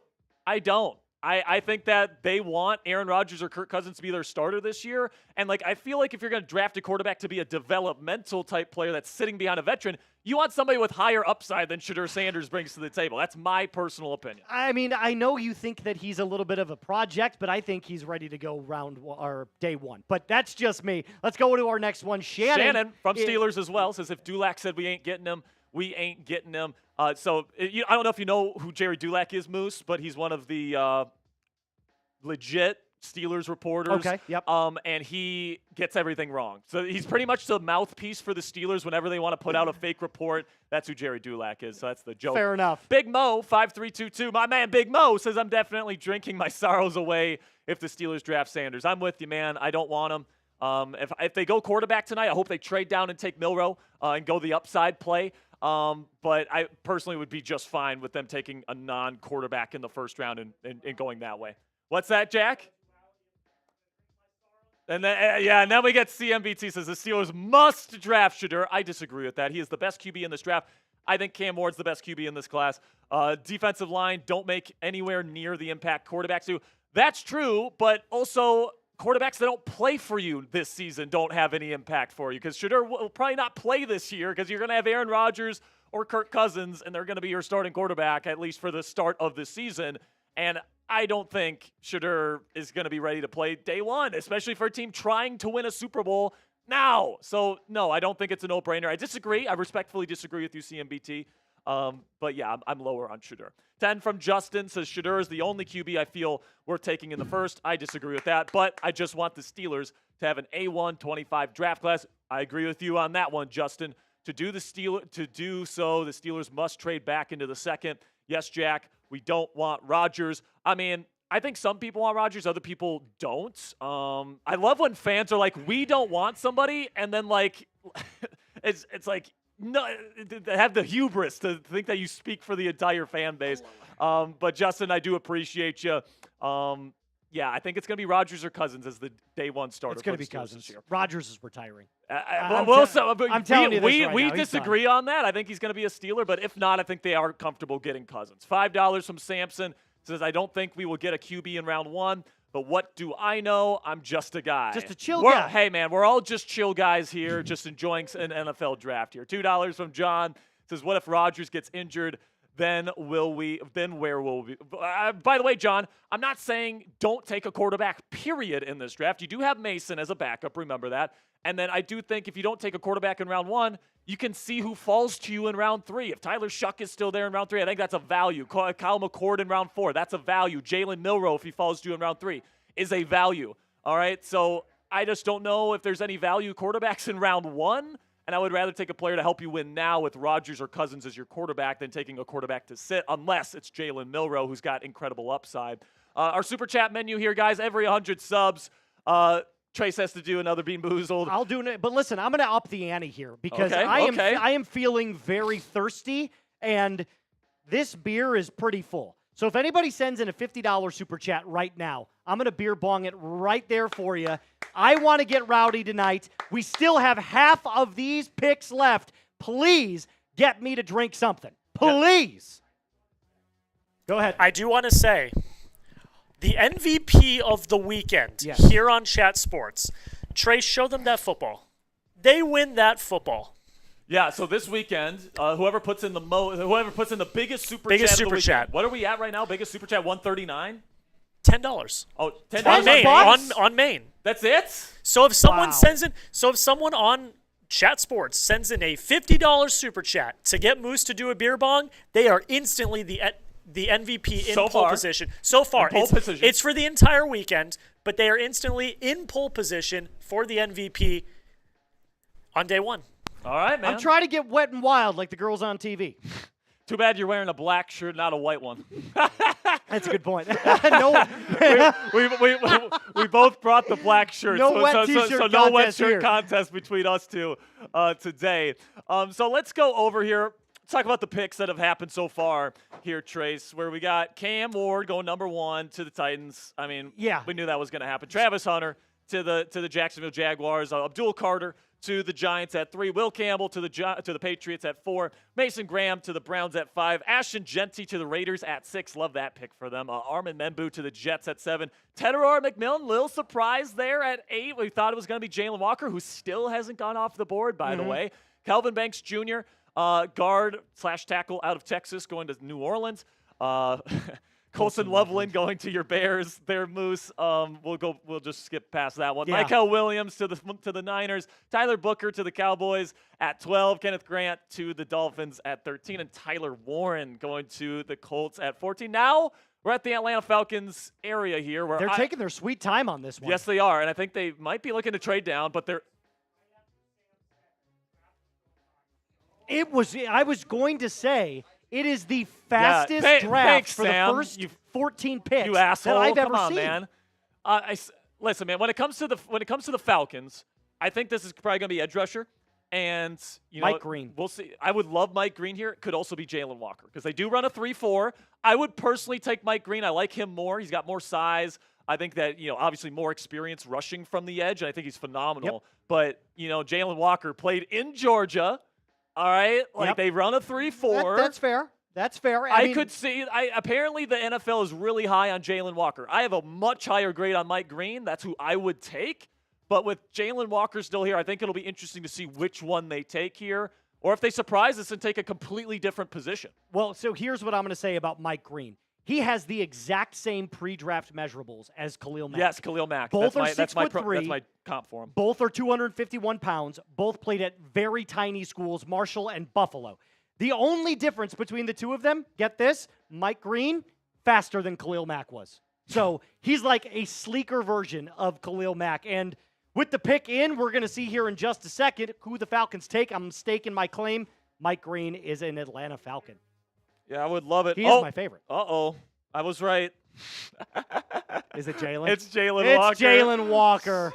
It's Jalen Walker. Jalen Walker is going, according to Jordan Schultz of Fox Sports, is an Atlanta Falcon. I listen, man. I'm with you, Moose. I would have taken Mike Green. Yep. But Jalen Walker is the guy that a lot of teams, and we've been hearing a lot of buzz, that they love this guy. Apparently, he's a great leader. The people at Georgia rave about his work ethic and his leadership ability. And, I can't help but think, the Falcons have been looking for their number one edge rusher for a long time. I actually think there's a chance Jalen Walker doesn't pan out here in Atlanta because he's so undersized for an edge rusher. And I think that, you're going to have to use him in the right ways. He reminds me a lot of Isaiah Simmons, where it's like he's a master of none, but a jack of all trades type of player. And I think they're going to try to beef him up a little bit. Even though in this picture he looks gigantic. He looks gigantic in the picture we have here, but he is undersized for like a true edge rusher. We'll see where things go. He doesn't have a ton of experience playing true edge either, which makes him a bit of a projection, but he's got incredible explosiveness, really great ability to rush the passer from an off-ball alignment as well. So he could do a lot of different things here, Moose. And obviously that Georgia connection just makes a lot of sense here, and that ends up being the pick. Like you said, the size in terms of the weight and the bulkiness is there. I think the height is a little bit concerning right there, but if they can develop him and actually, teach him how to use his size and that shorter stature to his advantage where he can get underneath maybe the reach of a left or a right tackle, I think is very invaluable. And if you look at him, like I said, he's pretty good against the run already. So I think he's a kind of like an interior defensive lineman straight off the gate, and then maybe work on that getting to the pass rusher as time goes on. But I think this is a great pick for the Falcons, for sure. All right, I want to thank all of our Steelers audience here for being patient because now I'm going to be shifting over to our dedicated Steelers stream right now. So make sure you guys get ready because the Steelers are about to make their pick at number 21, and make sure you guys sit tight. Thank you, Mr. Jack Sperry, for everything that you did. So let's just take one more time at the picks that have already gone in. Cam Ward, Travis Hunter at 2 to the Jags after that crazy trade with the Cleveland Browns. Abdul Carter goes to the Giants. Will Campbell at 4 to the Patriots. Mason Graham at 5 by the Cleveland Browns. Ashton Genty, stud Heisman runner-up, going to the Raiders. Armin Membu solidifying the offensive line for the Jets. Tet McMillan at 8 for the Carolina Panthers. Calvin Banks, the guard out of Texas, going to the Saints. Colston Loveland to the Bears. Michael Williams, Tyler Booker at 11 and 12, respectively. Kenneth Grant, the tree stump out of Michigan, going to the Miami Dolphins. Tyler Warren finally bringing back some unbelievable production at the tight end position for the Colts. And Jalen Walker, the most recent edge out of Georgia. All right, so here's what we're going to ask you to do real quick. We've got how many people watching? Almost 4,500 people watching. Make sure that you go and you follow us for more and the best NFL content right at Chat Sports on X and Instagram. So go ahead, head on over, give us a follow. We'd appreciate every single follow that we get. Trying to grow as much as we possibly can.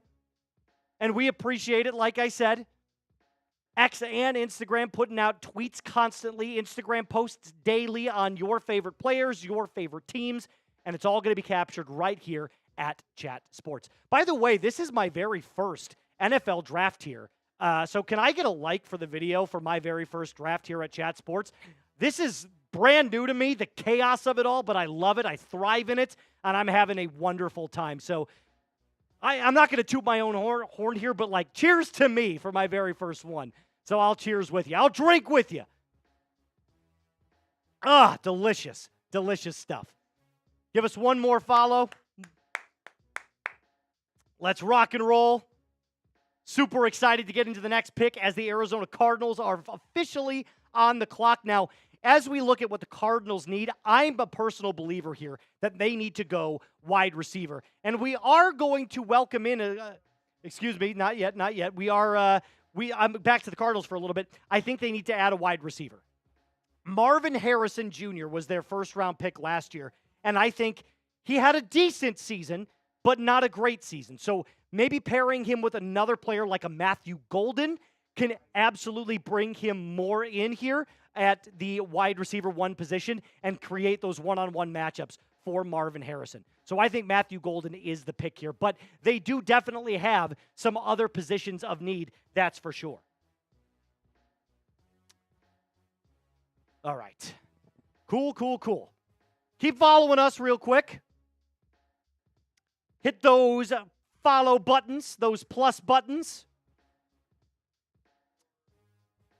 Let's hit the big board real fast as we look at Downey's best available. Our draft nerd, Mr. Tom Downey, has Will Johnson, who's still on the board at number 1, Jahdae Barron at number 2, Mike Green still on the board as the edge out of Marshall. Then Luther Burden could be another position that the Cardinals go with if they don't want a Matthew Golden at wide receiver, but they could also go some help in the secondary. They could fortify the offensive line. They have a bunch of needs. And the Cardinals, I feel like, are in this position right now where they're not great. They're not bad. They kind of just exist in the middle, and that's a really bad place to be for an NFL franchise. So making a splash pick right here is probably something that you're going to want to go, and I think that's offense. I think that's a weapon. So to me, I would stake my claim for Matthew Golden here, slot receiver out of Texas, but you could go a variety of picks. You could go Luther Burden. You could go Jahad Campbell, who is that middle-of-the-field linebacker, but can also double as an edge, or Malachi Starks, the safety out of Georgia, to fortify the defensive backfield. So any one of these picks, I feel, are really, really solid for the Cardinals. And with that being said, we're going to bring in Mr. Joey Peterson, the host of the Ravens Rundown and our brand new Packers Report. What's going on, Joey? Moose, I'm glad to be here, man. 2 first-timers hanging out. Dude, first it's night crazy, of the NFL isn't draft. it? I don't think it's ever happened before. I know. I feel like I'm just getting thrown into it. What did I miss? Been a busy night? Yeah, well, I'll say that's for sure. There's some serious chaos. We were obviously out there for the Cleveland Browns trade with the Jacksonville Jaguars, but some more recent picks. Surprisingly, the Bears take Colson Loveland. Mm-hmm. I went on an absolute rampage when that pick came in. I could not believe what happened. And we're going to pause on that for a second because we did just get the pick in for the Arizona Cardinals. Joey, Walter Nolan, the nose tackle out of Ole Miss, the only pure nose tackle in this first round. And 6'3", 300 pounds. There have been some slight concerns from Walter Nolan from a effort standpoint. There have been times where I feel like he takes plays off. But when it comes to size and skill, Walter Nolan is an absolute beast. He checks all the boxes on size and length that you're looking for. He's a former 5-star recruit who has the potential to not only hit his ceiling, but break through it. And like I said, only pure nose tackle in this first round. So he is a solidified run stopper at heart. That is his game. He's not going to be a player that gets after the quarterback as often as you would want. But with that being said, last season still had 6.5 sacks. The pressure is there. The tackles for loss is there. The size is there. The athleticism is there. This is a very, very good pick for the Cardinals. What say you? Yeah, I really like Walter Nolan. I really like his game. I think he's got a chance to be kind of like a Jalen Carter. You know, I know he's more of a recent player and he hasn't been in the league for that long, but I think they have very similar traits. They're both incredibly quick off the ball. They both have a ton of power in their legs. Mm-hmm. And even when you watch the tape, and you watch the film at Ole Miss, if Walter Nolan isn't making the tackle, if he's not making the play, he's helping somebody else make the play by disrupting and either making the quarterback get the ball out faster than he wanted to, or making the running back bounce it out to the right, bounce it out to the left, and then it gets cleaned up on the edge or by one of the linebackers. Now, I will say, I am a little bit concerned about the character issues, alrighty? Especially when it comes to the, reports where he just kind of walked off the practice field. Right. And did, just wasn't really the greatest teammate. Now, I will say, being in a place like Arizona, with a head coach like Jonathan Gannon, which even though he comes off as kind of a goofball, he really runs a tight ship there in Arizona. I do believe being there with the defensive-minded and really hard-nosed and tough head coach, I think that's only going to be a good thing for a guy like Walter Nolan when it comes to him maturing as a person. But everything that you could want, everything you could ever dream of him as a football player, it's right there, and now it's in Arizona. That's absolutely correct. And like I said, that tree stump mentality that everybody has when they're talking about solidifying the defensive line as an anchor, Walter Nolan is. There are some character concerns. There are some effort concerns. Hopefully that can be coached out. And I feel like a lot of that came at the end of last season when Walter Nolan knew, hey, I'm just looking forward to the draft now and bringing my talents to my NFL team. It could happen to a lot of young players, but I love the pick for the Arizona Cardinals at number 16. Walter Nolan, welcome to the desert. Yeah, now on the clock, the Cincinnati Bengals. We'll talk about them in just a couple of seconds. Before that, I got to talk about our awesome sponsor right here at Chat Sports. That's our great friends over at Prize Picks.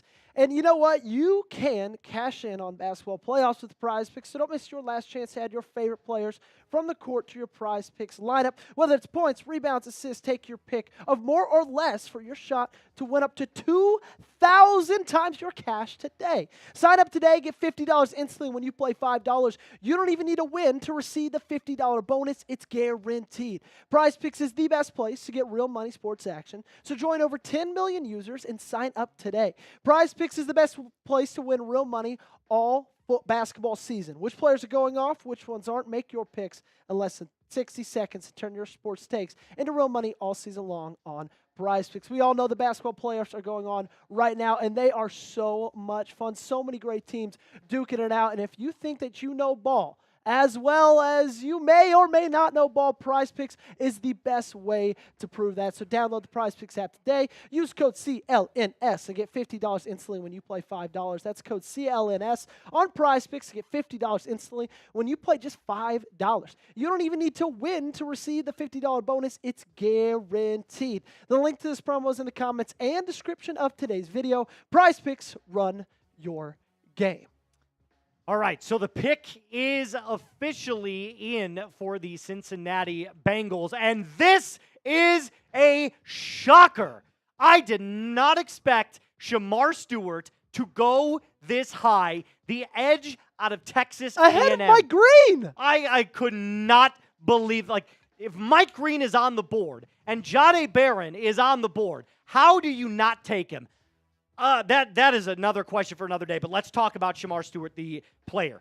I watch a lot of Texas A&M football. Shout out to my brother Thane, who goes to Texas A&M. Go Aggies. Or Gig'em, I should say. Sorry, Gig'em Ags. But one thing about Shamar Stewart, had a lot of hype going into the season and completely fell flat.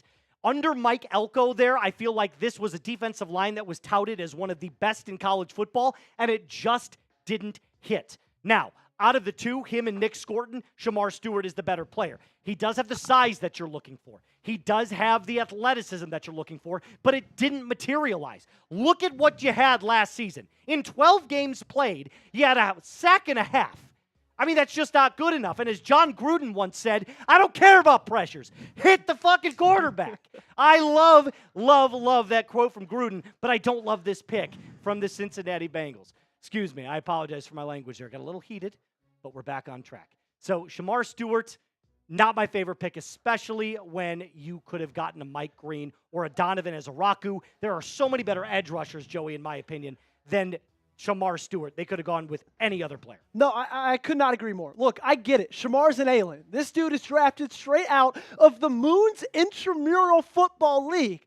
But still, he doesn't make plays. A sack and a half each of his last 3 seasons. I've never gotten this about the draft. I get it. You can talk pressures, you can talk scheme, but if you don't show me on the football field when you're playing actual football against actual good competition, then how are you supposed to convince me that drafting a guy who had a sack and a half, 35 pressures, over a guy who had 17 sacks and 59 pressures is the right decision for your football team, okay? I get it. Shamar Stewart is as quick as a cat. He's lightning fast. But what I dislike most about this pick is Shamar Stewart had one move at Texas A&M, and it was a bull rush. And guess what he just did? He lost 20 pounds over the offseason. Do you know what's less effective that bull rush is going to be now in the NFL against bigger offensive linemen, grown men who are 10 years older than you are at 21 years old? It's going to be far less effective, weighing 20 pounds less than you were in college, and it obviously did not do that well for you then. You had a sack and a half each of your last 3 seasons. I don't get the pick. I don't think Shamar Stewart should have been a first-round pick, and especially not over a guy like Mike Green, who we all know I absolutely love in this draft. Love him. My favorite player in this draft is Mike Green, so it just makes zero sense to me. We're going to move on really quick because this was tweeted by Jordan Schultz, who said the Seahawks are talking trading down. Now, who could they possibly trade down with? Doesn't remain to be seen, but I'm assuming it'll probably be someone between picks 20 and 25, Joey. That's just my thought. And that probably means that whoever they had their eye on at 18 is already off the board. So at 18, if the Seahawks decide to stay put, where do you think the Seahawks could go? So I think they wanted to go Colston Loveland. I think they wanted to go Tetairoa McMillan, and if neither of those guys were available, they were going to go offensive line, okay? I'm pretty confident in that. Kelvin Banks is off the board. Obviously, Mimbu's off the board as well. I still think they look to go offensive line. I think they might be looking at maybe a Donovan Jackson, maybe a Josh Connolly Jr., the tackle out of Oregon, possibly a Josh Simmons. I don't know. There's a lot of options they could still go with, but I believe where they're sitting right now at 18, they feel that a lot of those would be reaches. So they're going to say, you know what, let's sit back, let the tackles possibly fall to us, get a little extra draft capital for that. And that would be a smart move considering what you said, needing the offensive line, which is basically one of the worst in the NFL right now. It would make a whole bunch of sense to take a player like Simmons, but like you said, it's kind of a reach. So to trade back, make sure you acquire more draft capital and wait for the tackles to come to you is probably the smartest thing that they could do for the Seattle Seahawks. This is crazy stuff. What's up, Sam? Okay, Buccaneers, who are at 19, are also interested in trading back. Last little tidbit on Seattle is they now inherited a quarterback in Sam Darnold who proved at the end of last season if he gets under pressure quickly, he is so wildly ineffective. Yep. And so I think if I'm Mike McDaniel, and if I'm looking at, changing the status and the trajectory of Seahawk football, I'm starting in the trenches. Make sure you guys get down in that comment section and shout out your favorite team because the first one we see, we'll go ahead and talk about them. How about you? So we're going to go 30 Joey, seconds. Turn around? 30 seconds. Okay, great. I'll turn around. Joey will turn around. Spam your team in the chat below, and Joey will pick one in 30 seconds. Well, I'll go ahead and turn back around so I'm not just facing the wall for 30 seconds. That's fair. I mean, listen, I had to show off the fresh cut. But that was just me. That's totally fine. Keep spamming your favorite team. We will talk about the very first one that we see. Let's give it another 20 seconds or so. Keep spamming that, guys. Let's go. I see a lot of teams. I see Commanders, Cowboys, Packers, Broncos. No trades. Seahawks are staying picking. put. They are still on the clock. They will be making that selection. We'll talk about your favorite team in just a little bit. 10 seconds. 9, 8, 7, 6, 5, 4, 3, 2, 1. Joey, go ahead. I saw Eagles. Eagles. The defending Super Bowl champion Philadelphia Eagles. Okay, so let's talk about the Eagles for a second. There's not much that they need. I mean, I do realize talk about a ready roster. Right, it's an unbelievable team. Now, we did speak, Jack Sperry and I did briefly about what the Eagles could potentially get, and I think they have to go with the replacement for Mekhi Becton. So they're probably looking at a guard, maybe another like Gray Zabel type, flexible flip offensive lineman where you could put him anywhere and just kind of plug and play ready to go.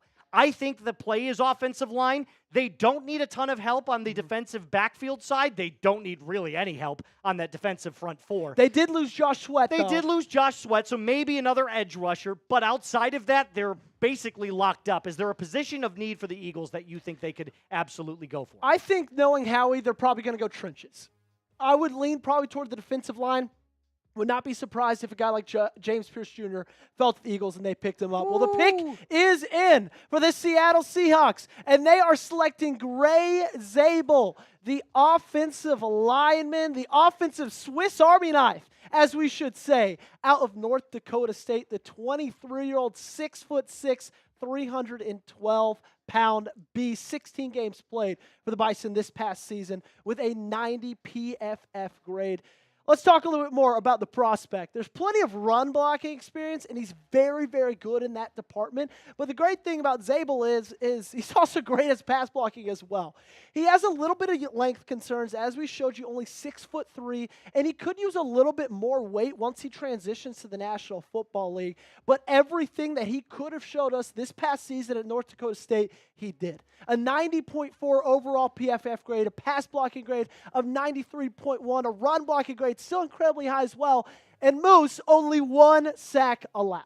So I'll tell you this. I spent some time in Fargo, North Dakota. Yes, you did. Lived on the campus of NDSU for an entire year. Oh, I did not know that. This is the truth. I lived in the same building as Trey Lance the year he was drafted. Interesting. So I got to know a little bit of the Bison staff, and when I was doing an interview with one of their coaches, I'm not going to say who, but I asked him about the prospects coming in. This would have been his senior year of high school, coming into as a freshman.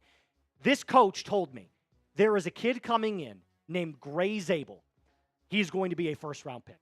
And at the time, I was like, yeah, you really don't get a lot of those. Carson Wentz, Trey Lance, quarterback might be your only avenue to, a first-round pick if you're North Dakota State. Boy, was I wrong. This guy is unbelievable. And as you said, Swift's Army knife, that's the best trait about him. You can put him at center. You could put him at guard. You could put him at tackle. He can play everywhere on the offensive line. He is that versatile. His skill set is that great. I love the pick, solidifying the offensive line for the Seahawks. Yeah, I just think it fits so well because exactly like you said, you could put him at tackle, you could put him at guard, you could put him at center, and guess what Seattle needs? They need a tackle, they need a guard, they need a center, and they got all of that with Gray Zabel. Obviously, they have to address those positions individually, but they just got a prospect that you can truly plug and play anywhere on that offensive line where you feel he will be best. And now Sam Darnold, a guy you just brought in to replace Geno Smith, who was a solid starter for you.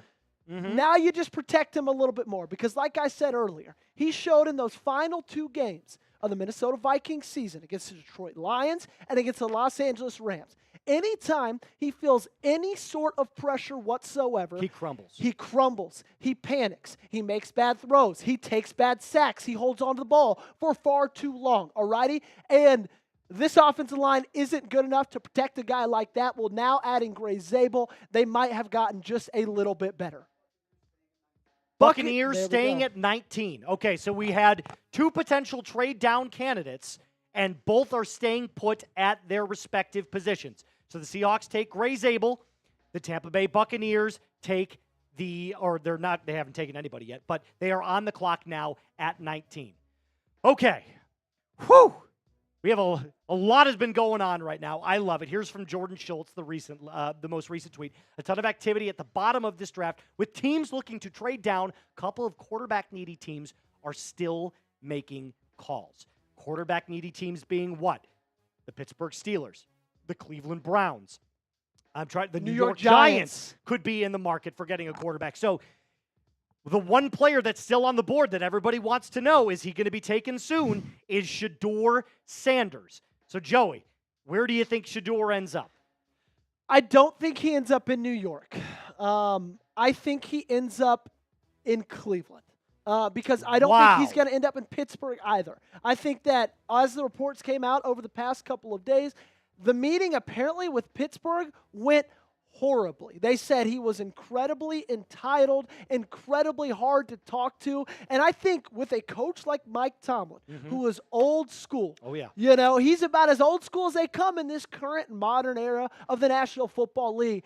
I think he looks at that and he says, you know what? I don't even want to risk that being on my team. Okay, I think they're still holding out possible hope for Aaron Rodgers. And if they do draft a quarterback, I think they like Jackson Dart a whole lot more. I think they like Jalen Milroe out of those three, possibly the best. Okay, so, Joey, you said that perfectly. Now, we are only less than 200 subscribers away from hitting 407,000 on the main channel. That would have been over 1,000 in one night. Can we get you to hit subscribe, lock us in for all of the best free NFL content? And I have to emphasize that right there. You do. You can pay $120 a year for ESPN Plus. You could. Chat Sports, completely free. Completely free. Cover a multitude of different sports, almost every single team in the National Football League, and we've got it locked in all right here at Chat Sports. Again, we are about a little bit of quick math, 181 subscribers away from getting to 407,000. We need you to do so. If you have not helped us out already, go ahead, hit that big red sub button. Let's go, guys. And join us today because this is only the beginning. This is it. We are 19 picks through 7 rounds of NFL draft coverage, and we'll be here for every single one of those selections. So if you are a diehard NFL fan, a diehard sports fan, look no further. You found the place right here at Chat Sports. How about this? If we can get to 407,000 subscribers before pick, we'll call it 22. Okay. I will do a beer bong. There we go. I'll rip a beer bong for you. Straight from the moose's mouth. Straight from, it's the first time I've heard that one. So hit that subscribe button. You want to see me do a beer bong, but also lock us in because draft coverage never stops here at Chat Sports. The pick is officially in for the Tampa Bay Buccaneers. This feels like a Chris Godwin replacement considering all of the injuries that he's had. Emeka Egbuka, wide receiver out of Ohio State. A little early for my taste. I thought he was going to go very early in the second round, but a very, very good player. Outside of a Jeremiah Smith last year on Ohio State's championship-winning team, this guy was the next best thing. I love everything about him. I think he can play in the slot. I think he can play out wide. I think he's got the speed, the quickness, the hands, the route tree is all there. Everything about Emeka Egbuka I like.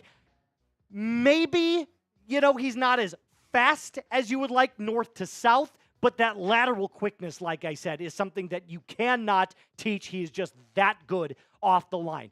An excellent, fluid, smooth route runner. He can thrive as a number 2, but I think, truthfully, as Mike Evans gets a little bit older, could he be the true number 1 in future years for the Tampa Bay Buccaneers?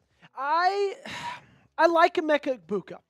The one thing that does bother me, and you've mentioned it already, is the fact that he has never been a wide receiver 1 in his time at Ohio State, right? I get it. He played with some studs like Marvin Harrison Jr., but MHJ took a massive jump from one year to the next, and Emeka Egbuka kind of took a big step back, okay? Then he goes into this last year. It's his senior year. Guess who's wide receiver 1? Jeremiah Smith. I get it. He's a freak as well, but still, I think that's something to monitor, something to think about. The one thing I do love about Emeka Egbuka is the fact that he is one of the best, if not the best, run-blocking wide receiver in this draft, okay? And if you watched anything about Tampa Bay last year, if you watched that game against the New Orleans Saints, where they ran for almost 4,000 yards, it seemed like, they could use another wide receiver in that offense that likes to get down and dirty, that likes to put a helmet, put his pads on another guy across from him, and they did find that exactly with Emeka Egbuka. I love everything you said. Now, before we head to pick 20, a huge, massive shout-outs to our friends over at Chubby's. We're doing another giveaway. How many? How many so far? How many giveaways? I think this is our third giveaway. Wow, that's electric. So this, well, not this particular one, but something just like this could be yours very, very shortly if we are able to do so. Mr. Jack Lotteray on the 1s and 2s, why don't you inform us about what we've got going on? Yeah, so here's what we're rocking with. Look, I'm showing you guys. These polos and these swim trunks are just beautiful. I mean, they look absolutely awesome. I can't wait to get my hands on one from my New England Patriots. I'm really, really jazzed about these. Here's what we're going to do, all right? We are shaking it up this time. We want to show some love to Chubby's as the brand, okay? So, Sam, executive producer Sam is putting a link to an Instagram post in the chat right now.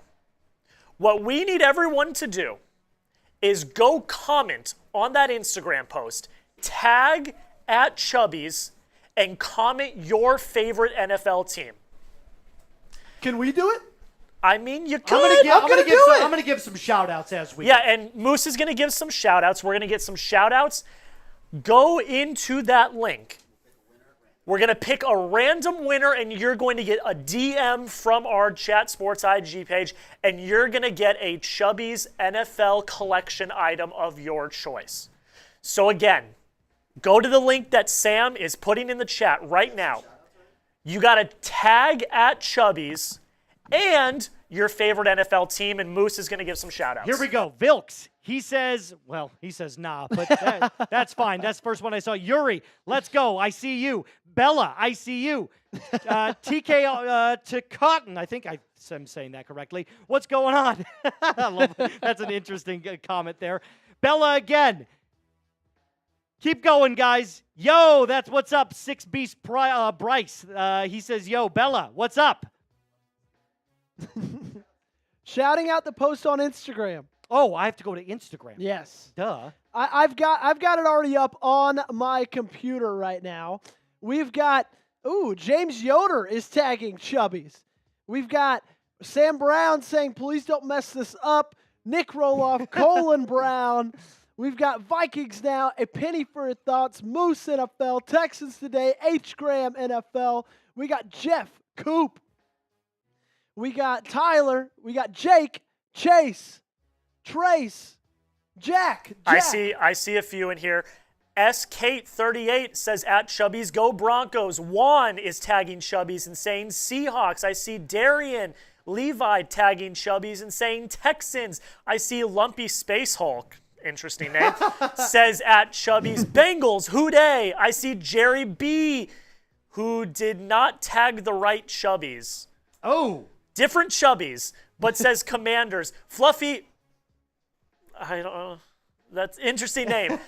Shouting out the Cowboys. I see Tay Truth with Chubbies shouting out the Commanders. Where's this stimulus at? I think we got one a few years ago. @Chubbies is doing the Ravens. Get in there right now. Tag Chubbies. Tay Truth is tagging the Commanders. Remember, you got to tag Chubbies. If Yes. you just type your team, you're not going to be entered in. You have to tag Chubbies. Show them some love. Eagles Prods is tagging Chubbies with the Eagles. We got R. Levis 913 with the Steelers saying #Chubbies. R. Levis, you got to @Chubbies. No hashtags. Cars Nepa, Patriots Goat, Livin' Lick Trey, Commanders. These are some interesting names. Get to that chopper. Says go Eagles, and Jay Paradise 6398 tagging the New York Football Giants, who just added, of course, tonight, Abdul Carter. Keep getting in there. Keep tagging. Keep getting in there, guys. And keep letting us know your favorite team. Broncos are staying put at 20. Here's what we're going to do, guys. Keep responding to the Instagram post. We're going to react to the Broncos pick at 20, and then we're going to give even more shout-outs. How does that sound? Keep it sounds going. good. Yeah, absolutely. That sounds good. It's funny. I think a lot of these teams are saying, you know what, we want to trade out, but nobody really in this draft, because after the top 10 picks, the talent kind of fades off a little bit, is willing to trade up. I said this before the draft started tonight. I have never felt so sure that most teams will stay exactly where they're at. Now, there's always going to be a one trade, maybe two trades that a team like the Jaguars will do, especially if they fall in love with the prospect like a Travis Hunter. But the truth is that most of these teams feel the same way that everybody does, which is like, it's just a bunch of like solid players, nothing special. And the pick is in. The Broncos select Jahdae Barron, cornerback out of Texas, and I love this pick. And I'm going to tell you why I love this pick. You've got the best cornerback in the league in Pat Surtain on one side. You're getting a stud who I believe is the best cornerback in this draft in Jahdae Barron. Now with the two of them, with Riley Moss shifting over maybe to that cornerback 2 depth piece, you are looking at one hell of a Broncos defense, who, by the way, ranked first last year in sacks in the NFL with 67. So they're number 1 in getting the quarterback, and now they're adding another really solid cornerback 2-piece. You might be looking at one of the best defenses in the NFL for years to come. There's so much to love about Jahdae Barron, and I am a little surprised they didn't go Amarian Hampton right here. I don't know how you feel about that, but man, he's got phenomenal ball skills, plenty of experience. Now, he's not the biggest prospect, right? Sitting around 5'10", but the thing I love the most is he played his best when the biggest moments happen, right? Their biggest games and their run to the semifinals, right? Their quest for a national championship, they came up short, but he played his best ball in that time period, right? 16 games, so the stats are going to be a lot. 67 tackles, 16 pass breakups. But, man, this guy's got speed. He's got incredible ball skills, and I really, really love this selection. I think he might be the best corner in this entire draft ahead of Will Johnson. I absolutely agree with you. I said that everybody thought I was crazy when they were like, Will Johnson is the guy from Michigan. He's a certified baller day one. I think Jahdae Barron's got the highest upside. I loved everything about him. I loved his 40 time at the combine. I love his skill set when it comes to covering in zone coverage. I think he might have to put on a little bit of size like you alluded to because he is a little bit slight for the position, but you can always eat more food, Joey. Always put on more weight. I love this pick for the Broncos. This defense just got a whole lot scarier. How about we switch back and we give out some more shout-outs to our friends who are over on Instagram right now, tagging Chubbies. This one comes from Jeff. I see Jeff in there. Last chance, guys. It's your last chance. Jordan Clements is tagging Chubbies and shouting out the Chiefs. Where is the stimulus at? It says Ravens is on top, no pause. Evangelist Charlotte saying go Broncos with a heart emoji. So I think that's Sam's burner account that he just titled as Evangelist Charlotte. Y'all keep getting in the comment section. We got a ton more comments to shout out to get to. Let me load these up. We got Reedster Dude with the Raiders, Daniela, Ravens, Flock Nation, baby, Jerry B, Commanders, A-Money with the Steelers, Get to the Chopper, go Birds, Dr. Swift, go Hawks from the UK, Bad Moon, Raisin at the Packers. I want to say real quick, I see people doing it in the YouTube live chat. Go click the link that we just put in the chat and do that on Instagram. That's what we're looking at. We're looking at the Instagram. So I appreciate you guys doing it in the chat, but also do it on the Instagram. By the way, this is the last giveaway of the night. This is the last giveaway of the night. So get in on it. Don't miss out. Let's go. Get to Instagram. It's our last giveaway of the night. You don't want to miss out, especially with some sweet NFL swag like this shirt. I mean, it's a Minnesota Vikings shirt, so I can't really touch it without burning my fingertips a little bit. But I will say this. All of the shirts and stuff that all of our hosts have, everybody has been commenting about how bad they want it. I know you'll probably want to get a Ravens one at some point. I would love a Bears one. So all you got to do, head on over to Instagram right now and tag at Chubbies. We still got a lot of people. Send the dice. Said the Ravens fan in here as well. Last time I checked, we had 73 comments. Right now, we're up to 86. Let's go. Keep getting in the comment section, everybody. One lucky commenter will go home with one of these chubby shirts. TJ Strom with the Steelers, X-Joe Commanders, Brewpack New Orleans Saints, Bad Moon Packers, Send the Dice Ravens. And we got our next pick at number 21. Who is it? Derek Harmon. Defensive tackle out of Oregon, and I know Jack Sperry is the happiest man on the face of the earth. Did not want Shedeur Sanders, but Derek Harmon, and one of those players that the first couple of seasons, not that great of a prospect, but in 2024 just exploded off the charts. 6'4", 313 pounds. It's a little bit inconsistent as a finisher, but when it comes to size and using his body to his advantage, he is absolutely 100% a pure bona fide pass rusher. He is disruptive in the backfield. 55 pressures. Mike Green had 59, and he's an edge. Derek Harmon, defensive tackle, and he had 55. That should just show you how much this guy can throw his weight around and be a force on the defensive line. Steelers fans are loving it right now in Green Bay. Joey, what say you about this pick? Yeah, I think something to think about when talking about Derek Harmon and those pressure numbers at 55 from the interior. A lot of people forget that Oregon's in the Big Ten. Yep. He's going up against those corn-fed boys from Wisconsin and Nebraska every single weekend, and he's still getting the quarterback without even really breaking a sweat, a 91.2 true pass set pass rush grade. However, I will say the thing to watch out for with Derek Harmon is he had a 27.0 missed tackle rate. Incredibly high. Now, a lot of that you can maybe attest to the fact that he's just in the backfield so dang fast, he kind of tends to overrun a player or two. But still, a 29.8 tackling grade, that's not good. However, I do think him going to a place like Pittsburgh on the same line as Cameron Hayward, one of the best interior defensive linemen that we've seen in the National Football League over the last 10 or 15 years. On the edge is TJ Watt. And at that head coach spot in Mike Tomlin, I think this is the perfect place to go for a prospect like Derek Harmon. Well, and we know Pittsburgh loves to invest in their defense. The last couple of years have led the NFL in defensive spending, so they clearly value their defensive players higher than most teams, in fact, all teams in the NFL. So I love the pick. I think this is a player that they're drafting to specifically not only work on maybe getting that ability to stop the run a little bit better, but to get after the quarterback. And you know Mike Tomlin likes those big hog mollies on the offensive and defensive line. So love the pick for Pittsburgh. I'd probably give this an A- for sure. Yeah, so it looks like Pittsburgh didn't draft Shedeur Sanders yet, at least. We talked about how poorly that meeting went just a couple of seconds ago. Who do you think will draft Shedeur Sanders? Well, it's not going to be this team right here that's on the clock. It won't be this team. At pick number 22 is the Los Angeles Chargers. But who do you think it's going to be, Moose? You know, honestly, there's not many teams here in the end of the first round that need a quarterback.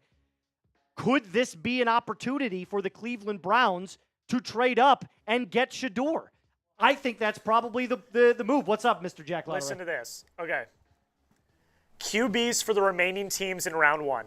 Okay. Justin Herbert, Jordan Love, J.J. McCarthy, C.J. Stroud, Matthew Stafford, Lamar Jackson, Jared Goff, Jaden Daniels, Josh Allen, Patrick Mahomes, Jalen Hurts. And there's a reason he's not going in round one. And there's a reason that's why they're picking at the end of the draft, because they've got good quarterbacks. It's very easy to see the correlation between those two. I will tell you this.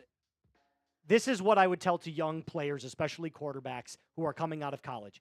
Interviews matter. When you come across as arrogant, when you come across as cocky, like you know better than everybody else, it rubs people the wrong way. I think there was legitimate interest from the Steelers to draft Shedeur Sanders.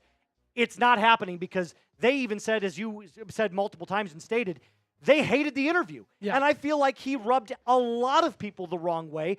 So his draft stock is falling, and we saw last year at Colorado, he blamed his offensive line for a multitude of their problems earlier on in the year. So Shedeur probably has to clean up a little bit of that attitude as he goes into his NFL career with whatever team it's going to be. But what say you? What do you think he's going to fall to? I'm a little curious at this point to see how the rest of this draft is going to end up. I feel like in the beginning we were saying, you know what, Cleveland, New York, possibly New Orleans. Those are some teams to look at to possibly trade back into that first round because, of course, when you draft a quarterback in that first round selection, and with that first round selection, you get the chance to have that fifth-year option on their contract. That's the entire incentive of doing so. And so if you're a team like that, do you want to take advantage of that?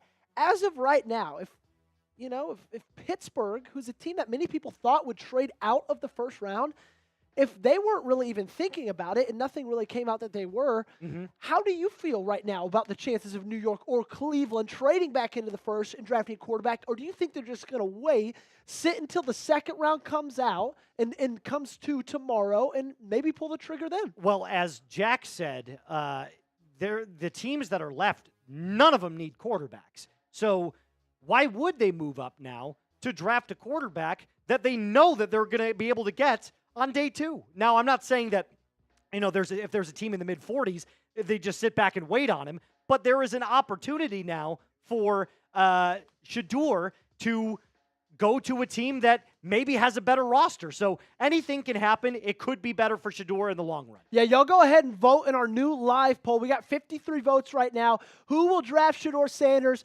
Browns is the leader with 33%. Now other is the leader at 41%. We got the Giants, Steelers, Browns, all as options. One thing that I would keep an eye on for the entire thing of like trading back into this round, if you are a team that's picking behind another team, you think you're both targeting the same guy, maybe it's Jackson Dart, maybe it's Jalen Milroe, maybe it's Shedeur Sanders, I think that's the area where you would trade back in the first round if you feel like that quarterback you want is also wanted by another team. All right, so that is a question that you're going to answer here. We are going to announce our Chubby's winner. We're going to DM them on Instagram. Joey, you want to give me a little drum roll here? And our winner for our third and final giveaway tonight is Jordan Clemens. Jared Clem 8, you are our winner. Now, Mr. Jack, are we specifically messaging them, or is it going to be the Chat Sports Instagram? Our CEO James Yoder is in the process. Jordan, accept our follow request so we can DM you. Jordan, we just sent you a follow request. So accept our follow request so we can DM you and get your information. James also going to reply to your IG comment as well to make sure that you guys are good. But if you love any of the products that we showed today, go check them out at Chubby's. Yeah, one last ChubbyShorts.com/chat. Use code chat. It is so soft. You can wear it anywhere. A versatile shirt, so you can wear it, like I said earlier, to church if you want to. Nobody would ever say otherwise. In fact, your pastor might be like, man, that's a really nice shirt. I kind of want Chubby's. That. So make sure you go over and check out all of the great stuff over at Chubby's. And thank you, Chubby's, for sponsoring today's show. Chargers are still on the clock. They got 53 seconds left. They're taking their sweet time. What position do you feel like Jim Harbaugh is going to target right here in the first round? Well, we know Harbaugh loves the lines, and the Chargers lost Joey Bosa in free agency to the Buffalo Bills. So I have a feeling they're going to try to replace that edge position and go maybe a guy like a Mike Green, who is Khalil Mack 2.0. Yep. So you'd have Khalil Mack on one side, and then Mike Green, his younger brother, on the other end. I think it would make perfect sense. So I love that pick for the Chargers. What say you? They also are, at this point needing a wide receiver as well. Yep. Ladd McConkey is kind of trying to do his best as a one-man band impression. Yeah. I wonder if they go Matthew Golden in this instance right now as well. He's still on the board. Emeka Egbuka went over him with Tampa Bay, a pick that was surprising to me. I probably would have, favored Golden over a guy like Emeka Egbuka. I think we all did. Is that the pick? It would make sense to draft a wide receiver, but I'm going to push back just a little bit, and here's why. Ladd McConkey plays that hybrid slot receiver position. Drafting a guy like Matthew Golden, who was primarily out of the slot in college, doesn't make too much sense to me, considering he's kind of a Ladd McConkey light. So I feel like if they were going to go a receiver, they'd want someone like a Ted McMillan, who already went, who's got a big frame. Over 6'2", 6'3", who's got that silky smooth route running capability. Yeah. So I don't see it happening. I think they're going to go defense. And they can get that in the second or third round with a guy like Alec Manor. They can also get that in the third or fourth round with a guy like Savion Williams. There's a lot of options coming up in the next couple of rounds for those big, like jump ball type wide receivers that they're not going to get if they draft a guy like Matthew Golden. Sure, 100%. All right. The Chargers pick is in. Do we have the selection here? Oh, we do have two quick super chats we're going to get to. This first one from Isaiah Statler. Can you say how to go D1 as a lineman? Drink a lot of milk, eat a lot of steak, eggs, and work out, do a lot of squats. Pray to be taller than 6'5". Yeah, see, I wouldn't have made it as an NFL player. Yeah, and I'd probably need to double my size. So we got Yee-Kai in here, my man. What's going on? Hey, Joey, at least Baltimore didn't get Stewart. Praise the Lord, my friend. Now I'm just waiting to see if Mike Green can fall a few more spots to 27. If he gets past Los Angeles, however, I do think that will be the selection from Green Bay. But now the pick is in from Los Angeles. All right. As we get even closer to seeing what this pick is in, here we go. The selection is in. The Los Angeles Chargers select Omarion Hampton to pair with Najee Harris, who they got in free agency.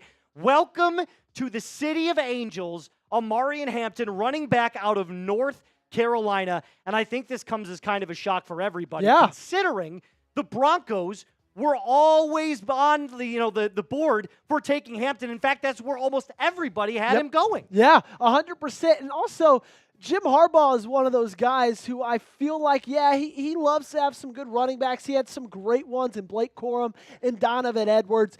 But he just feels like more of one of those coaches who likes to build up the trenches. And there was such a need there in Los Angeles. Regardless, they're getting an incredibly talented player in Omarion Hampton. Over 1,600 yards in 2024 on 281 carries. Also found pay dirt 15 times. Let's talk a little bit more about the prospect out of North Carolina. A powerful runner, offers great speed, and fits best in the zone scheme. He has great contact balance, a lot like Ashton Genty in that way. 2 years of back-to-back 1,000 yards after contact seasons. He runs tight at times. However, that can be one of the qualms about him. He's not the shiftiest player. He's more of a north to south kind of guy, but still, Jim Harbaugh gets a guy in this offense who's dynamic, who's going to help Justin Herbert and the Chargers put up points. And at the end of the day, I think it's not a bad thing to surround Justin Herbert with a little bit more pieces. No, absolutely not. And one thing that you mentioned about being north to south, he is a violent runner of the football. He's going to throw his weight forward and fight for that extra yard every single time. And he's got some very capable hands. I think the biggest question coming out of this year's draft was this: why on earth is he going so low if he is this good and everybody's talking about it? Well, his name is not Ashton Genty. Yeah. And if it weren't for Genty, Omarion Hampton would be your clear running back one on the big board. So look at his last year at North Carolina. These are insane numbers for any college player. And I love the pick for the Chargers because now you've got a 1-2 punch of Hampton. It's like thunder and thunder. Yeah. It's not thunder and lightning. It's thunder and thunder. So you know that this is smash mouth football that Jim Harbaugh loves to play. So welcome to the City of Angels. Like I said, Omarion Hampton, you are a bolt. Yeah, it does feel a little bit like he's trying to replicate that backfield with Blake Corum and Donovan Edwards. And those two did a ton of damage in college football. They broke off big runs. They were big hitters. And even though Omarion Hampton isn't necessarily, like we talked about earlier, the shiftiest back, that doesn't mean he still can't hit a home run every now and then. His longest rush this last year was 75 yards with North Carolina. He's an incredible talent, and I do think Chargers got a whole lot better adding him to that offensive side of the ball. Could not have said it any better. I think it is a very... It's kind of a question mark because it wasn't on their top need, it's a little right? surprising. It's a little bit surprising, Yes. but still a very, very good pick. 100%. All righty. We are welcoming back our Welcoming. Cowboys. Welcoming back our Cowboys stream here in just 1 second. They're here? Oh, they're All right, here. let's go to them. Welcome back to our Cowboys stream. Right now, as we sit, Green Bay is on the clock. Pick number 23. If I were a betting man, I'd say Mike Green. Moose, I know you got to get going. Yep. We appreciate you hanging out with us. And, you can say goodbyes. Listen, I appreciate it. It was my very first time live for the NFL draft here. Round 1 could not have had more fun.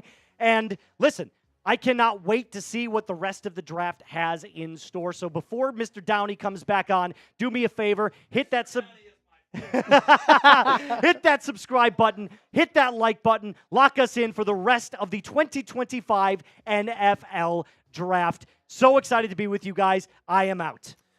All right.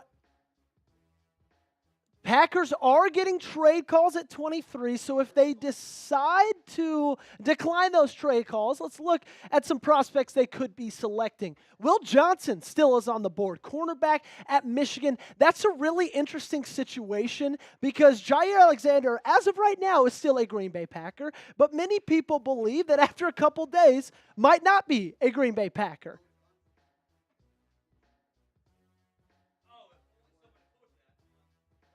Will Johnson, knee issue, concerns from a lot of teams, the reason he is dropping. Another guy to look at is Mike Green, who has fallen to 23 inexplicably, in my opinion, and I think that might be the fit for Green Bay because you look at Mike Green, one thing he was able to do is get home and also pressure the quarterback consistently. In Green Bay, they didn't have trouble with getting home and getting sacks. In fact, they're a top 10 sack team. When you look at how they did in 2024, what they struggled in was creating and generating pressure on a down-to-down basis. Now, you might be able to argue, okay, Mike Green might not be the best scheme fit for what Jeff Hafley likes to do in Green Bay, and you would be right there, but still, I think for the value that you could get for the player of Mike Green at number 23, if I'm Brian Gutekunst, if I'm the general manager of the Green Bay Packers, I'm not wasting a second and turning that card in. Some interesting other options, Luther Burden, wide receiver out of Missouri. Malachi Starks, a safety out of Georgia, a phenomenal player. However, Green Bay's got some really good safeties in that room already. I don't think they will go there. Matthew Golden's an interesting name because they're one of those teams that they've got a lot of good wide receivers, but a ton of just wide receiver twos. So could he be the guy that comes in there and is that wide receiver one that Jordan Love's been needing, Jordan Love's been waiting for through the past couple of years? Nicky Manwari, the incredibly athletic safety out of South Carolina, still on the board. Donovan Izaraku, the edge rusher out of Boston College. He's got kind of a small frame, 6'2". He makes up with it because he has freakishly long arms. He could be a guy that Goody goes to kind of make up for that lack of constant pressure that Green Bay saw in 2024. Are we ready, Jack? We are ready, and with that, we bring in not Trace Moustakas. Oh, we weren't ready. Wow. I'm not 5'3". We bring back in our draft expert, Mr. Tom Downey, back from the Cowboys live stream. Hey, Welcome back. I told you guys the knee was a concern for Will Johnson. He might slide out of round one. That is a real concern for teams. I mean, Which I'm mad about because I didn't know about it until after I set my big board. Yeah. Do you think that if he falls to 27 with that team at Baltimore, I would take him at 23. You would take him at 23 in a heartbeat. No trade. Packers picking. The pick is in. Tom, if you had to guess, who is it going to be at 23? They don't take receivers in round one. They do not. Haven't in a corner. Very long time. There's a lot of guys that like, hey, does the character and medical stuff check out? Will Johnson, Mike Green. I think we're in Donovan Ezraku range. Okay. Whether it's Green Bay or down the line with the Lions, I think we're in that range. I think he goes round one tonight. I think we're in golden range too. Do you think it's the character concerns from Mike Green that have caused him to fall as far as he has? Possible. That's a tough one. Yeah. And I think we'll talk more about it after this pick. The pick is in, ladies and gentlemen. They break the streak.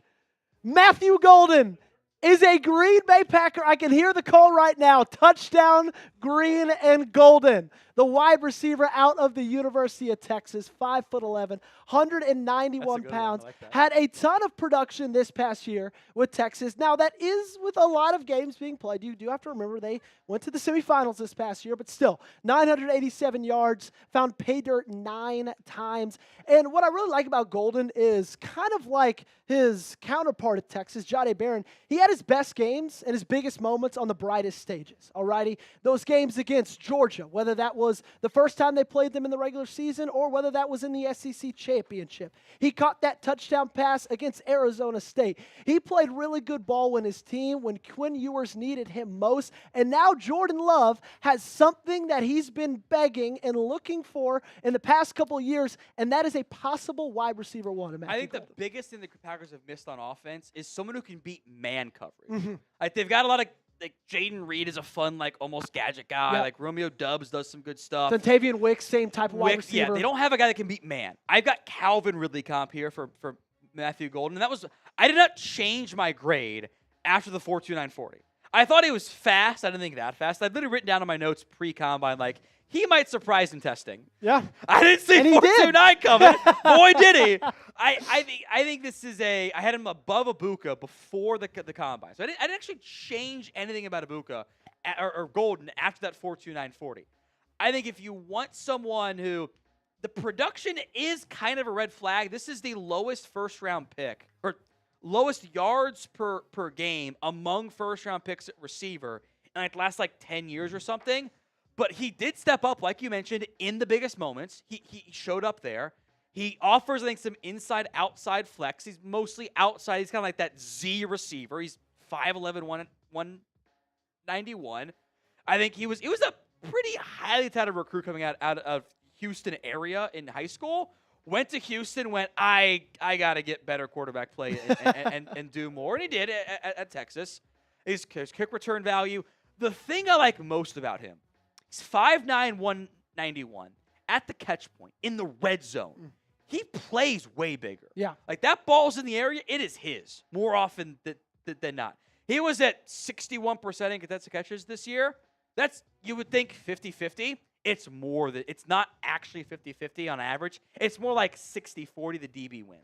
Yeah. So I think Golden with Green Bay, it's a good pick. He also happens to be wearing a gold suit tonight. That works super well. I like the pick a lot for Yeah, like Green you Bay. mentioned, he's really good at the point. He's got a massive catch radius for that size of 5'11", and I think it's something that's really impressive. I also think the production could have been a little bit higher if he had a guy a little bit more consistent at throwing the football than Quinn Ewers was. I think that lack of production was maybe necessarily more on the quarterback than it was on the receiver. But I have thoughts on the QB still- class in general. I shouldn't say really. And speaking of the QB class, Jordan Schultz tweeting out that the Giants have been trying to get back into round one per source. Where's their entry point? Is it here with Minnesota? Minnesota would love to trade down. They have 4 picks in this. Yeah. Like, everyone knows. You want to trade up? Call Minnesota. Everyone knows that. Do they get the offer, though? I am not shocked. It's been pretty quiet on the trade block. It is not a seller's market. No, it it's is a not. buyer's market. But there's value. Teams don't want to lose the trade. Browns didn't lose the trade. You know, the Vikings could trade down and maybe still get a safety, or they just stand pat. Yeah, there's a reason that it seems like every 2 selections we get a tweet saying, this team looking to trade down, and then 2 minutes later we say, this team is going to stick with their pick because – Yeah, he just stays there. yeah, It just extends his stay. he stays at the Sheraton in Green Bay. There's the second hotel built in Green Bay. It's a sick suit, by the way. That is awesome. That all-gold suit is electric. I love that. I The love only that. team it would go better with is probably New Orleans, but we'll take it with Green Bay. And, I mean, there's got to be nothing cooler than being drafted in the city where that draft is held. I'm really excited for the prospect and what he could bring to Green Bay. I like it. I'm down. Commanders, Bills, Chiefs, Eagles will round out this first round. I'm interested to see what Washington does. Could they be interested in possibly moving up for Mike Green, or do they just not have enough draft capital? I think they're a trade-down team, if anything. Yeah. But, I don't think Houston takes an edge. I don't think Minnesota does. Rams probably don't. Ravens could. Yeah. Lions could. There's been a popular theory that of they just want Nick Scorton. They could always trade down and get him too. Yeah. So. If Green falls to Baltimore, I think that's the selection. But as of right now, I think the selection would be Izaraku as well for Baltimore. So they're sitting at a good place for a team that needs an edge rusher. This is peak Donovan has a rocket range. Somewhere in the back end of round one, someone's going to get a damn good player. He's 28th on my board. This is the right range for him.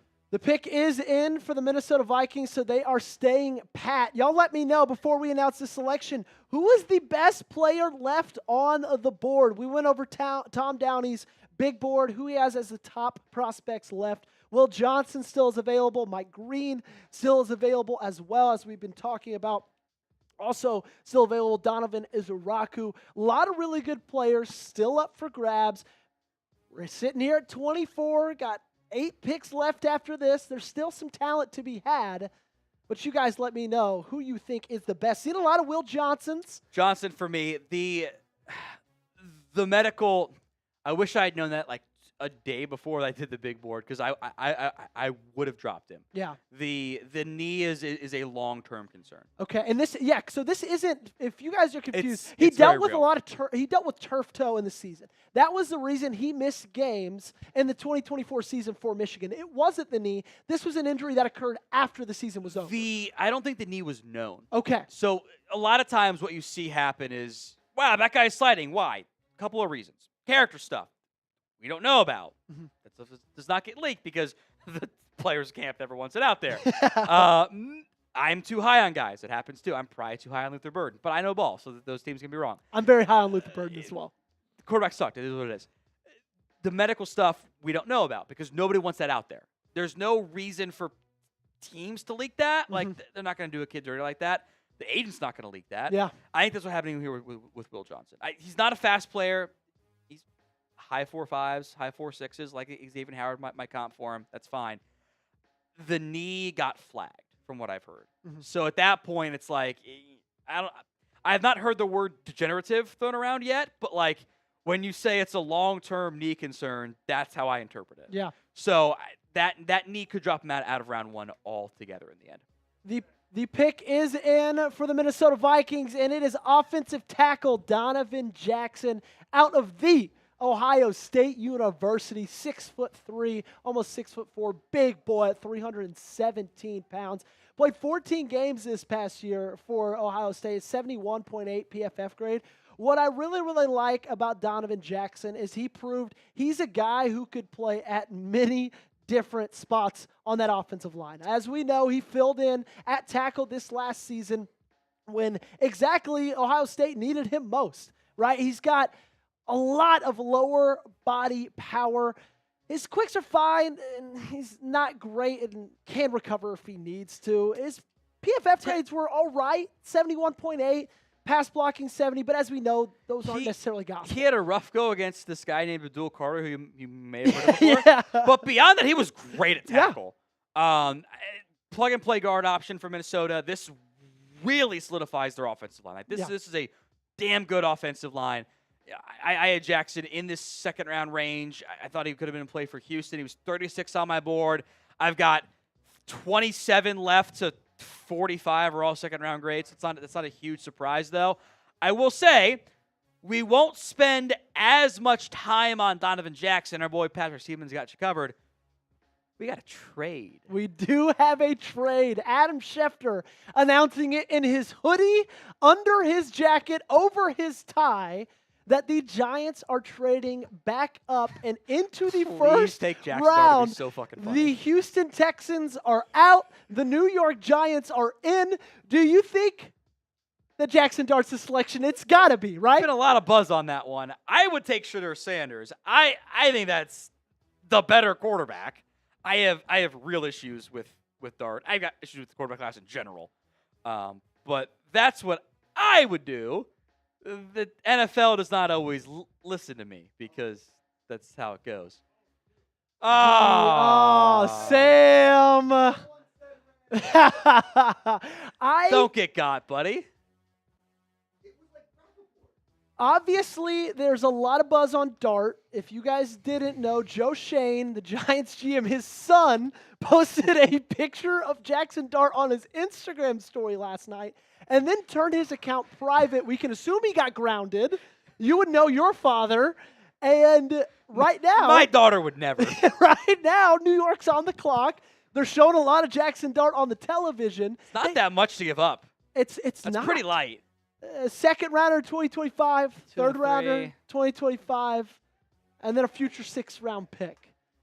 I think Dart's the selection here. It is interesting, though, with Shedeur because a report came out the other day that they have not done more homework on any other quarterback in this draft than they have Shedeur Sanders. They want to figure out the person there. That's why you spend more time doing work on a player. Like, it's not fair because I have Shedeur as QB too. You're always going to have the dad as a presence. Teams don't like that. Yeah. Dad's always going to be there. Like, if you're Brian Dable, if you got similar grades, you're going to take the QB whose dad's not going to come in and be the guy next year, right? Yeah. It's not fair. That's how it works, though. Because this is what happens. They start losing. New York Giants fans start pitching, How about we just hire Deion Sanders? Deion. That's how it would go. It's That's why I think Dart exactly. That's October 15th headline. The Giants start 2-4. October. It's going to be August. yeah. It's It's going to be tomorrow. Yeah, you're not wrong. If they did it, there. I don't think they do it. If they did it, we think it might be Dart, but y'all grade the trade for us in the comment section down below. They swap that late first rounder, the early second rounder. Houston gets a third rounder as well, and then a future I might look pick. dumb in 5 picks. Houston might be able to get Josh Simmons still in round 2. I think they really wanted Donovan Jackson. There's knee issues with Simmons coming off the injury and some character stuff too. Yeah, I think Simmons will fall, especially because I think maybe the only other team that could possibly snag him is Philadelphia, maybe Washington, but We'll see. address Tunsil with their needs. But make sure you guys go address your ticket needs with our friends over at Game Time. Is that right, Tom? That's a great job right there, my friend. Over to GameTime.co and use code ChatSports for $20 off your first purchase. Game Time makes getting tickets even faster and easier. Prices in the Game Time app actually go down the closer it gets to first pitch or tip-off of those hard-to-get playoff games. With killer last-minute deals, all-in pricing, views from your seat, lowest price guarantee, Game Time takes the guesswork out of buying MLB tickets. You can get up to 60% off buying last minute for sports, concerts, comedy, theater, etc. Game Time Picks makes last minute ticket buying even easier by quickly highlighting the best deals in the stadium. Take the guesswork out of buying tickets with Game Time. Download the Game Time app, create your account, and use code ChatSports for $20 off your first purchase. Terms do apply. But again, create your account. Redeem code CHATSPORTS ChatSports for $20 off. Download the Game Time app, create your account, and get last-minute tickets, lowest price, all guaranteed. It's GameTime.co, promo code ChatSports. Joey, pick 25 is in. The pick is in. Just like Joe Shane's son leaked it last night, Jackson Dart, quarterback out of Ole Miss, is the selection at number 25 to the New York Football Giants. Over 4,000 yards thrown in 2024, 29 touchdowns, 6 interceptions as well. He's a bit over 6'2", 221 pounds, and is looked at as a guy with an incredibly high ceiling if given to the right team, surrounded by the right weapons, and with the right offensive coordinator and play caller, which they still believe they have in New York. I think the biggest thing we've heard about Dart is how incredible of a leader he is. That is something that not only all the draft scouts are saying, but if you hear Lane Kiffin talk about him for even just a half millisecond, he's going to mention that. He's got great physical tools. He's not one of those guys that will just wow you with his arm strength, but he's also not negative in that category as well. He's not the best dual threat quarterback. He doesn't have the highest running ability. The biggest thing for me with Jackson Dart that I need to get over is the end of that game against Florida. The decision-making was incredibly questionable. As you saw, 6 interceptions last year. Not a crazy amount, but I still think that's something to level. You make a very good point. My issue with Dart, and I think you're right, the arm is good, the mobility is good. He's got good tools. Not great tools, good tools. When things are the way they are supposed to be, which I'll call it what it is. It's a Mickey Mouse offense at Ole Miss, which is great for college. It works. Yes. I love it. It's a great college offense. Keep doing it, Lane. When things are the way they are supposed to be, it looks good. The Duke game. When it is like, this is where I'm supposed to go with the football, I throw it there, it's wide open. When I do, he does a ton of play action stuff. When he does designed vertical shots. When it is, this is what it's going to be for you, and it's there, it looks good. Everything looks fine. When it is not there, disguised coverage, the first read's not there. When it is a pure drop back situation, it doesn't look good. Mm-hmm. And the Florida game stands out as an example of this. When he had to do pure, real, regular, drop back quarterback stuff, it wasn't good. He had issues. He was never clutch. Yeah, I don't want to override that. I think it's a fair thing to mention. The clutch factor was never there. He had 2 chances against Florida. I guess 3. They had a negative pick. those were there. It's like 6 turnover-worthy plays. I think if you had taken Jackson Dart in round 3 as a developmental QB, I'm down. You took him in round 1. This is your guy. Yeah. I have doubts about that. I have real doubts about that. I have doubts about it as well because I think Shadur's better. I think Shador is far more accurate. I think Shador has a ton of higher upside.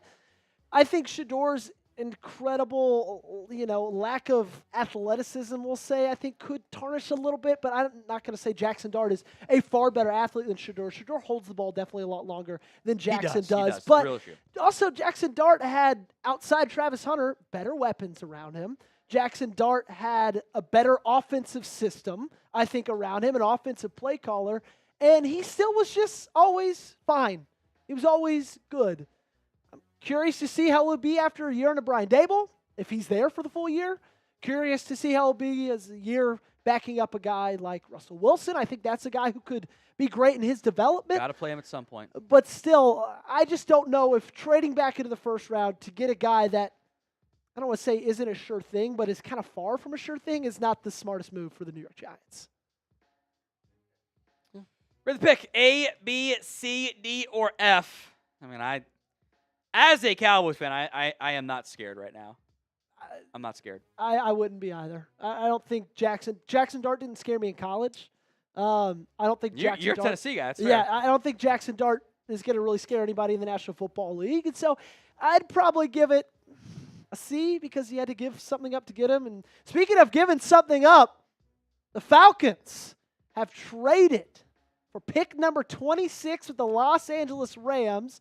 They swap and give their second rounder, number 46, seventh rounder, 242, and the 2026 first round selection. I love when teams say, yeah, here's pick 242. It's fine. Like, whatever. We threw in a 7th to ice the deal. A future 1? Yeah, Falcons just F them picks right now. I think to the Rams, the ultimate F them picks team. I think this is Mike Green. They just took an edge. Johnson? I think Will Johnson would be super fun. fun. Oh, it's a 2025 third.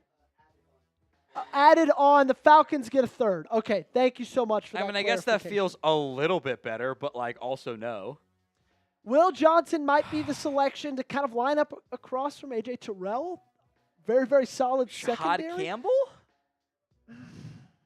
Starks and Evan Ward would be super fun alongside Jesse Bates. That would be. I think when I look at the two prospects at safety with Starks and Eamon Worry, I think that Starks is more of the guy, I don't want to say he's a sure thing. I think a couple years from now, we're going to all look at this draft and be like, how did we let him fall so far? Eamon Worry could one day be maybe the best safety in this league, but also I'm not super impressed by his film, but you can't. I like the not film. be I impressed by think his he's. traits. I want him to be more physical. Like, for that guy that size, you think he'd be more physical. Yeah. But I think there's still a lot to like about him in the end. The pick is in for Atlanta. Do you think it's going to be a defensive back? It would make sense to me to pair with A.J. Terrell, but they could double dip at Green. I don't know. I'm surprised they moved. I am surprised. They're so bad on picks. Even a future 1 is bold. The thing is I think they saw somebody they really still liked that they didn't think was going to be there. They probably have a round 1 grade on somebody. Yeah, and here we go. You can take it, buddy. My Tennessee Volunteer, James Pierce Jr. to the Atlanta Falcons, making the trip just down south from Knoxville to Atlanta. 6'5", 245 pounds. Has a slight frame. Could, use a little bit more weight here or there, but still, the traits are there. The speed, the athleticism, the bend. I think he's an underrated run defender as well. I think a lot of people just kind of look at his pressure rates and look at his pass rush win rate, and they just assume he's a negative run blocker. I wouldn't go as far as saying he's positive, but I think it's something you could definitely build on. Counterpoint, Tennessee didn't even try him as a run defender.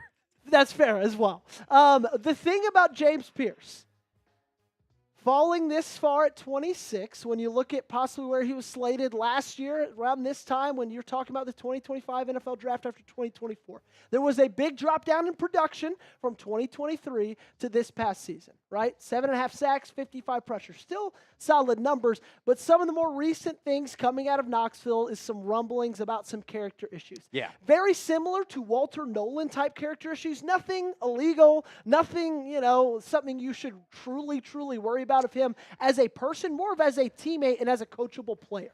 So I had written down before I got wind of the off-field stuff, Randy Gregory comp. And I wrote that on my notes. Oh, no! Afterward. Different characters. There'd been a lot of buzz of, the phrase I kept hearing was, what makes him tick? Yeah. What do you – NILs make this a bigger factor, too. Do you want to be a great football player, or is this a means to an end for you? Yeah. And I've heard the coaching staff didn't love him at Tennessee at times. Yeah. I do think he's a situational pass rusher. I don't think he has great bend. I always – there's this great photo out there of, Von Miller, who's just, the ankle flex on, he's just super low, and he's turning around the corner and being this elite bender. I think he's more straight line athlete, which I don't think is a bad thing. I had him pretty much in this range. I had him with the off-the-field stuff, a second-round grade. If it wasn't for the off-the-field stuff, might have been a first-round grade for me. I think the traits, the speed, the pass rush production, he had a 21.4% pressure rate this year. Unbelievable. It was a 21.1 last year. Now, again, Tennessee did their hockey line BS stuff, which works. It works. I don't love it for NFL scouting, but it works in college. Yeah. They pulled off the field on rundown, said just go get after the QB. I mean, he had 300 fewer snaps than Abdul Carter this year. That's a lot. Yeah. It's a lot of snaps. And he's still young. That could be a positive, less tread on the tires, and he's still 21 years old. I'll give the Falcons some credit. They went, we have no pass rush help. Yeah. They tell? took two guys. It's fine. Can you tell that they were dead last in the National Football Leagues in sacks in 2024 with their 2 selections? Future one, though, is a lot, man. It's a lot. It is. It is a lot, especially for a guy that I feel like, I don't know. I kind of saw him falling out of the first round, but I guess their scouts and their people told them he might not have made it past Baltimore at 27. But I have a feeling right now, with Baltimore at 27, they might be looking at either Mike Green or Malachi Starks, and the pick is in, apparently. Sam, you said, okay, we are moving on. Sweet. Yes, we are. Thank you. We are 100 subs away from 407,000 subscribers. We still got just under 3,000 of you guys in here. Just, 1/30th of you guys? I need to hit that subscribe button. Help us get to 407,000. Now we are 99 away, less than 100. We don't just cover the NFL draft on Thursday night. That's easy to do. Everybody does that. We don't just cover the NFL draft on Friday either. We are here for every pick, every selection, every team. We're also here on Sunday for undrafted free agents as well. All the draft coverage you can want and need, you can find right here. Some of those cowards don't want to do day 3. It's like I spend radio, too much time to not do It's it. like Radio Row on the Saturday or Friday before the Super Bowl. Everyone's gone. Everyone's gone on Saturday, rounds 4 through 7. We are not. So if you guys love the NFL draft, you guys love National Football League, you got us right here at Chat Sports. I want to add another point to this as well. After this weekend, most channels, most sites, they're going to take a few-month break. Yeah. Until we get to training camp. Summer break. Summer break. There's no such thing as summer break at Chat Sports. You're going to get daily content, even in the dog days of the summer. Amen. And so let's get to the next milestone. Let's do it. 84 subscribers, 83 subscribers, 82 subscribers, 81 subscribers away. Y'all keep hitting that big red sub button. The best thing about it is, it does not cost you a single dime, 100% free, and you get the best coverage that money could buy right here with Chat Sports, because we're your home for everything you can need about the National Football League. And so make sure to join us right now by hitting that subscribe button. The Ravens pick is in. Let's Big see what it influx is. right there. My gut tells me Malachi Starks. I mean, SEC player who fell is like the Ravens' MO for It is. 7 years in a row. They let the And it works! They let the board come to them.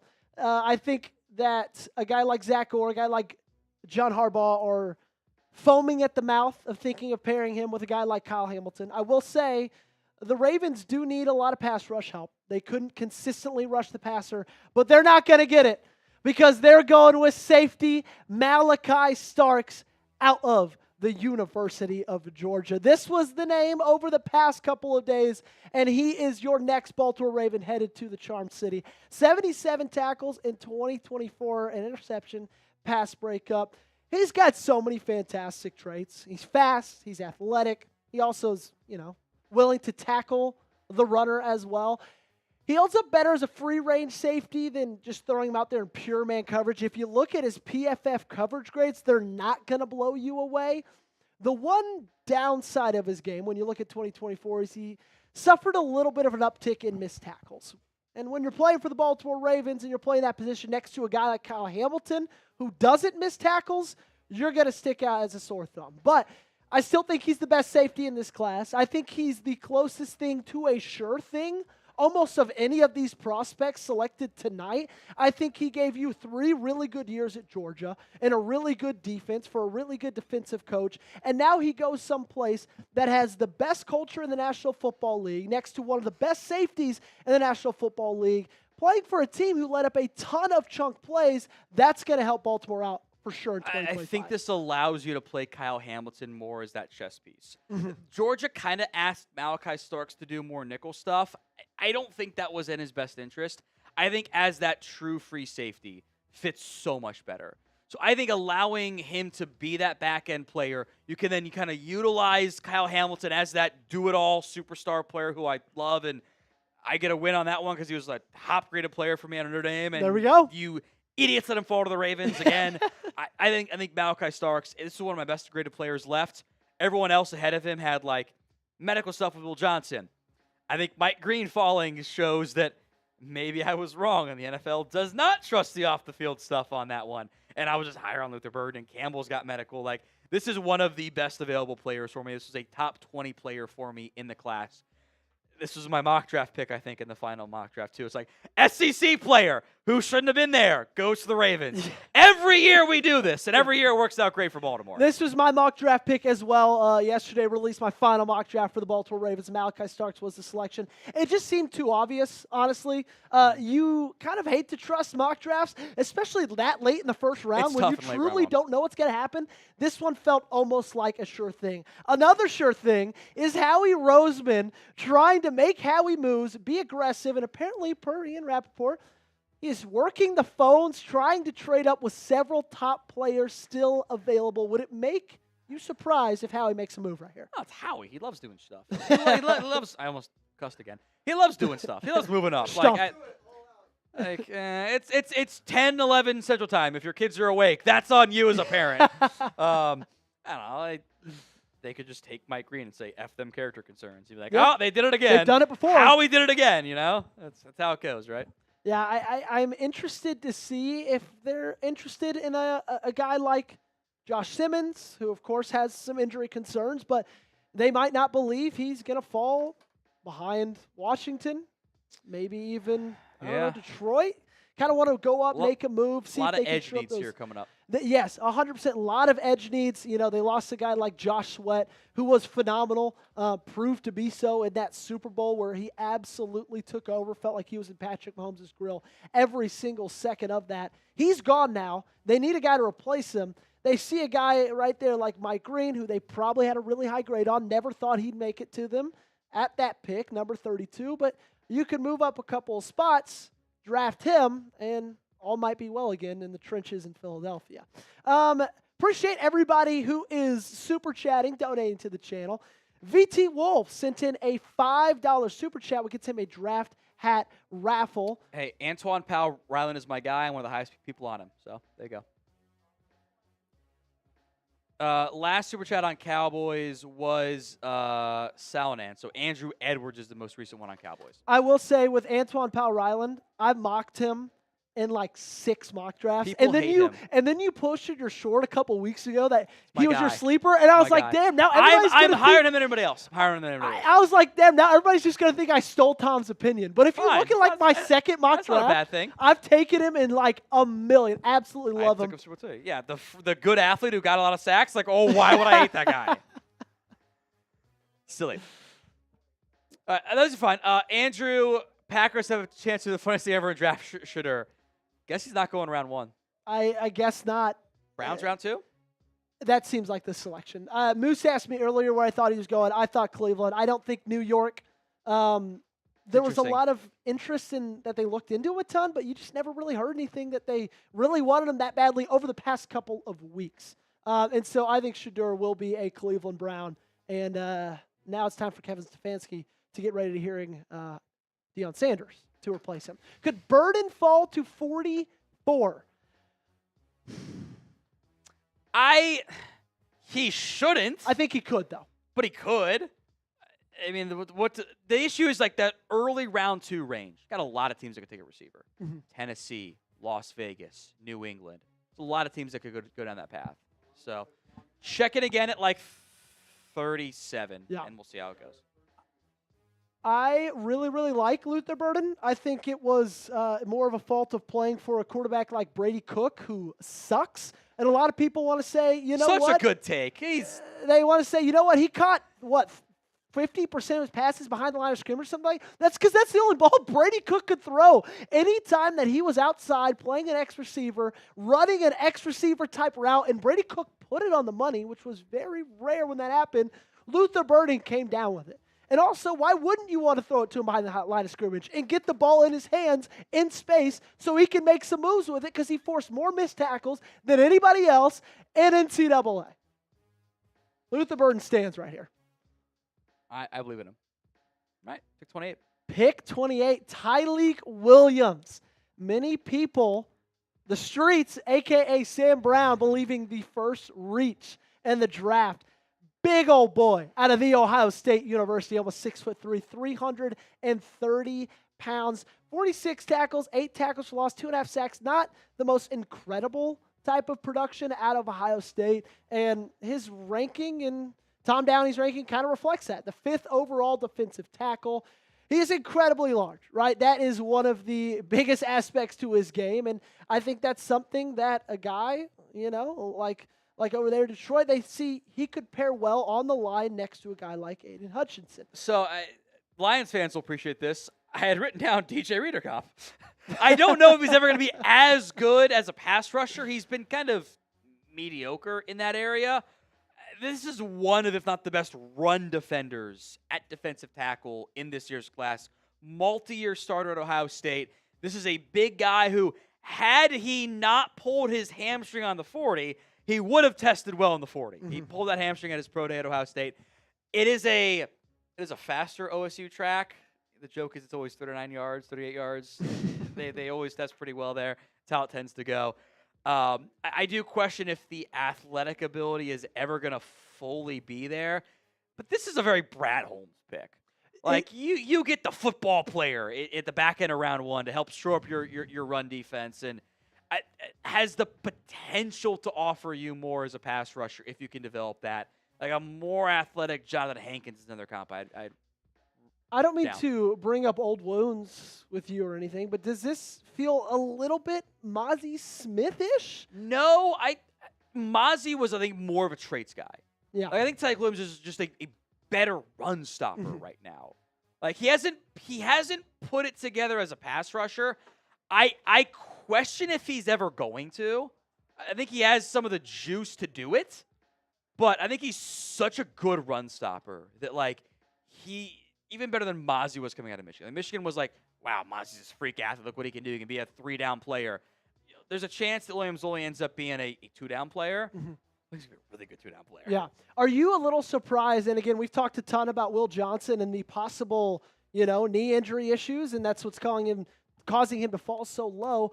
Detroit at 28, they didn't even take a chance on him. That's a team that needs some help in the secondary. I really like signing DJ Reed, though. So yes, that is fair. That is fair. I thought defense in general was going to be their pick, but I think a lot of the guys left. Will Johnson, medical. Mike Green, character. Luther Burden. Andres Hiron. You guys can be wrong. Jahad Campbell, medical. Evan Worry. Actually, outright surprised he's not taken yet. Ezeraku, this is his range in the end. So, yes. Simmons has medical / character. Henderson, that's pick 30 for me. So, like, we're not even there yet. Mm-hmm. So, I got 2 guys that I had in round 1 not go yet. So, no, but it's 4 to 5. We'll see what else happens there. Washington is on the clock at pick number 29. They don't have a ton of draft picks after trading for not only Laramie Tunsil, also for Deebo Samuel. They're a team that feels like they need edge rush help. They lost their best edge rusher this past year. Now a little bit of a reunion with the Dallas Cowboys. Mm-hmm. Obviously, we know Dan Quinn, the head coach there, loves his pass rushers. Donovan Ezeraku definitely feels like it could be the selection here. Or do they look past the Mike Green side? I'd heard some buzz that they like Nick Scorton. I also just don't know if this is too early for Scorton in the end. I think it kind of is. I didn't think they're going to – I had mocked Ezeraku in my final mock draft, but I'm like, he goes late round 1, so here's a spot for him. Yeah. The Mike Green character stuff might make him keep falling. Like, I don't want to speculate, but I'm going to speculate. The fact that he's on the board makes me think NFL teams have real concerns about that. Well, and that's the gently phrase it that way. That's the thing is he's being passed up by teams that need edge rusher help. And if he gets passed up right here player. At 29, a guy who just had 17 sacks and 59 pressures, albeit it was at Marshall, but still he dominated in the Senior Bowl against Power 4 competition. If he gets passed up again by Washington, that's one of those things that might solidify it for me that this is not a guy that's going to go in round 1. So I think Ezeraku seems like the most likely pick right here. The pick is in. Do you think they possibly reach for a corner, or do you think they're kind of satisfied with Jonathan Jones and Marshawn Lattimore? Just take Will Johnson and profit, right? Yeah. I think that's a pretty good idea. I like the corners left on the board here. I like Will Johnson a lot, obviously. I think Maxwell Harrison is a 32 on my board, so we're at 29. Potato. There's no difference in their grade there, especially really. in this draft class as well. I got a bunch of seconds left. I got a handful of firsts left. That's how it tends to go. The goal every year is to get as many top 100 players off the board. We'll see if I do or don't. We got a $10 super chat from John Masood saying, Joey, what's up, John? Good to see you, my friend, tuning in at the perfect time to watch your Washington Commanders make a selection. As we know, they had an incredibly busy offseason. I'm just going to say busy because I don't know if it was that great. They added Deebo Samuel, who's been declining. It's fun. Laramie Tunsil, that was a fun trade. I love the Tunsil trade. This is a win-now team, and I respect that. I think it was a massive overpay for Javon Kinlaw, a defensive tackle, and they lost a guy in Jeremy Chin, who they're trying to replace with Will Harris, who I don't know if he's going to be the guy that makes that replacement. But the selection is in. They go and they decide to protect their boy wonder and Jane Daniels with Josh Connolly Jr., offensive tackle out of the University of Oregon. 14 games played for the Ducks, 78.1 PFF overall grade. Only 1 sack allowed with protecting Dylan Gabriel. He's a big guy, 6'4", almost 6'5". Not the biggest for his position. He plays at tackle, 311 pounds. He was a 2-year starter. Oregon showed a lot of growth. However, he has had a little bit of issues with strength. I wonder if he plays guard in year 1. I wonder if you kick him inside, you bench Nick Allegretti, you go with Tunsil, Connerly, Biotish, if Sam Cosme's healthy, and Brandon Coleman, and then you go over to right tackle if Coleman can't develop there. I had him going to the Chiefs, so we're in the right range for him, I suppose. I kind of question the fit. Some Iquano to his game of is he a tackle? Is he a guard? Anton Harrison is the athletic comp there. He had 9 pressures this year. 6 of them came against Ohio State, which is a red flag when those are the best pass rushers you faced all year.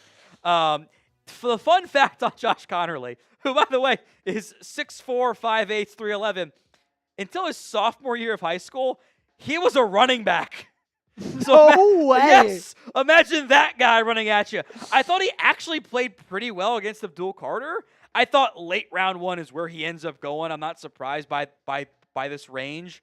I kind of wonder if he can actually hold up at guard, because I see like some play strength issues. He's not a mauler or a finisher, and that's not as good when you move inside a guard. But also, like, if the process is let's protect the franchise and Jaden Daniels, can't be that mad at it. No, you can't. And I think that's going to be the sentiment coming from Dan Quinn. They had a chance to grab a really good edge rusher. They chose to protect Jaden Daniels, the guy who led them to an NFC championship game as a rookie, was still one of the worst offensive lines on paper, even though they overperformed as a group, probably a lot due because of the strengths of Jaden Daniels.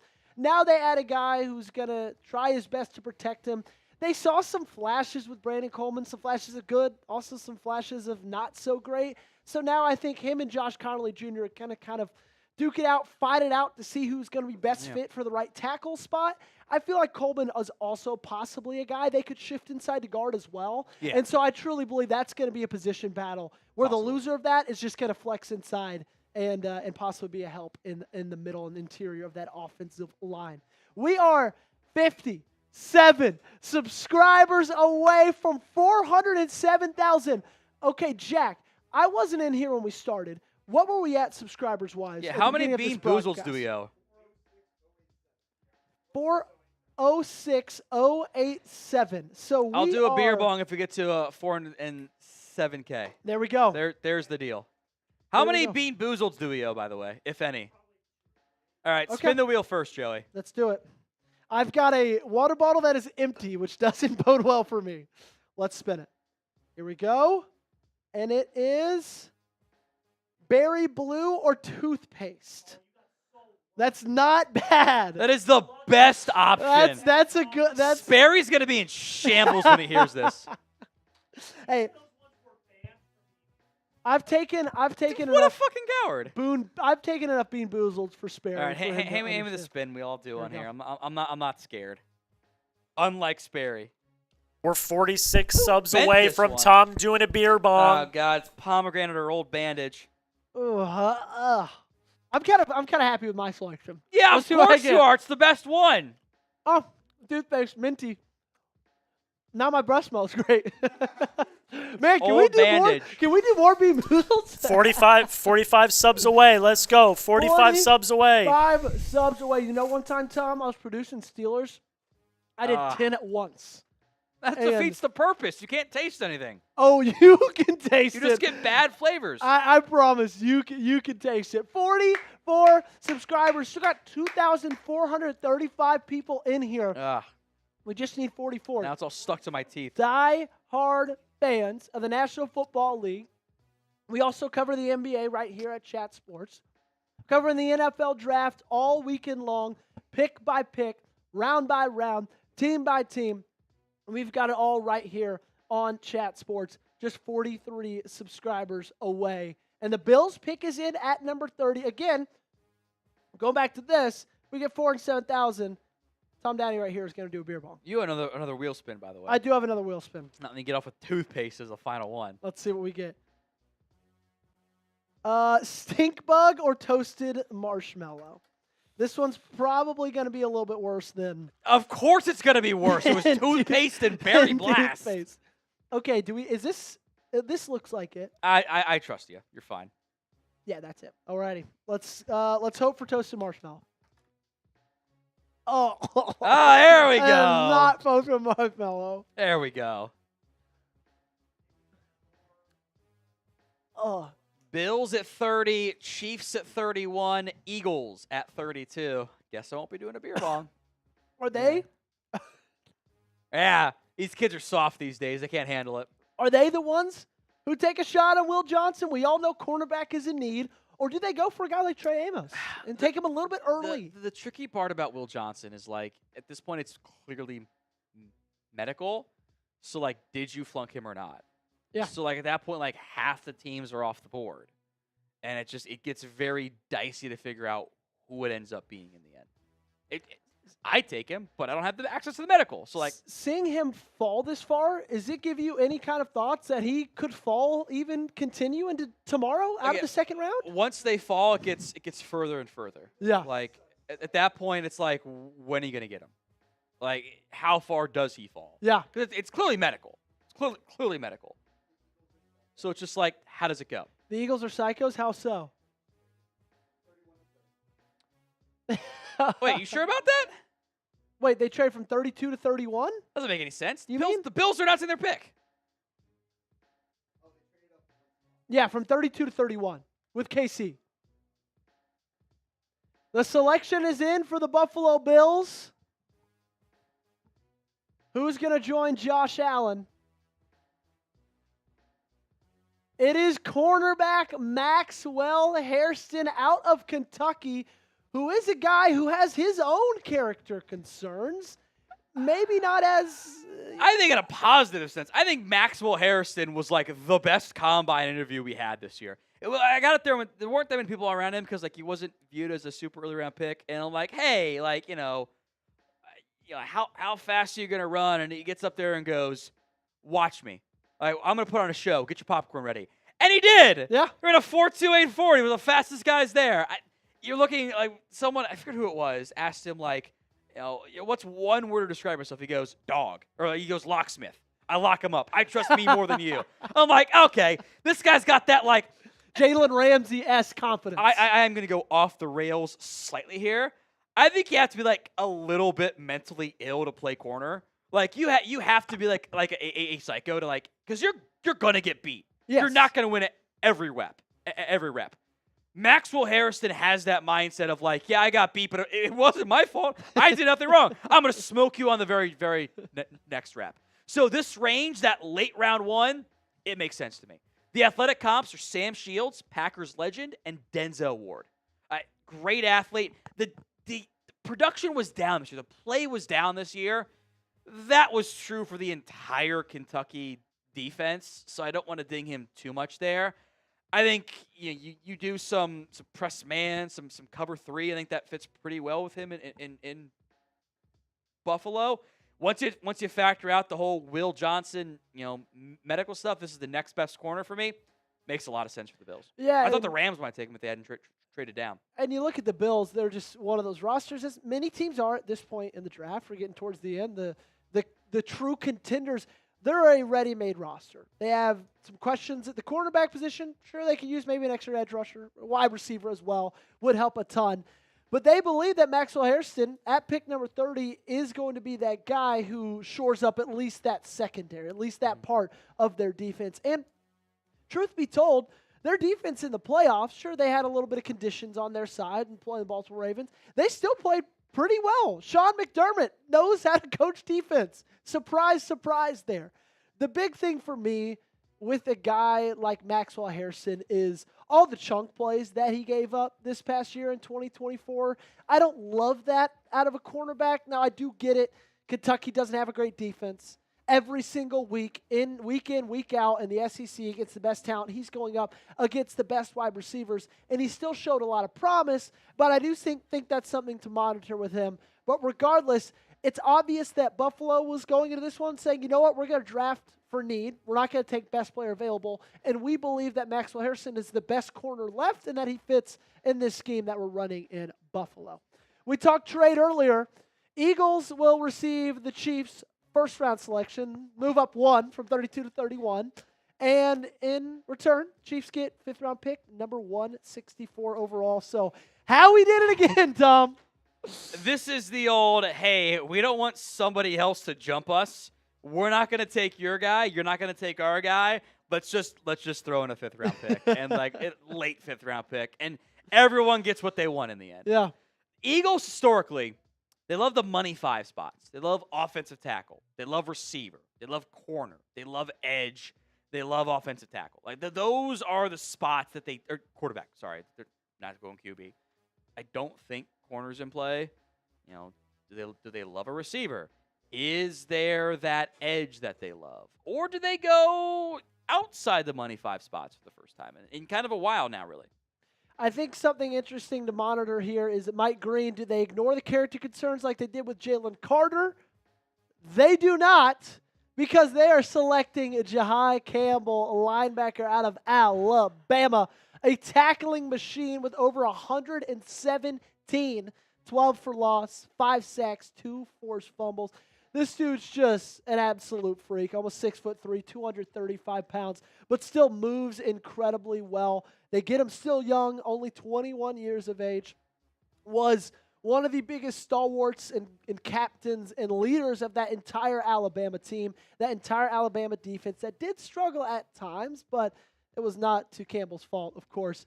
He was their best defensive player this past year. And with that size, really athletic, and he could do a ton of things, whether it's blitz, just make tackles, or, be something solid and plus in pass coverage.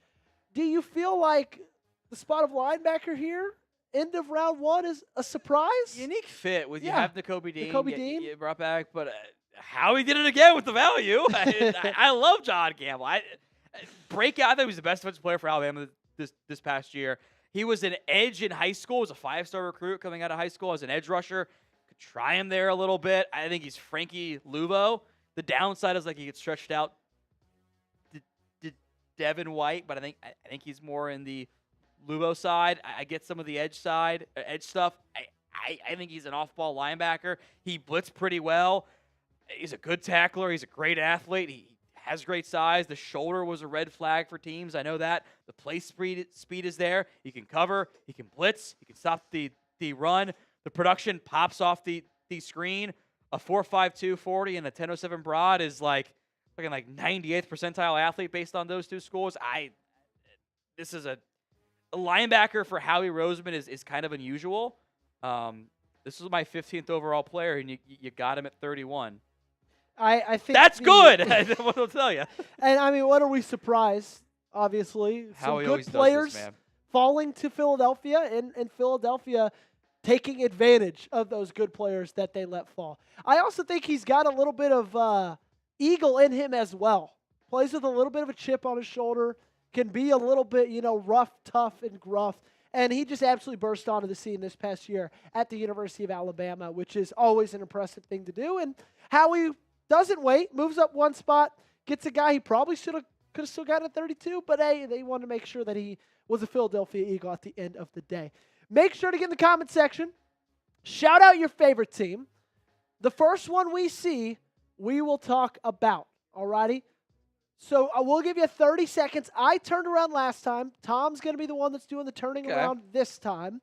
And let us know in the comment section who your favorite team is. When Tom turns around, he's going to pick a team. We're going to talk about their first-round selection. Unless it's the Chiefs, and we'll talk about who they might be picking next. But y'all go ahead, get in the comment section and spam those teams. I'll give some shout-outs. We got Roland, Jeremy, Christina, Ernie, Michael. We got Grady, Alex, Ice Pop from home, Trent, Roland, Mr. McCrazy, Michael, Trent, Alex, Pedro, Thomas, Dustin, Roland, FinFan, Gerald, Demetrius, Jordan.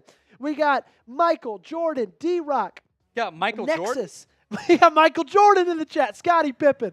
We got Sky, Mr. McCrazy, Nexus Smith. We're going to go 10 more seconds. 10, 9, 8, 7, 6, 5, 4, 3, 2, 1, and select. Commanders. First one I saw. Washington Commanders. Connerly was interesting. I wish we had Texans. It would have been fun to discuss them. But Connerly's interesting for me. Do they move Coleman to guard or does Connerly play guard? He's not going to draft the first round pick and not play him in year 1. I would assume. I agree. One of the interesting things about Connerly that I can't quite get over, and I want to, and I try my best to, is that pass blocking rep against Mike Green in the Senior Bowl. And I get it. It was one play. Bad rep. It was a bad rep. It was one play. But man, if you haven't seen it yet, you should go and check it out. But I think at the end of the day, that offensive line, although they did overperform based on just their name value, the talent and the guys that they got in there, they see Jaden Daniels as the future, and they believe that they're good enough at the other spots on either side of the ball to wait, maybe get some guys later. And they're saying, you know what, we're in win-now mode. We just traded for an offensive tackle. Let's shore up the offensive line so that way we don't surround him with all these weapons and, he doesn't have time to get said weapons the ball. I also think they look at cornerback as possibly a spot to go in round 2 with some solid options. Maybe edge rusher in round 3. They did invest a lot. I was never fully on board Commanders round 1. Yeah. Jonathan Jones, it's a 1-year deal. Marshawn Lattimore, trade deadline move. They trade a lot, probably too much for Marshawn Lattimore, especially from what he gave them towards the end of that season. And you could argue, he never was 100% fully healthy. We will never know until this next year. And we see him hopefully playing at fully 100% healthy. But quarterback's not the selection. Look to maybe an edge rusher if they feel they can get some good value at the end of the – oh, wait, they don't have a second-round pick. They have a third-round selection. They're light on picks. They are light on picks after the trades for Tunsil and also for Deebo Samuel. We got a $2 super chat. I just saw Houston POV. They were pissed. Pissed about what? Oh, maybe pissed about Donovan Jackson going ahead of. It would make sense. Yeah, I think they like Donovan Jackson a lot. I know Jeremy wanted him real bad. Yeah. I know Jeremy really wanted to take him. Houston is. You get extra picks. You relied on picks. Let's see how round 2 plays out. Yeah. Before we freak out too much. Another $2 super chat. On This Cowboys, by the way. Ecuador AOG. Ecuadorman. Hey, just you got it. To the stream, pissed as hell, effing Booker. You're not alone. It's the Great Wall of Tylers.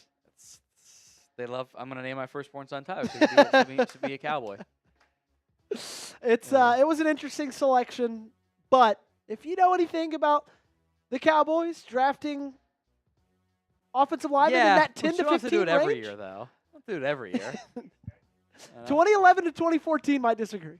Rapid fire here. These are both pretty similar on the Cowboys report. Roman, Massive Matt. How about trading up for Burden? I love Luther Burden. I'd take him in a heartbeat.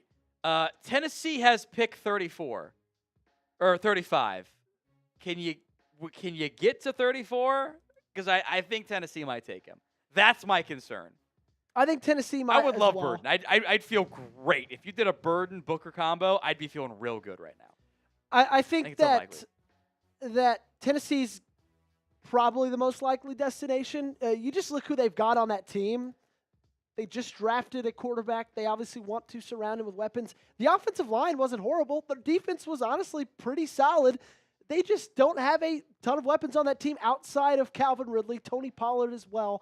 And so I think that's going to be the selection. They're going to see a guy who has a lot of promise, could be a really good player, and I think Burden's probably going to be their selection there at number 35. Take a look at the guy still left on the board, Will Johnson. Obviously, we're believing the medicals is what's causing him to fall. Tom Downey's having a little bit of regret putting him so high. I didn't know beforehand. It is what it is. He'll get drafted. It's fine. I'm laughing at 8, 11, 12, 27. It's kind of a hilarious drop-off of like, I know Cyril Luther Burden. NFL teams could be wrong. Green's got character. Johnson's got medical. But beyond that, it's like, pick 27 and 32. It's actually not that far off at all. So do you calling it a win? Do you think one of the reasons that Burden is falling is because of kind of similar questions to James Pierce Jr. I think it's more the route running, the decline in production. I've heard some buzz that the mom is too involved. I don't know how much teams really value that, but I think he's a good player. Like, I'd just take him in a heartbeat. So might have a chance. Josh Simmons is the selection out of Ohio State. Chiefs go tackle. Much needed after their showing in the Super Bowl. 6'4", 317 pounds. Tom Downey has his third best rated tackle in this draft. He's a very good athlete. He also limited his penalties year over year, had a really bad penalty problem very early. He did get injured, only played 306 snaps in 2024. It was a patella injury.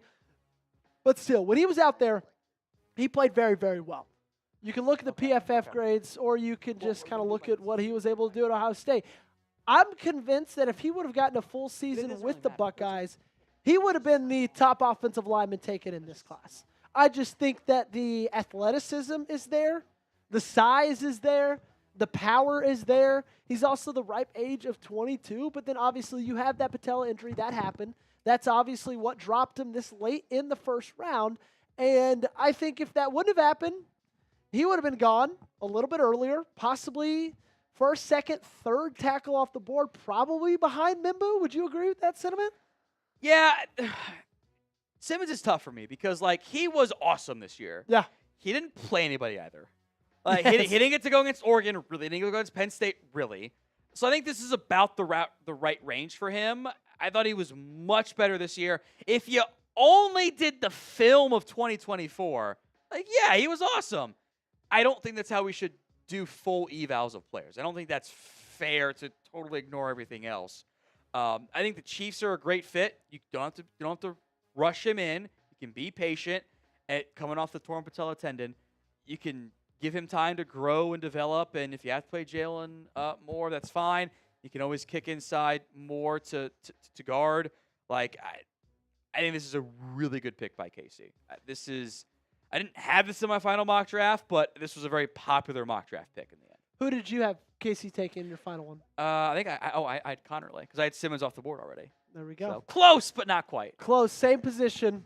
Speaking of close, but not quite, we're only 30 subs away from 407,000 subscribers, 1,800 concurrent viewers right now, which means we got 1,850 people hanging out with us. If you guys have not yet, go ahead and hit that subscribe button. We just need 30 diehard NFL fans to join us right here at Chat Sports because we could add 1,000 in this singular stream, which would be absolutely phenomenal. So if you guys have not joined us yet, do it right now. Big red sub button. We got draft coverage, not just today, not just tomorrow, not just even half of Saturday. We're going to be here for the entirety of it all, pick by pick, team by team, round by round. We even get you stuff on Sunday as well for undrafted free agents. So when people are checking out, when they're leaving, when they're hitting snooze and sleeping in, we will be here grinding for you guys because that's what we love to do right here at Chat Sports. So it's free.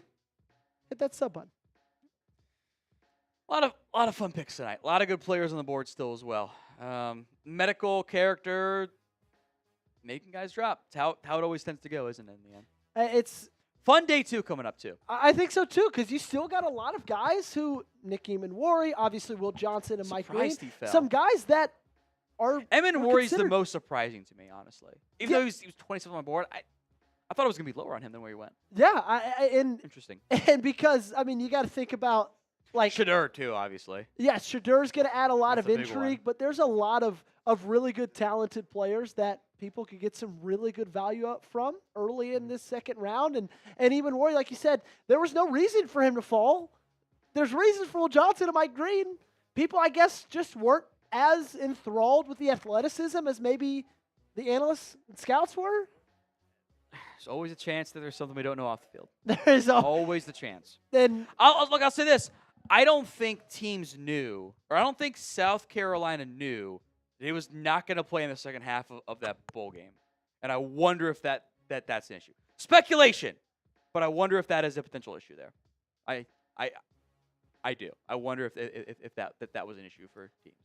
I just feel like at this point in the state of college football, I feel like that would matter less now. But also, you have to communicate it, though.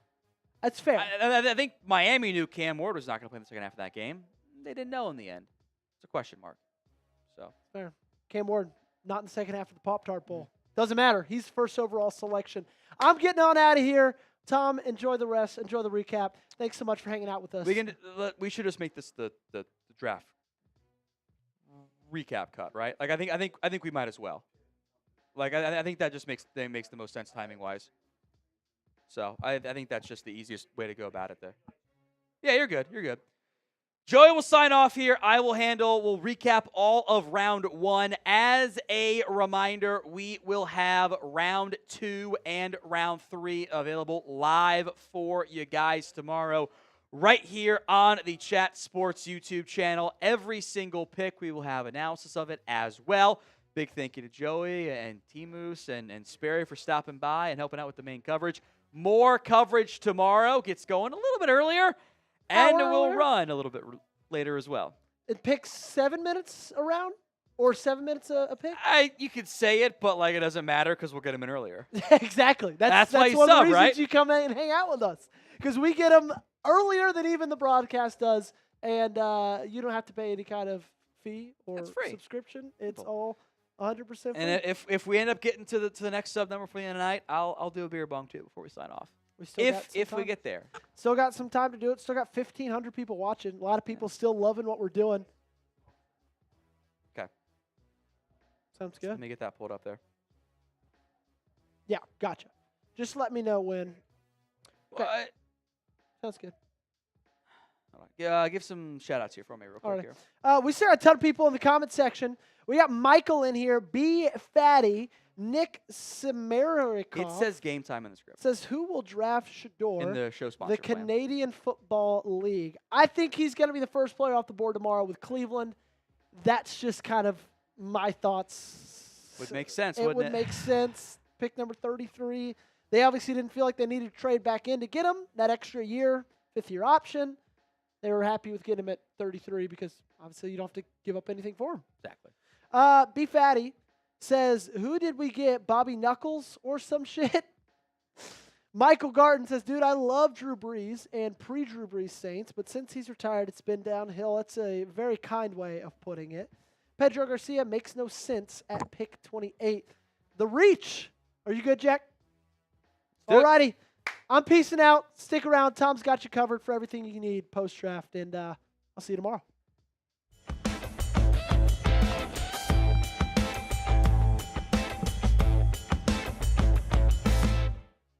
Round 1 of the 2025 NFL Draft is in the books. Let's recap everything that went down in the first round. There was no surprise at pick number 1 overall. Cam Ward, the quarterback out of Miami, goes to the Tennessee Titans. That was expected for weeks, if not months now at this point.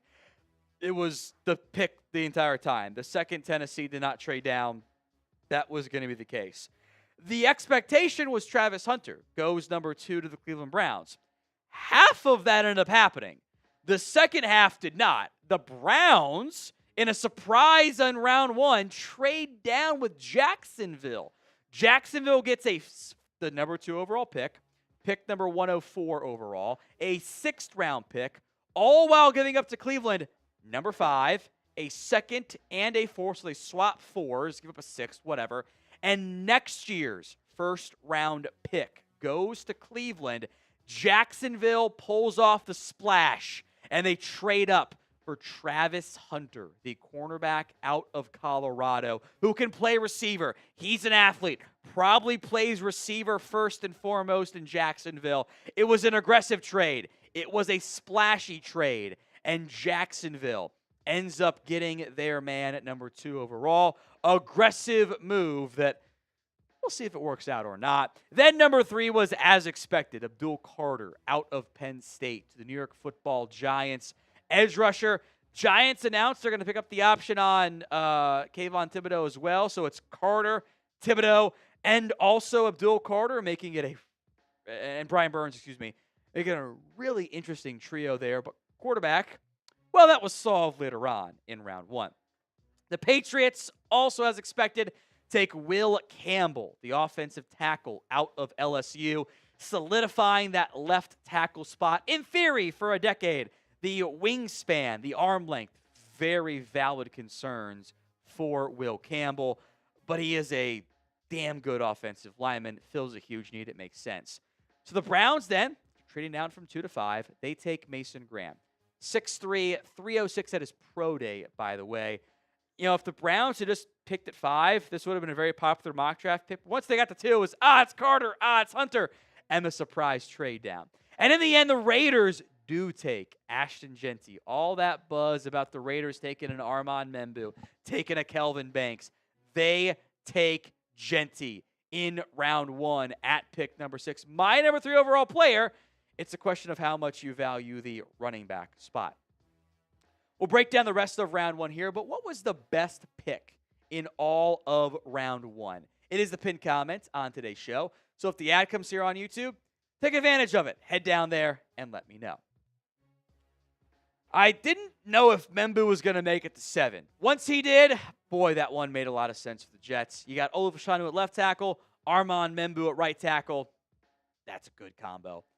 As a Cowboys fan, I wanted Tedero McMillan at 12. He goes off the board at number 8. Carolina committed to doing everything possible to make life work, make life easy for Bryce Young. The Saints do get their offensive lineman at number 9, Kelvin Banks, who had been whispered as high as number 5 to Jacksonville, by the way. He goes number 9 overall to the New Orleans Saints. Might play guard in year 1. Long term, sure feels like a tackle for the Saints. One of the surprises, to an extent, Colston Loveland off the board before Tyler Warren at number 10 overall. Bears clearly think they were able to find their own Sam Laporta for Ben Johnson. Love the fit. I think it's a logical one. It's what I mocked in my final mock. Mykel Williams out of Georgia to San Francisco. This is an instant impact edge, a good fit opposite Joey Bosa. Traits are intriguing. I do wonder some about the medical there. Bit of a surprise at 12. There had been some Cowboys reporters who said they were never going to take a guard at 12. Well, they did. Tyler Booker, as the Cowboys form their great wall of Tyler up front with Tyler Smith, Tyler Guyton, and Tyler Booker, all first-round picks along the offensive line at number 12. Kenneth Grant, a very traitsy player. I think he has really great athletic ability, run-stopping nose guard with the ability to do more than that long-term. Fills a huge need for Miami. One of my favorite picks in round 1, Tyler Warren at 14. I think every single Colts fan is over the moon with joy on that pick at number 14. To answer the question of favorite round 1 pick, man, this one might be it. Number 15, Jalen Walker, the edge out of Georgia, some linebacker traits as well. Falcons finally took a Georgia player. Got to feel good for them. Walter Nolan is a boom or bust player for me. I have some concerns. Make no mistake about it. But I think the upside is intriguing. I think he does fit what that team wants to do up front. Today's show is made possible by Game Time. Game Time makes getting tickets even faster and easier.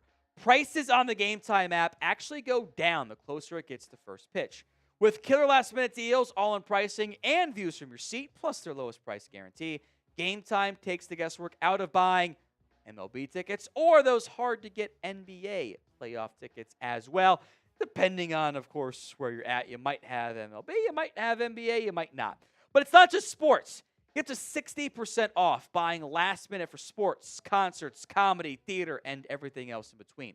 Use the Game Time Picks feature. It makes getting tickets last minute even easier than ever by quickly highlighting the best deals in the stadium or arena or a concert hall or whatever else in between. Hit the guesswork out of buying tickets with Game Time. Download the Game Time app, create your account, use code CHATSPORTS for $20 off your first purchase. Terms apply. But again, create your account, redeem code CHATSPORTS, CHATSPORTS, for $20 off your first purchase. Promo code CHATSPORTS, $20 off your first purchase. Links in the comments and the description of today's show. Number 17, Shamar Stewart, the edge out of Texas A&M. The traits are eye-popping. This is one of the best athletes in the entire 2025 NFL draft. But he had 4.5 sacks in his career. How do you balance that? It's what makes it tough. Seattle actually took a offensive lineman, a guard / center in round 1. Gray Zabel might be a guard, might be a center. Haven't seen how the Seahawks plan to deploy him, but they needed all 3 spots. A logical fit in round 1. Emeka Egbuka, round 1, pick number 19. I am extremely intrigued by how this ends up playing out in Tampa. They got a bunch of playmakers. Thought Jahad Campbell might end up being the pick there, but medical concerns caused him to drop a little bit there. Egbuka is going to be a fun fit in Tampa, though. I love Jahdae Barron. This is one of my favorite players. Denver is a nickel, outside, safety if you want him to.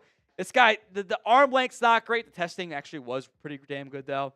Guy's a ball player. He makes plays. He's going to thrive, I believe, in Denver. I was higher than many on Jahdae Barron, a top 15 player for me in this year's class. Ended up checking in at number 10 overall. You got him at 20? Denver, I love it. Great job, friends. Great job on that front. Pick 21 out of QB. Jack's fair and I agreed. If they don't take a quarterback, it's going to be Derek Carman. And it ends up being Derek Carman. It makes sense, right? The Chargers at 22, by the way, take Marion Hampton, the running back. I kind of feel bad for Najee Harris, but you got my number 2 back at 22 in a great class. I ain't mad at it. 23 is Matthew Golden. the Packers didn't have somebody who could beat man coverage. Now they do, beyond Christian Watson when he's healthy. Now they do. Donovan Jackson probably plays guard for Ohio State, or for Minnesota out of Ohio State. I think he's really good, though. So I'm not going to complain too much about that one. Does leave Minnesota extremely light on draft picks, but they got a good player. Then we had another trade in round 1. The Giants jump up round 1, pick 25, giving up a 2, a 3 this year, and a 3 next year to go take Jackson Dart out of Ole Miss. Joe Shane's son's Instagram story ended up being right. I had Jackson Dart as my number 3 QB. I don't love this class. I think the leadership traits are there. The tools are solid. I think he's a lot more developmental than maybe what the Giants want to admit. And taking a developmental QB when your team might not have a spot, coaching staff, GM might not be there next year, is very, very dicey to me.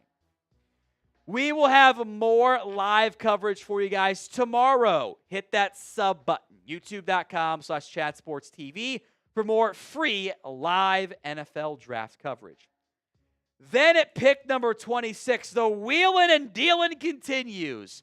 Despite some of the character concerns, the motivation concerns, the Falcons give up a future first-round pick, jump up, and take James Pierce. They got a third back this year, a 7th they gave up, but a future 1 to take James Pierce. The Falcons' edge rushing group needed help. Now they don't. In the most Ravens pick ever, the SEC player, who I had as a top 20 player in the class, falls 10 spots later, and they take Malachi Starks. Time is a flat circle, folks. Love that pick for Baltimore. Tyleik Williams, pick 42 overall, or 42nd ranked player on my board. Run-stopping defensive tackle. I think there's upside as a pass rusher, but I don't know if he's ever going to get there. Josh Connerly. Curious if he plays guard for the Commanders or if Brandon Coleman ends up playing guard for the Commanders. But Connerly goes to Washington to help protect the franchise QB. Maxwell Harrison, I had him at 32nd on my board. He goes 29 or throws 30. That's how it should be. That's a good pick there for the Bills at number 30. Then the Eagles, little pick swap, not overly impactful. They gave up a kind of a late 5th round pick, which cool. 164 goes to KC. You get your guy, we get our guy. No one snipes us. The Commanders trade up, and the Eagles trade up and take Jahad Campbell out of Alabama, which I found curious. They don't often go non-money 5 spot, but I love Campbell. This is a top 20 player for me, top 15 player for me, excuse me. Love the value there for Philadelphia. And the Chiefs get Josh Simmons. You can be patient there, get him healthy. Love the value there for KC. A lot of good round 1 picks at the back end of this year's class. There are still plenty of good players left on the board with medical and character, and I had 5 guys in my top 32 left on the board, so I think I did a pretty good job there. Who is the best player left in round 1? Let me know in the comments section of today's show. A couple mentions for me and why they're available. Will Johnson, medical concerns. The knee came back as a big-time red flag. I found out about that post the draft board being finalized. That's how it goes. Mike Green, clearly character concerns there. Clearly.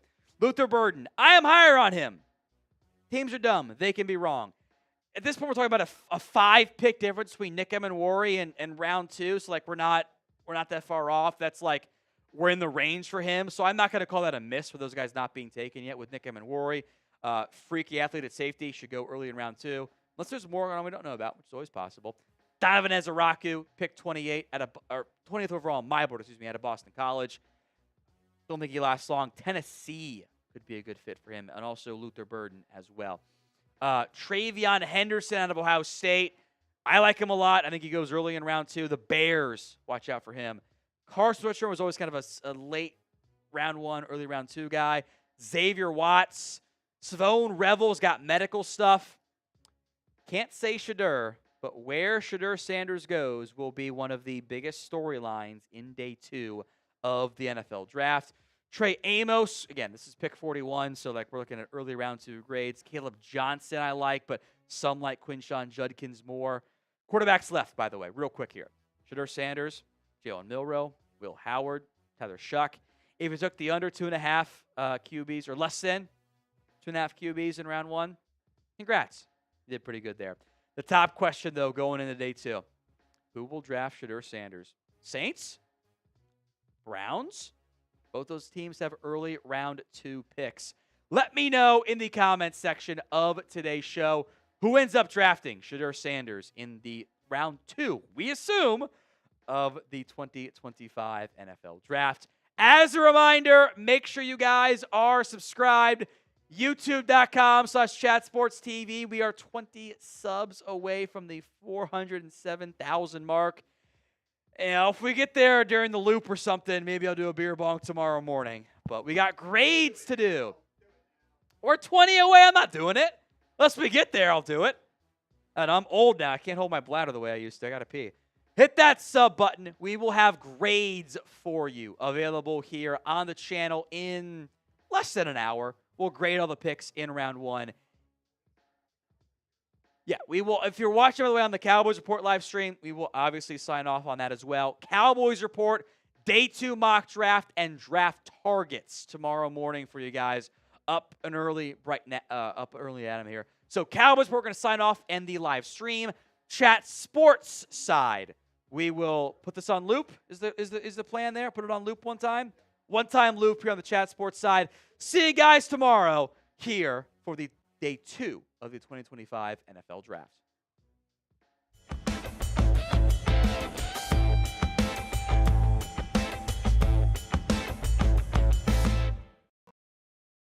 The 2025 NFL Draft is in the books. Let's recap everything that went down in the first round. There was no surprise at pick number 1 overall. Cam Ward, the quarterback out of Miami, goes to the Tennessee Titans. That was expected for weeks, if not months now at this point. It was the pick the entire time. The second Tennessee did not trade down, that was going to be the case. The expectation was Travis Hunter goes number 2 to the Cleveland Browns. Half of that ended up happening. The second half did not. The Browns, in a surprise on round 1, trade down with Jacksonville. Jacksonville gets the number 2 overall pick number 104 overall, a 6th round pick, all while giving up to Cleveland number 5, a 2nd, and a 4th. So they swap 4s, give up a 6th, whatever. And next year's first round pick goes to Cleveland. Jacksonville pulls off the splash, and they trade up for Travis Hunter, the cornerback out of Colorado, who can play receiver. He's an athlete, probably plays receiver first and foremost in Jacksonville. It was an aggressive trade. It was a splashy trade, and Jacksonville ends up getting their man at number 2 overall. Aggressive move that we'll see if it works out or not. Then number 3 was, as expected, Abdul Carter out of Penn State to the New York Football Giants. Edge rusher. Giants announced they're going to pick up the option on Kayvon Thibodeau as well. So it's Carter, Thibodeau, and also Abdul Carter, making it and Brian Burns, making it a really interesting trio there. But quarterback, well, that was solved later on in round 1. The Patriots, also as expected, take Will Campbell, the offensive tackle out of LSU, solidifying that left tackle spot, in theory, for a decade. The wingspan, the arm length, very valid concerns for Will Campbell, but he is a damn good offensive lineman, fills a huge need, it makes sense. So the Browns then, trading down from 2 to 5, they take Mason Graham. 6'3", 306 at his pro day, by the way. If the Browns had just picked at 5, this would have been a very popular mock draft pick. Once they got to 2, it was, it's Carter, it's Hunter, and the surprise trade down. And in the end, the Raiders do take Ashton Genty. All that buzz about the Raiders taking an Armand Membu, taking a Kelvin Banks.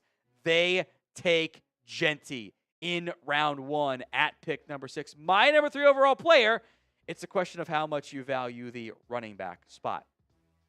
We'll break down the rest of round 1 here, but what was the best pick in all of round 1? It is the pinned comment on today's show. So if the ad comes here on YouTube, take advantage of it. Head down there and let me know. I didn't know if Membu was going to make it to 7. Once he did, boy, that one made a lot of sense for the Jets. You got Olaf Shanu at left tackle, Armand Membu at right tackle. That's a good combo. As a Cowboys fan, I wanted Tedero McMillan at 12. He goes off the board at number 8. Carolina committed to doing everything possible to make life work, make life easy for Bryce Young. The Saints do get their offensive lineman at number 9, Kelvin Banks, who had been whispered as high as number 5 to Jacksonville, by the way. He goes number 9 overall to the New Orleans Saints. Might play guard in year 1. Long term, sure feels like a tackle for the Saints. One of the surprises, to an extent, Colston Loveland off the board before Tyler Warren at number 10 overall. Bears clearly think they were able to find their own Sam Laporta for Ben Johnson. Love the fit. I think it's a logical one. It's what I mocked in my final mock. Mykel Williams out of Georgia to San Francisco. This is an instant impact edge, a good fit opposite Joey Bosa. Traits are intriguing. I do wonder some about the medical there. Bit of a surprise at 12. There had been some Cowboys reporters who said they were never going to take a guard at 12. Well, they did. Tyler Booker, as the Cowboys form the Great Wall of Tyler up front with Tyler Smith, Tyler Guyton, and Tyler Booker, all first-round picks along the offensive line at number 12. Kenneth Grant, a very traitsy player. I think there's really great athletic ability, run-stopping nose guard with the ability to do more than that long-term. Fills a huge need for Miami. One of my favorite picks in round 1, Tyler Warren at 14. I think every single Colts fan is over the moon with joy on that pick at number 14. To answer the question of favorite round 1 pick, man, this one might be it. Number 15, Jalen Walker, the edge out of Georgia, some linebacker traits as well. Falcons finally took a Georgia player. Got to feel good for them. Walter Nolan is a boom or bust player for me. I have some concerns. Make no mistake about it. But I think the upside is intriguing. I think he does fit what that team wants to do up front. Today's show is made possible by Game Time. Game Time makes getting tickets even faster and easier. Prices on the Game Time app actually go down the closer it gets to first pitch. With killer last-minute deals, all-in pricing, and views from your seat, plus their lowest price guarantee, Game Time takes the guesswork out of buying MLB tickets or those hard-to-get NBA playoff tickets as well. Depending on, of course, where you're at, you might have MLB, you might have NBA, you might not. But it's not just sports. Get to 60% off buying last minute for sports, concerts, comedy, theater, and everything else in between. Use the Game Time Picks feature. It makes getting tickets last minute even easier than ever by quickly highlighting the best deals in the stadium or arena or a concert hall or whatever else in between. Hit the guesswork out of buying tickets with Game Time. Download the Game Time app, create your account, use code CHATSPORTS for $20 off your first purchase. Terms apply. But again, create your account, redeem code CHATSPORTS, CHATSPORTS, for $20 off your first purchase. Promo code CHATSPORTS, $20 off your first purchase. Links in the comments and the description of today's show. Number 17, Shamar Stewart, the edge out of Texas A&M. The traits are eye-popping. This is one of the best athletes in the entire 2025 NFL draft. But he had 4.5 sacks in his career. How do you balance that? It's what makes it tough. Seattle actually took a offensive lineman, a guard / center in round 1. Gray Zabel might be a guard, might be a center. Haven't seen how the Seahawks plan to deploy him, but they needed all 3 spots. A logical fit in round 1. Emeka Egbuka, round 1, pick number 19. I am extremely intrigued by how this ends up playing out in Tampa. They got a bunch of playmakers. Thought Jahad Campbell might end up being the pick there, but medical concerns caused him to drop a little bit there. Egbuka is going to be a fun fit in Tampa, though. I love Jahdae Barron. This is one of my favorite players. Denver is a nickel, outside, safety if you want him to. This guy, the arm length's not great. The testing actually was pretty damn good, though. Guy's a ball player. He makes plays. He's going to thrive, I believe, in Denver. I was higher than many on Jahdae Barron, a top 15 player for me in this year's class. Ended up checking in at number 10 overall. You got him at 20? Denver, I love it. Great job, friends. Great job on that front. Pick 21 out of QB. Jackson and I agreed. If they don't take a quarterback, it's going to be Derek Harmon. And it ends up being Derek Harmon. It makes sense, right? The Chargers at 22, by the way, take a Marion Hampton, the running back. I kind of feel bad for Najee Harris, but you got my number 2 back at 22 in a great class. I ain't mad at it. 23 is Matthew Golden. The Packers didn't have somebody who could beat man coverage. Now they do, beyond Christian Watson when he's healthy. Now they do. Donovan Jackson probably plays guard for Ohio State or for Minnesota out of Ohio State. I think he's really good, though. So I'm not going to complain too much about that one. Does leave Minnesota extremely light on draft picks, but they got a good player. Then we had another trade in round 1. The Giants jump up round 1, pick 25, giving up a 2, a 3 this year, and a 3 next year. Go take Jackson Dart out of Ole Miss. Joe Shane's son's Instagram story ended up being right. I had Jackson Dart as my number 3 QB. I don't love this class. I think the leadership traits are there. The tools are solid. I think he's a lot more developmental than maybe what the Giants want to admit. And taking a developmental QB when your team might not have a spot, coaching staff, GM might not be there next year, is very, very dicey to me. We will have more live coverage for you guys tomorrow. Hit that sub button, youtube.com/chatsportstv for more free live NFL draft coverage. Then at pick number 26, the wheeling and dealing continues. Despite some of the character concerns, the motivation concerns, the Falcons give up a future first-round pick, jump up, and take James Pierce. They got a 3rd back this year, a 7th they gave up, but a future 1 to take James Pierce. The Falcons' edge rushing group needed help. Now they don't. In the most Ravens pick ever, the SEC player, who I had as a top 20 player in the class, falls 10 spots later, and they take Malachi Starks. Time is a flat circle, folks. Love that pick for Baltimore. Tyleik Williams, pick 42 overall, or 42nd ranked player on my board. Run-stopping defensive tackle. I think there's upside as a pass rusher, but I don't know if he's ever going to get there. Josh Connerly. Curious if he plays guard for the Commanders or if Brandon Coleman ends up playing guard for the Commanders. But Connerly goes to Washington to help protect the franchise QB. Maxwell Harrison, I had him at 32nd on my board. He goes 29 or throws 30. That's how it should be. That's a good pick there for the Bills at number 30. Then the Eagles, a little pick swap, not overly impactful. They gave up a kind of a late 5th round pick, which cool. 164 goes to KC. You get your guy, we get our guy. No one snipes us. The Commanders trade up, and the Eagles trade up and take Jahad Campbell out of Alabama, which I found curious. That is they don't often go non-money 5 spot, but I love Campbell. This is a top 20 player for me, top 15 player for me, excuse me. Love the value there for Philadelphia. And the Chiefs get Josh Simmons. You can be patient there, get him healthy. Love the value there for KC. A lot of good round 1 picks at the back end of this year's class. There are still plenty of good players left on the board with medical and character, and I had 5 guys in my top 32 left on the board, so I think I did a pretty good job there. Who is the best player left in round 1? Let me know in the comments section of today's show.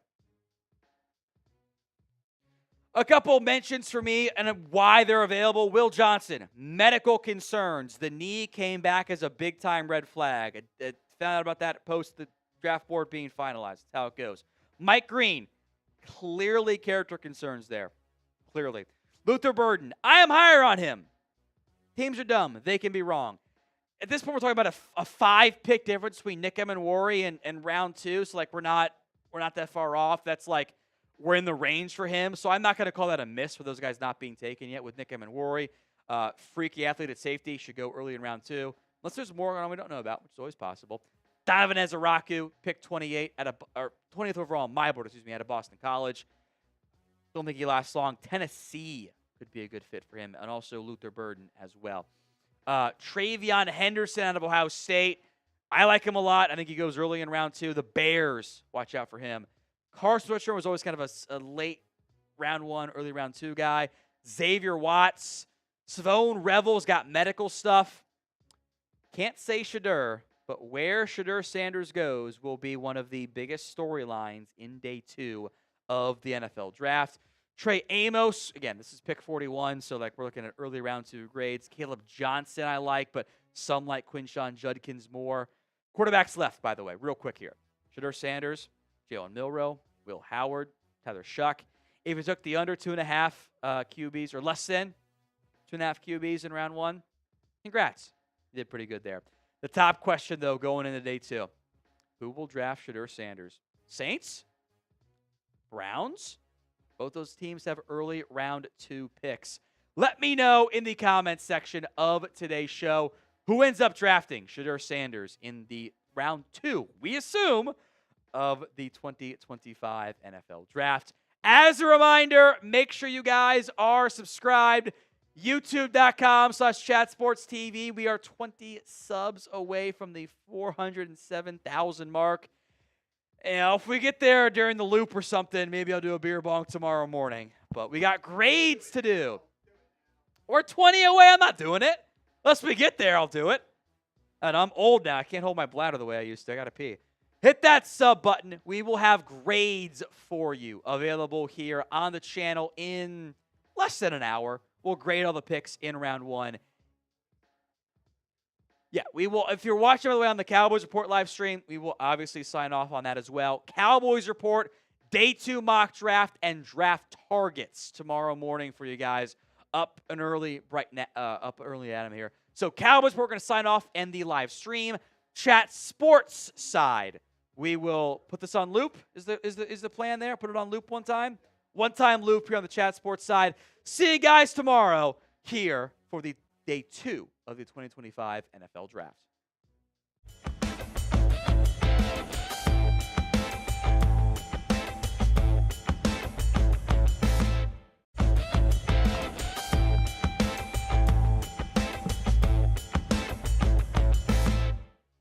Round 1 of the 2025 NFL Draft is in the books. Let's recap everything that went down in the first round. There was no surprise at pick number 1 overall. Cam Ward, the quarterback out of Miami, goes to the Tennessee Titans. That was expected for weeks, if not months now at this point.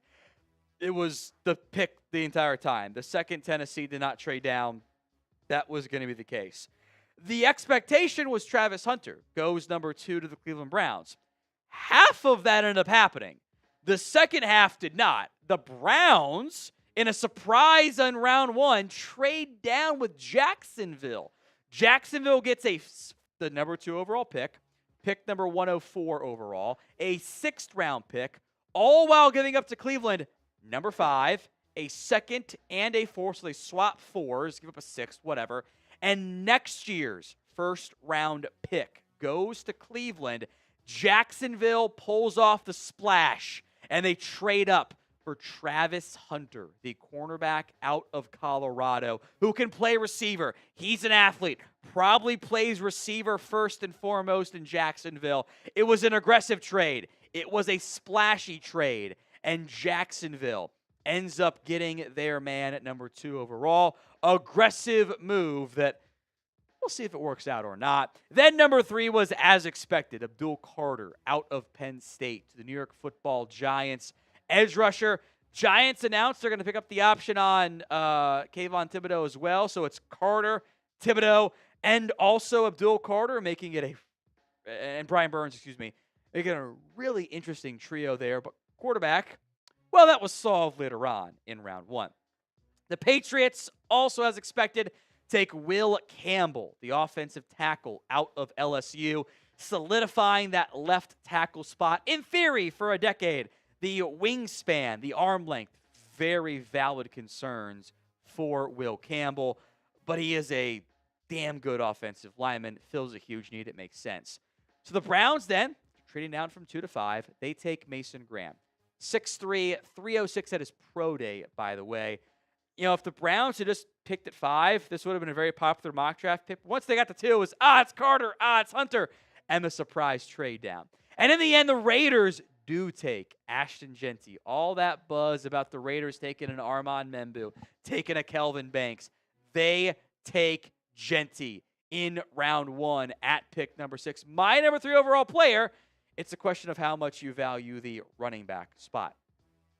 We'll break down the rest of round 1 here, but what was the best pick in all of round 1? It is the pinned comment on today's show. So if the ad comes here on YouTube, take advantage of it. Head down there and let me know. I didn't know if Membu was going to make it to 7. Once he did, boy, that one made a lot of sense for the Jets. You got Olaf Fashanu at left tackle, Armand Membu at right tackle. That's a good combo.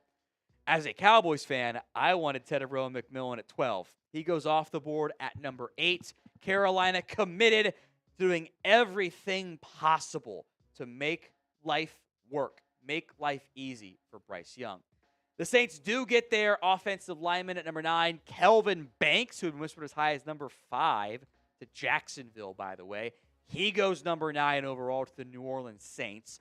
Might play guard in year 1. Long term, sure feels like a tackle for the Saints. One of the surprises, to an extent, Colston Loveland off the board before Tyler Warren at number 10 overall. Bears clearly think they were able to find their own Sam Laporta for Ben Johnson. Love the fit. I think it's a logical one. It's what I mocked in my final mock. Mykel Williams out of Georgia to San Francisco.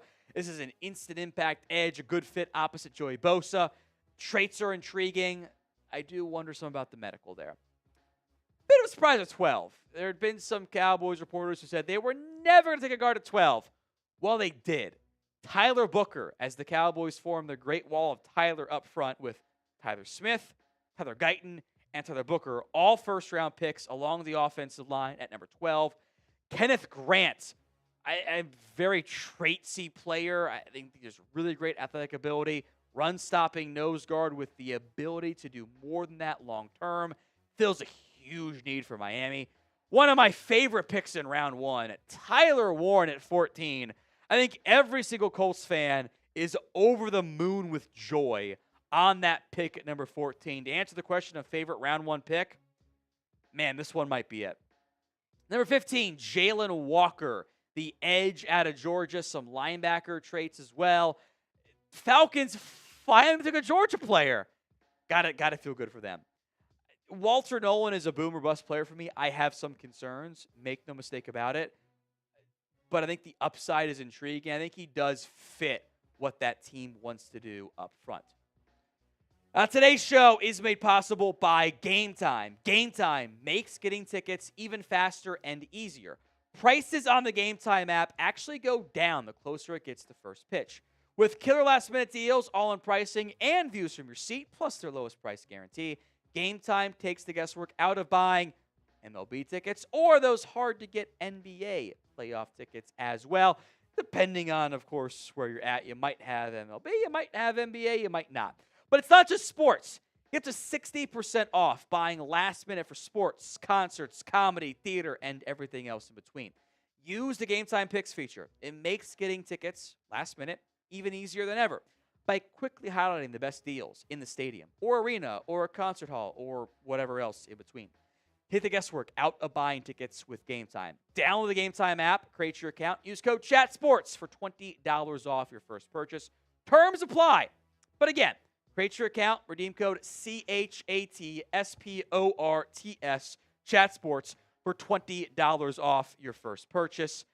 Promo code CHATSPORTS, $20 off your first purchase. Links in the comments and the description of today's show. Number 17, Shamar Stewart, the edge out of Texas A&M. The traits are eye-popping. This is one of the best athletes in the entire 2025 NFL draft. But he had 4.5 sacks in his career. How do you balance that? It's what makes it tough. Seattle actually took a offensive lineman, a guard / center in round 1. Gray Zabel might be a guard, might be a center. Haven't seen how the Seahawks plan to deploy him, but they needed all 3 spots. A logical fit in round 1. Emeka Egbuka, round 1, pick number 19, I am extremely intrigued by how this ends up playing out in Tampa. They got a bunch of playmakers. Thought Jahad Campbell might end up being the pick there, but medical concerns caused him to drop a little bit there. Abuka's going to be a fun fit in Tampa, though. I love Jahdae Barron. This is one of my favorite players. Denver is a nickel, outside, safety if you want him to. This guy, the arm length's not great. The testing actually was pretty damn good, though. Guy's a ball player. He makes plays. He's going to thrive, I believe, in Denver. I was higher than many on Jahdae Barron, a top 15 player for me in this year's class. Ended up checking in at number 10 overall. You got him at 20? Denver, I love it. Great job, friends. Great job on that front. Pick 21, not a QB. Jacksonville and I agreed. If they don't take a quarterback, it's going to be Derek Carman. And it ends up being Derek Carman. It makes sense, right? The Chargers at 22, by the way, take a Marion Hampton, the running back. I kind of feel bad for Najee Harris, but you got my number 2 back at 22 in a great class. I ain't mad at it. 23 is Matthew Golden. The Packers didn't have somebody who could beat man coverage. Now they do, beyond Christian Watson when he's healthy. Now they do. Donovan Jackson probably plays guard for Ohio State or for Minnesota out of Ohio State.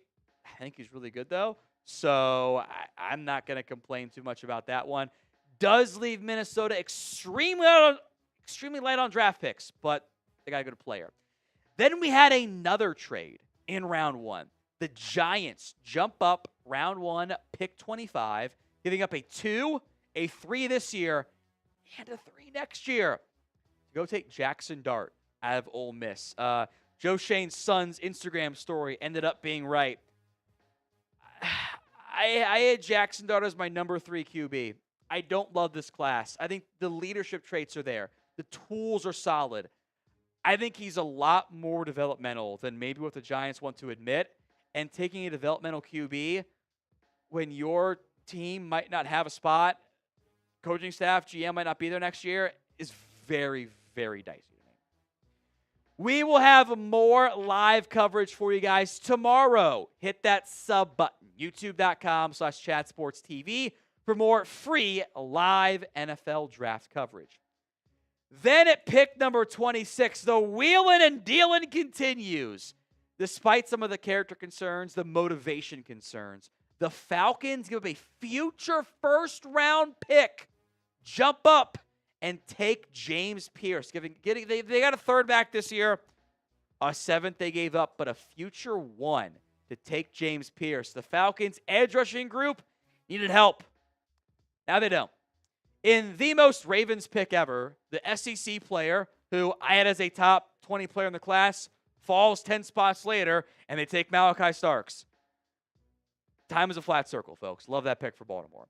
Tyleik Williams, pick 42 overall, or 42nd ranked player on my board. Run-stopping defensive tackle. I think there's upside as a pass rusher, but I don't know if he's ever going to get there. Josh Connerly. Curious if he plays guard for the Commanders or if Brandon Coleman ends up playing guard for the Commanders. But Connerly goes to Washington to help protect the franchise QB.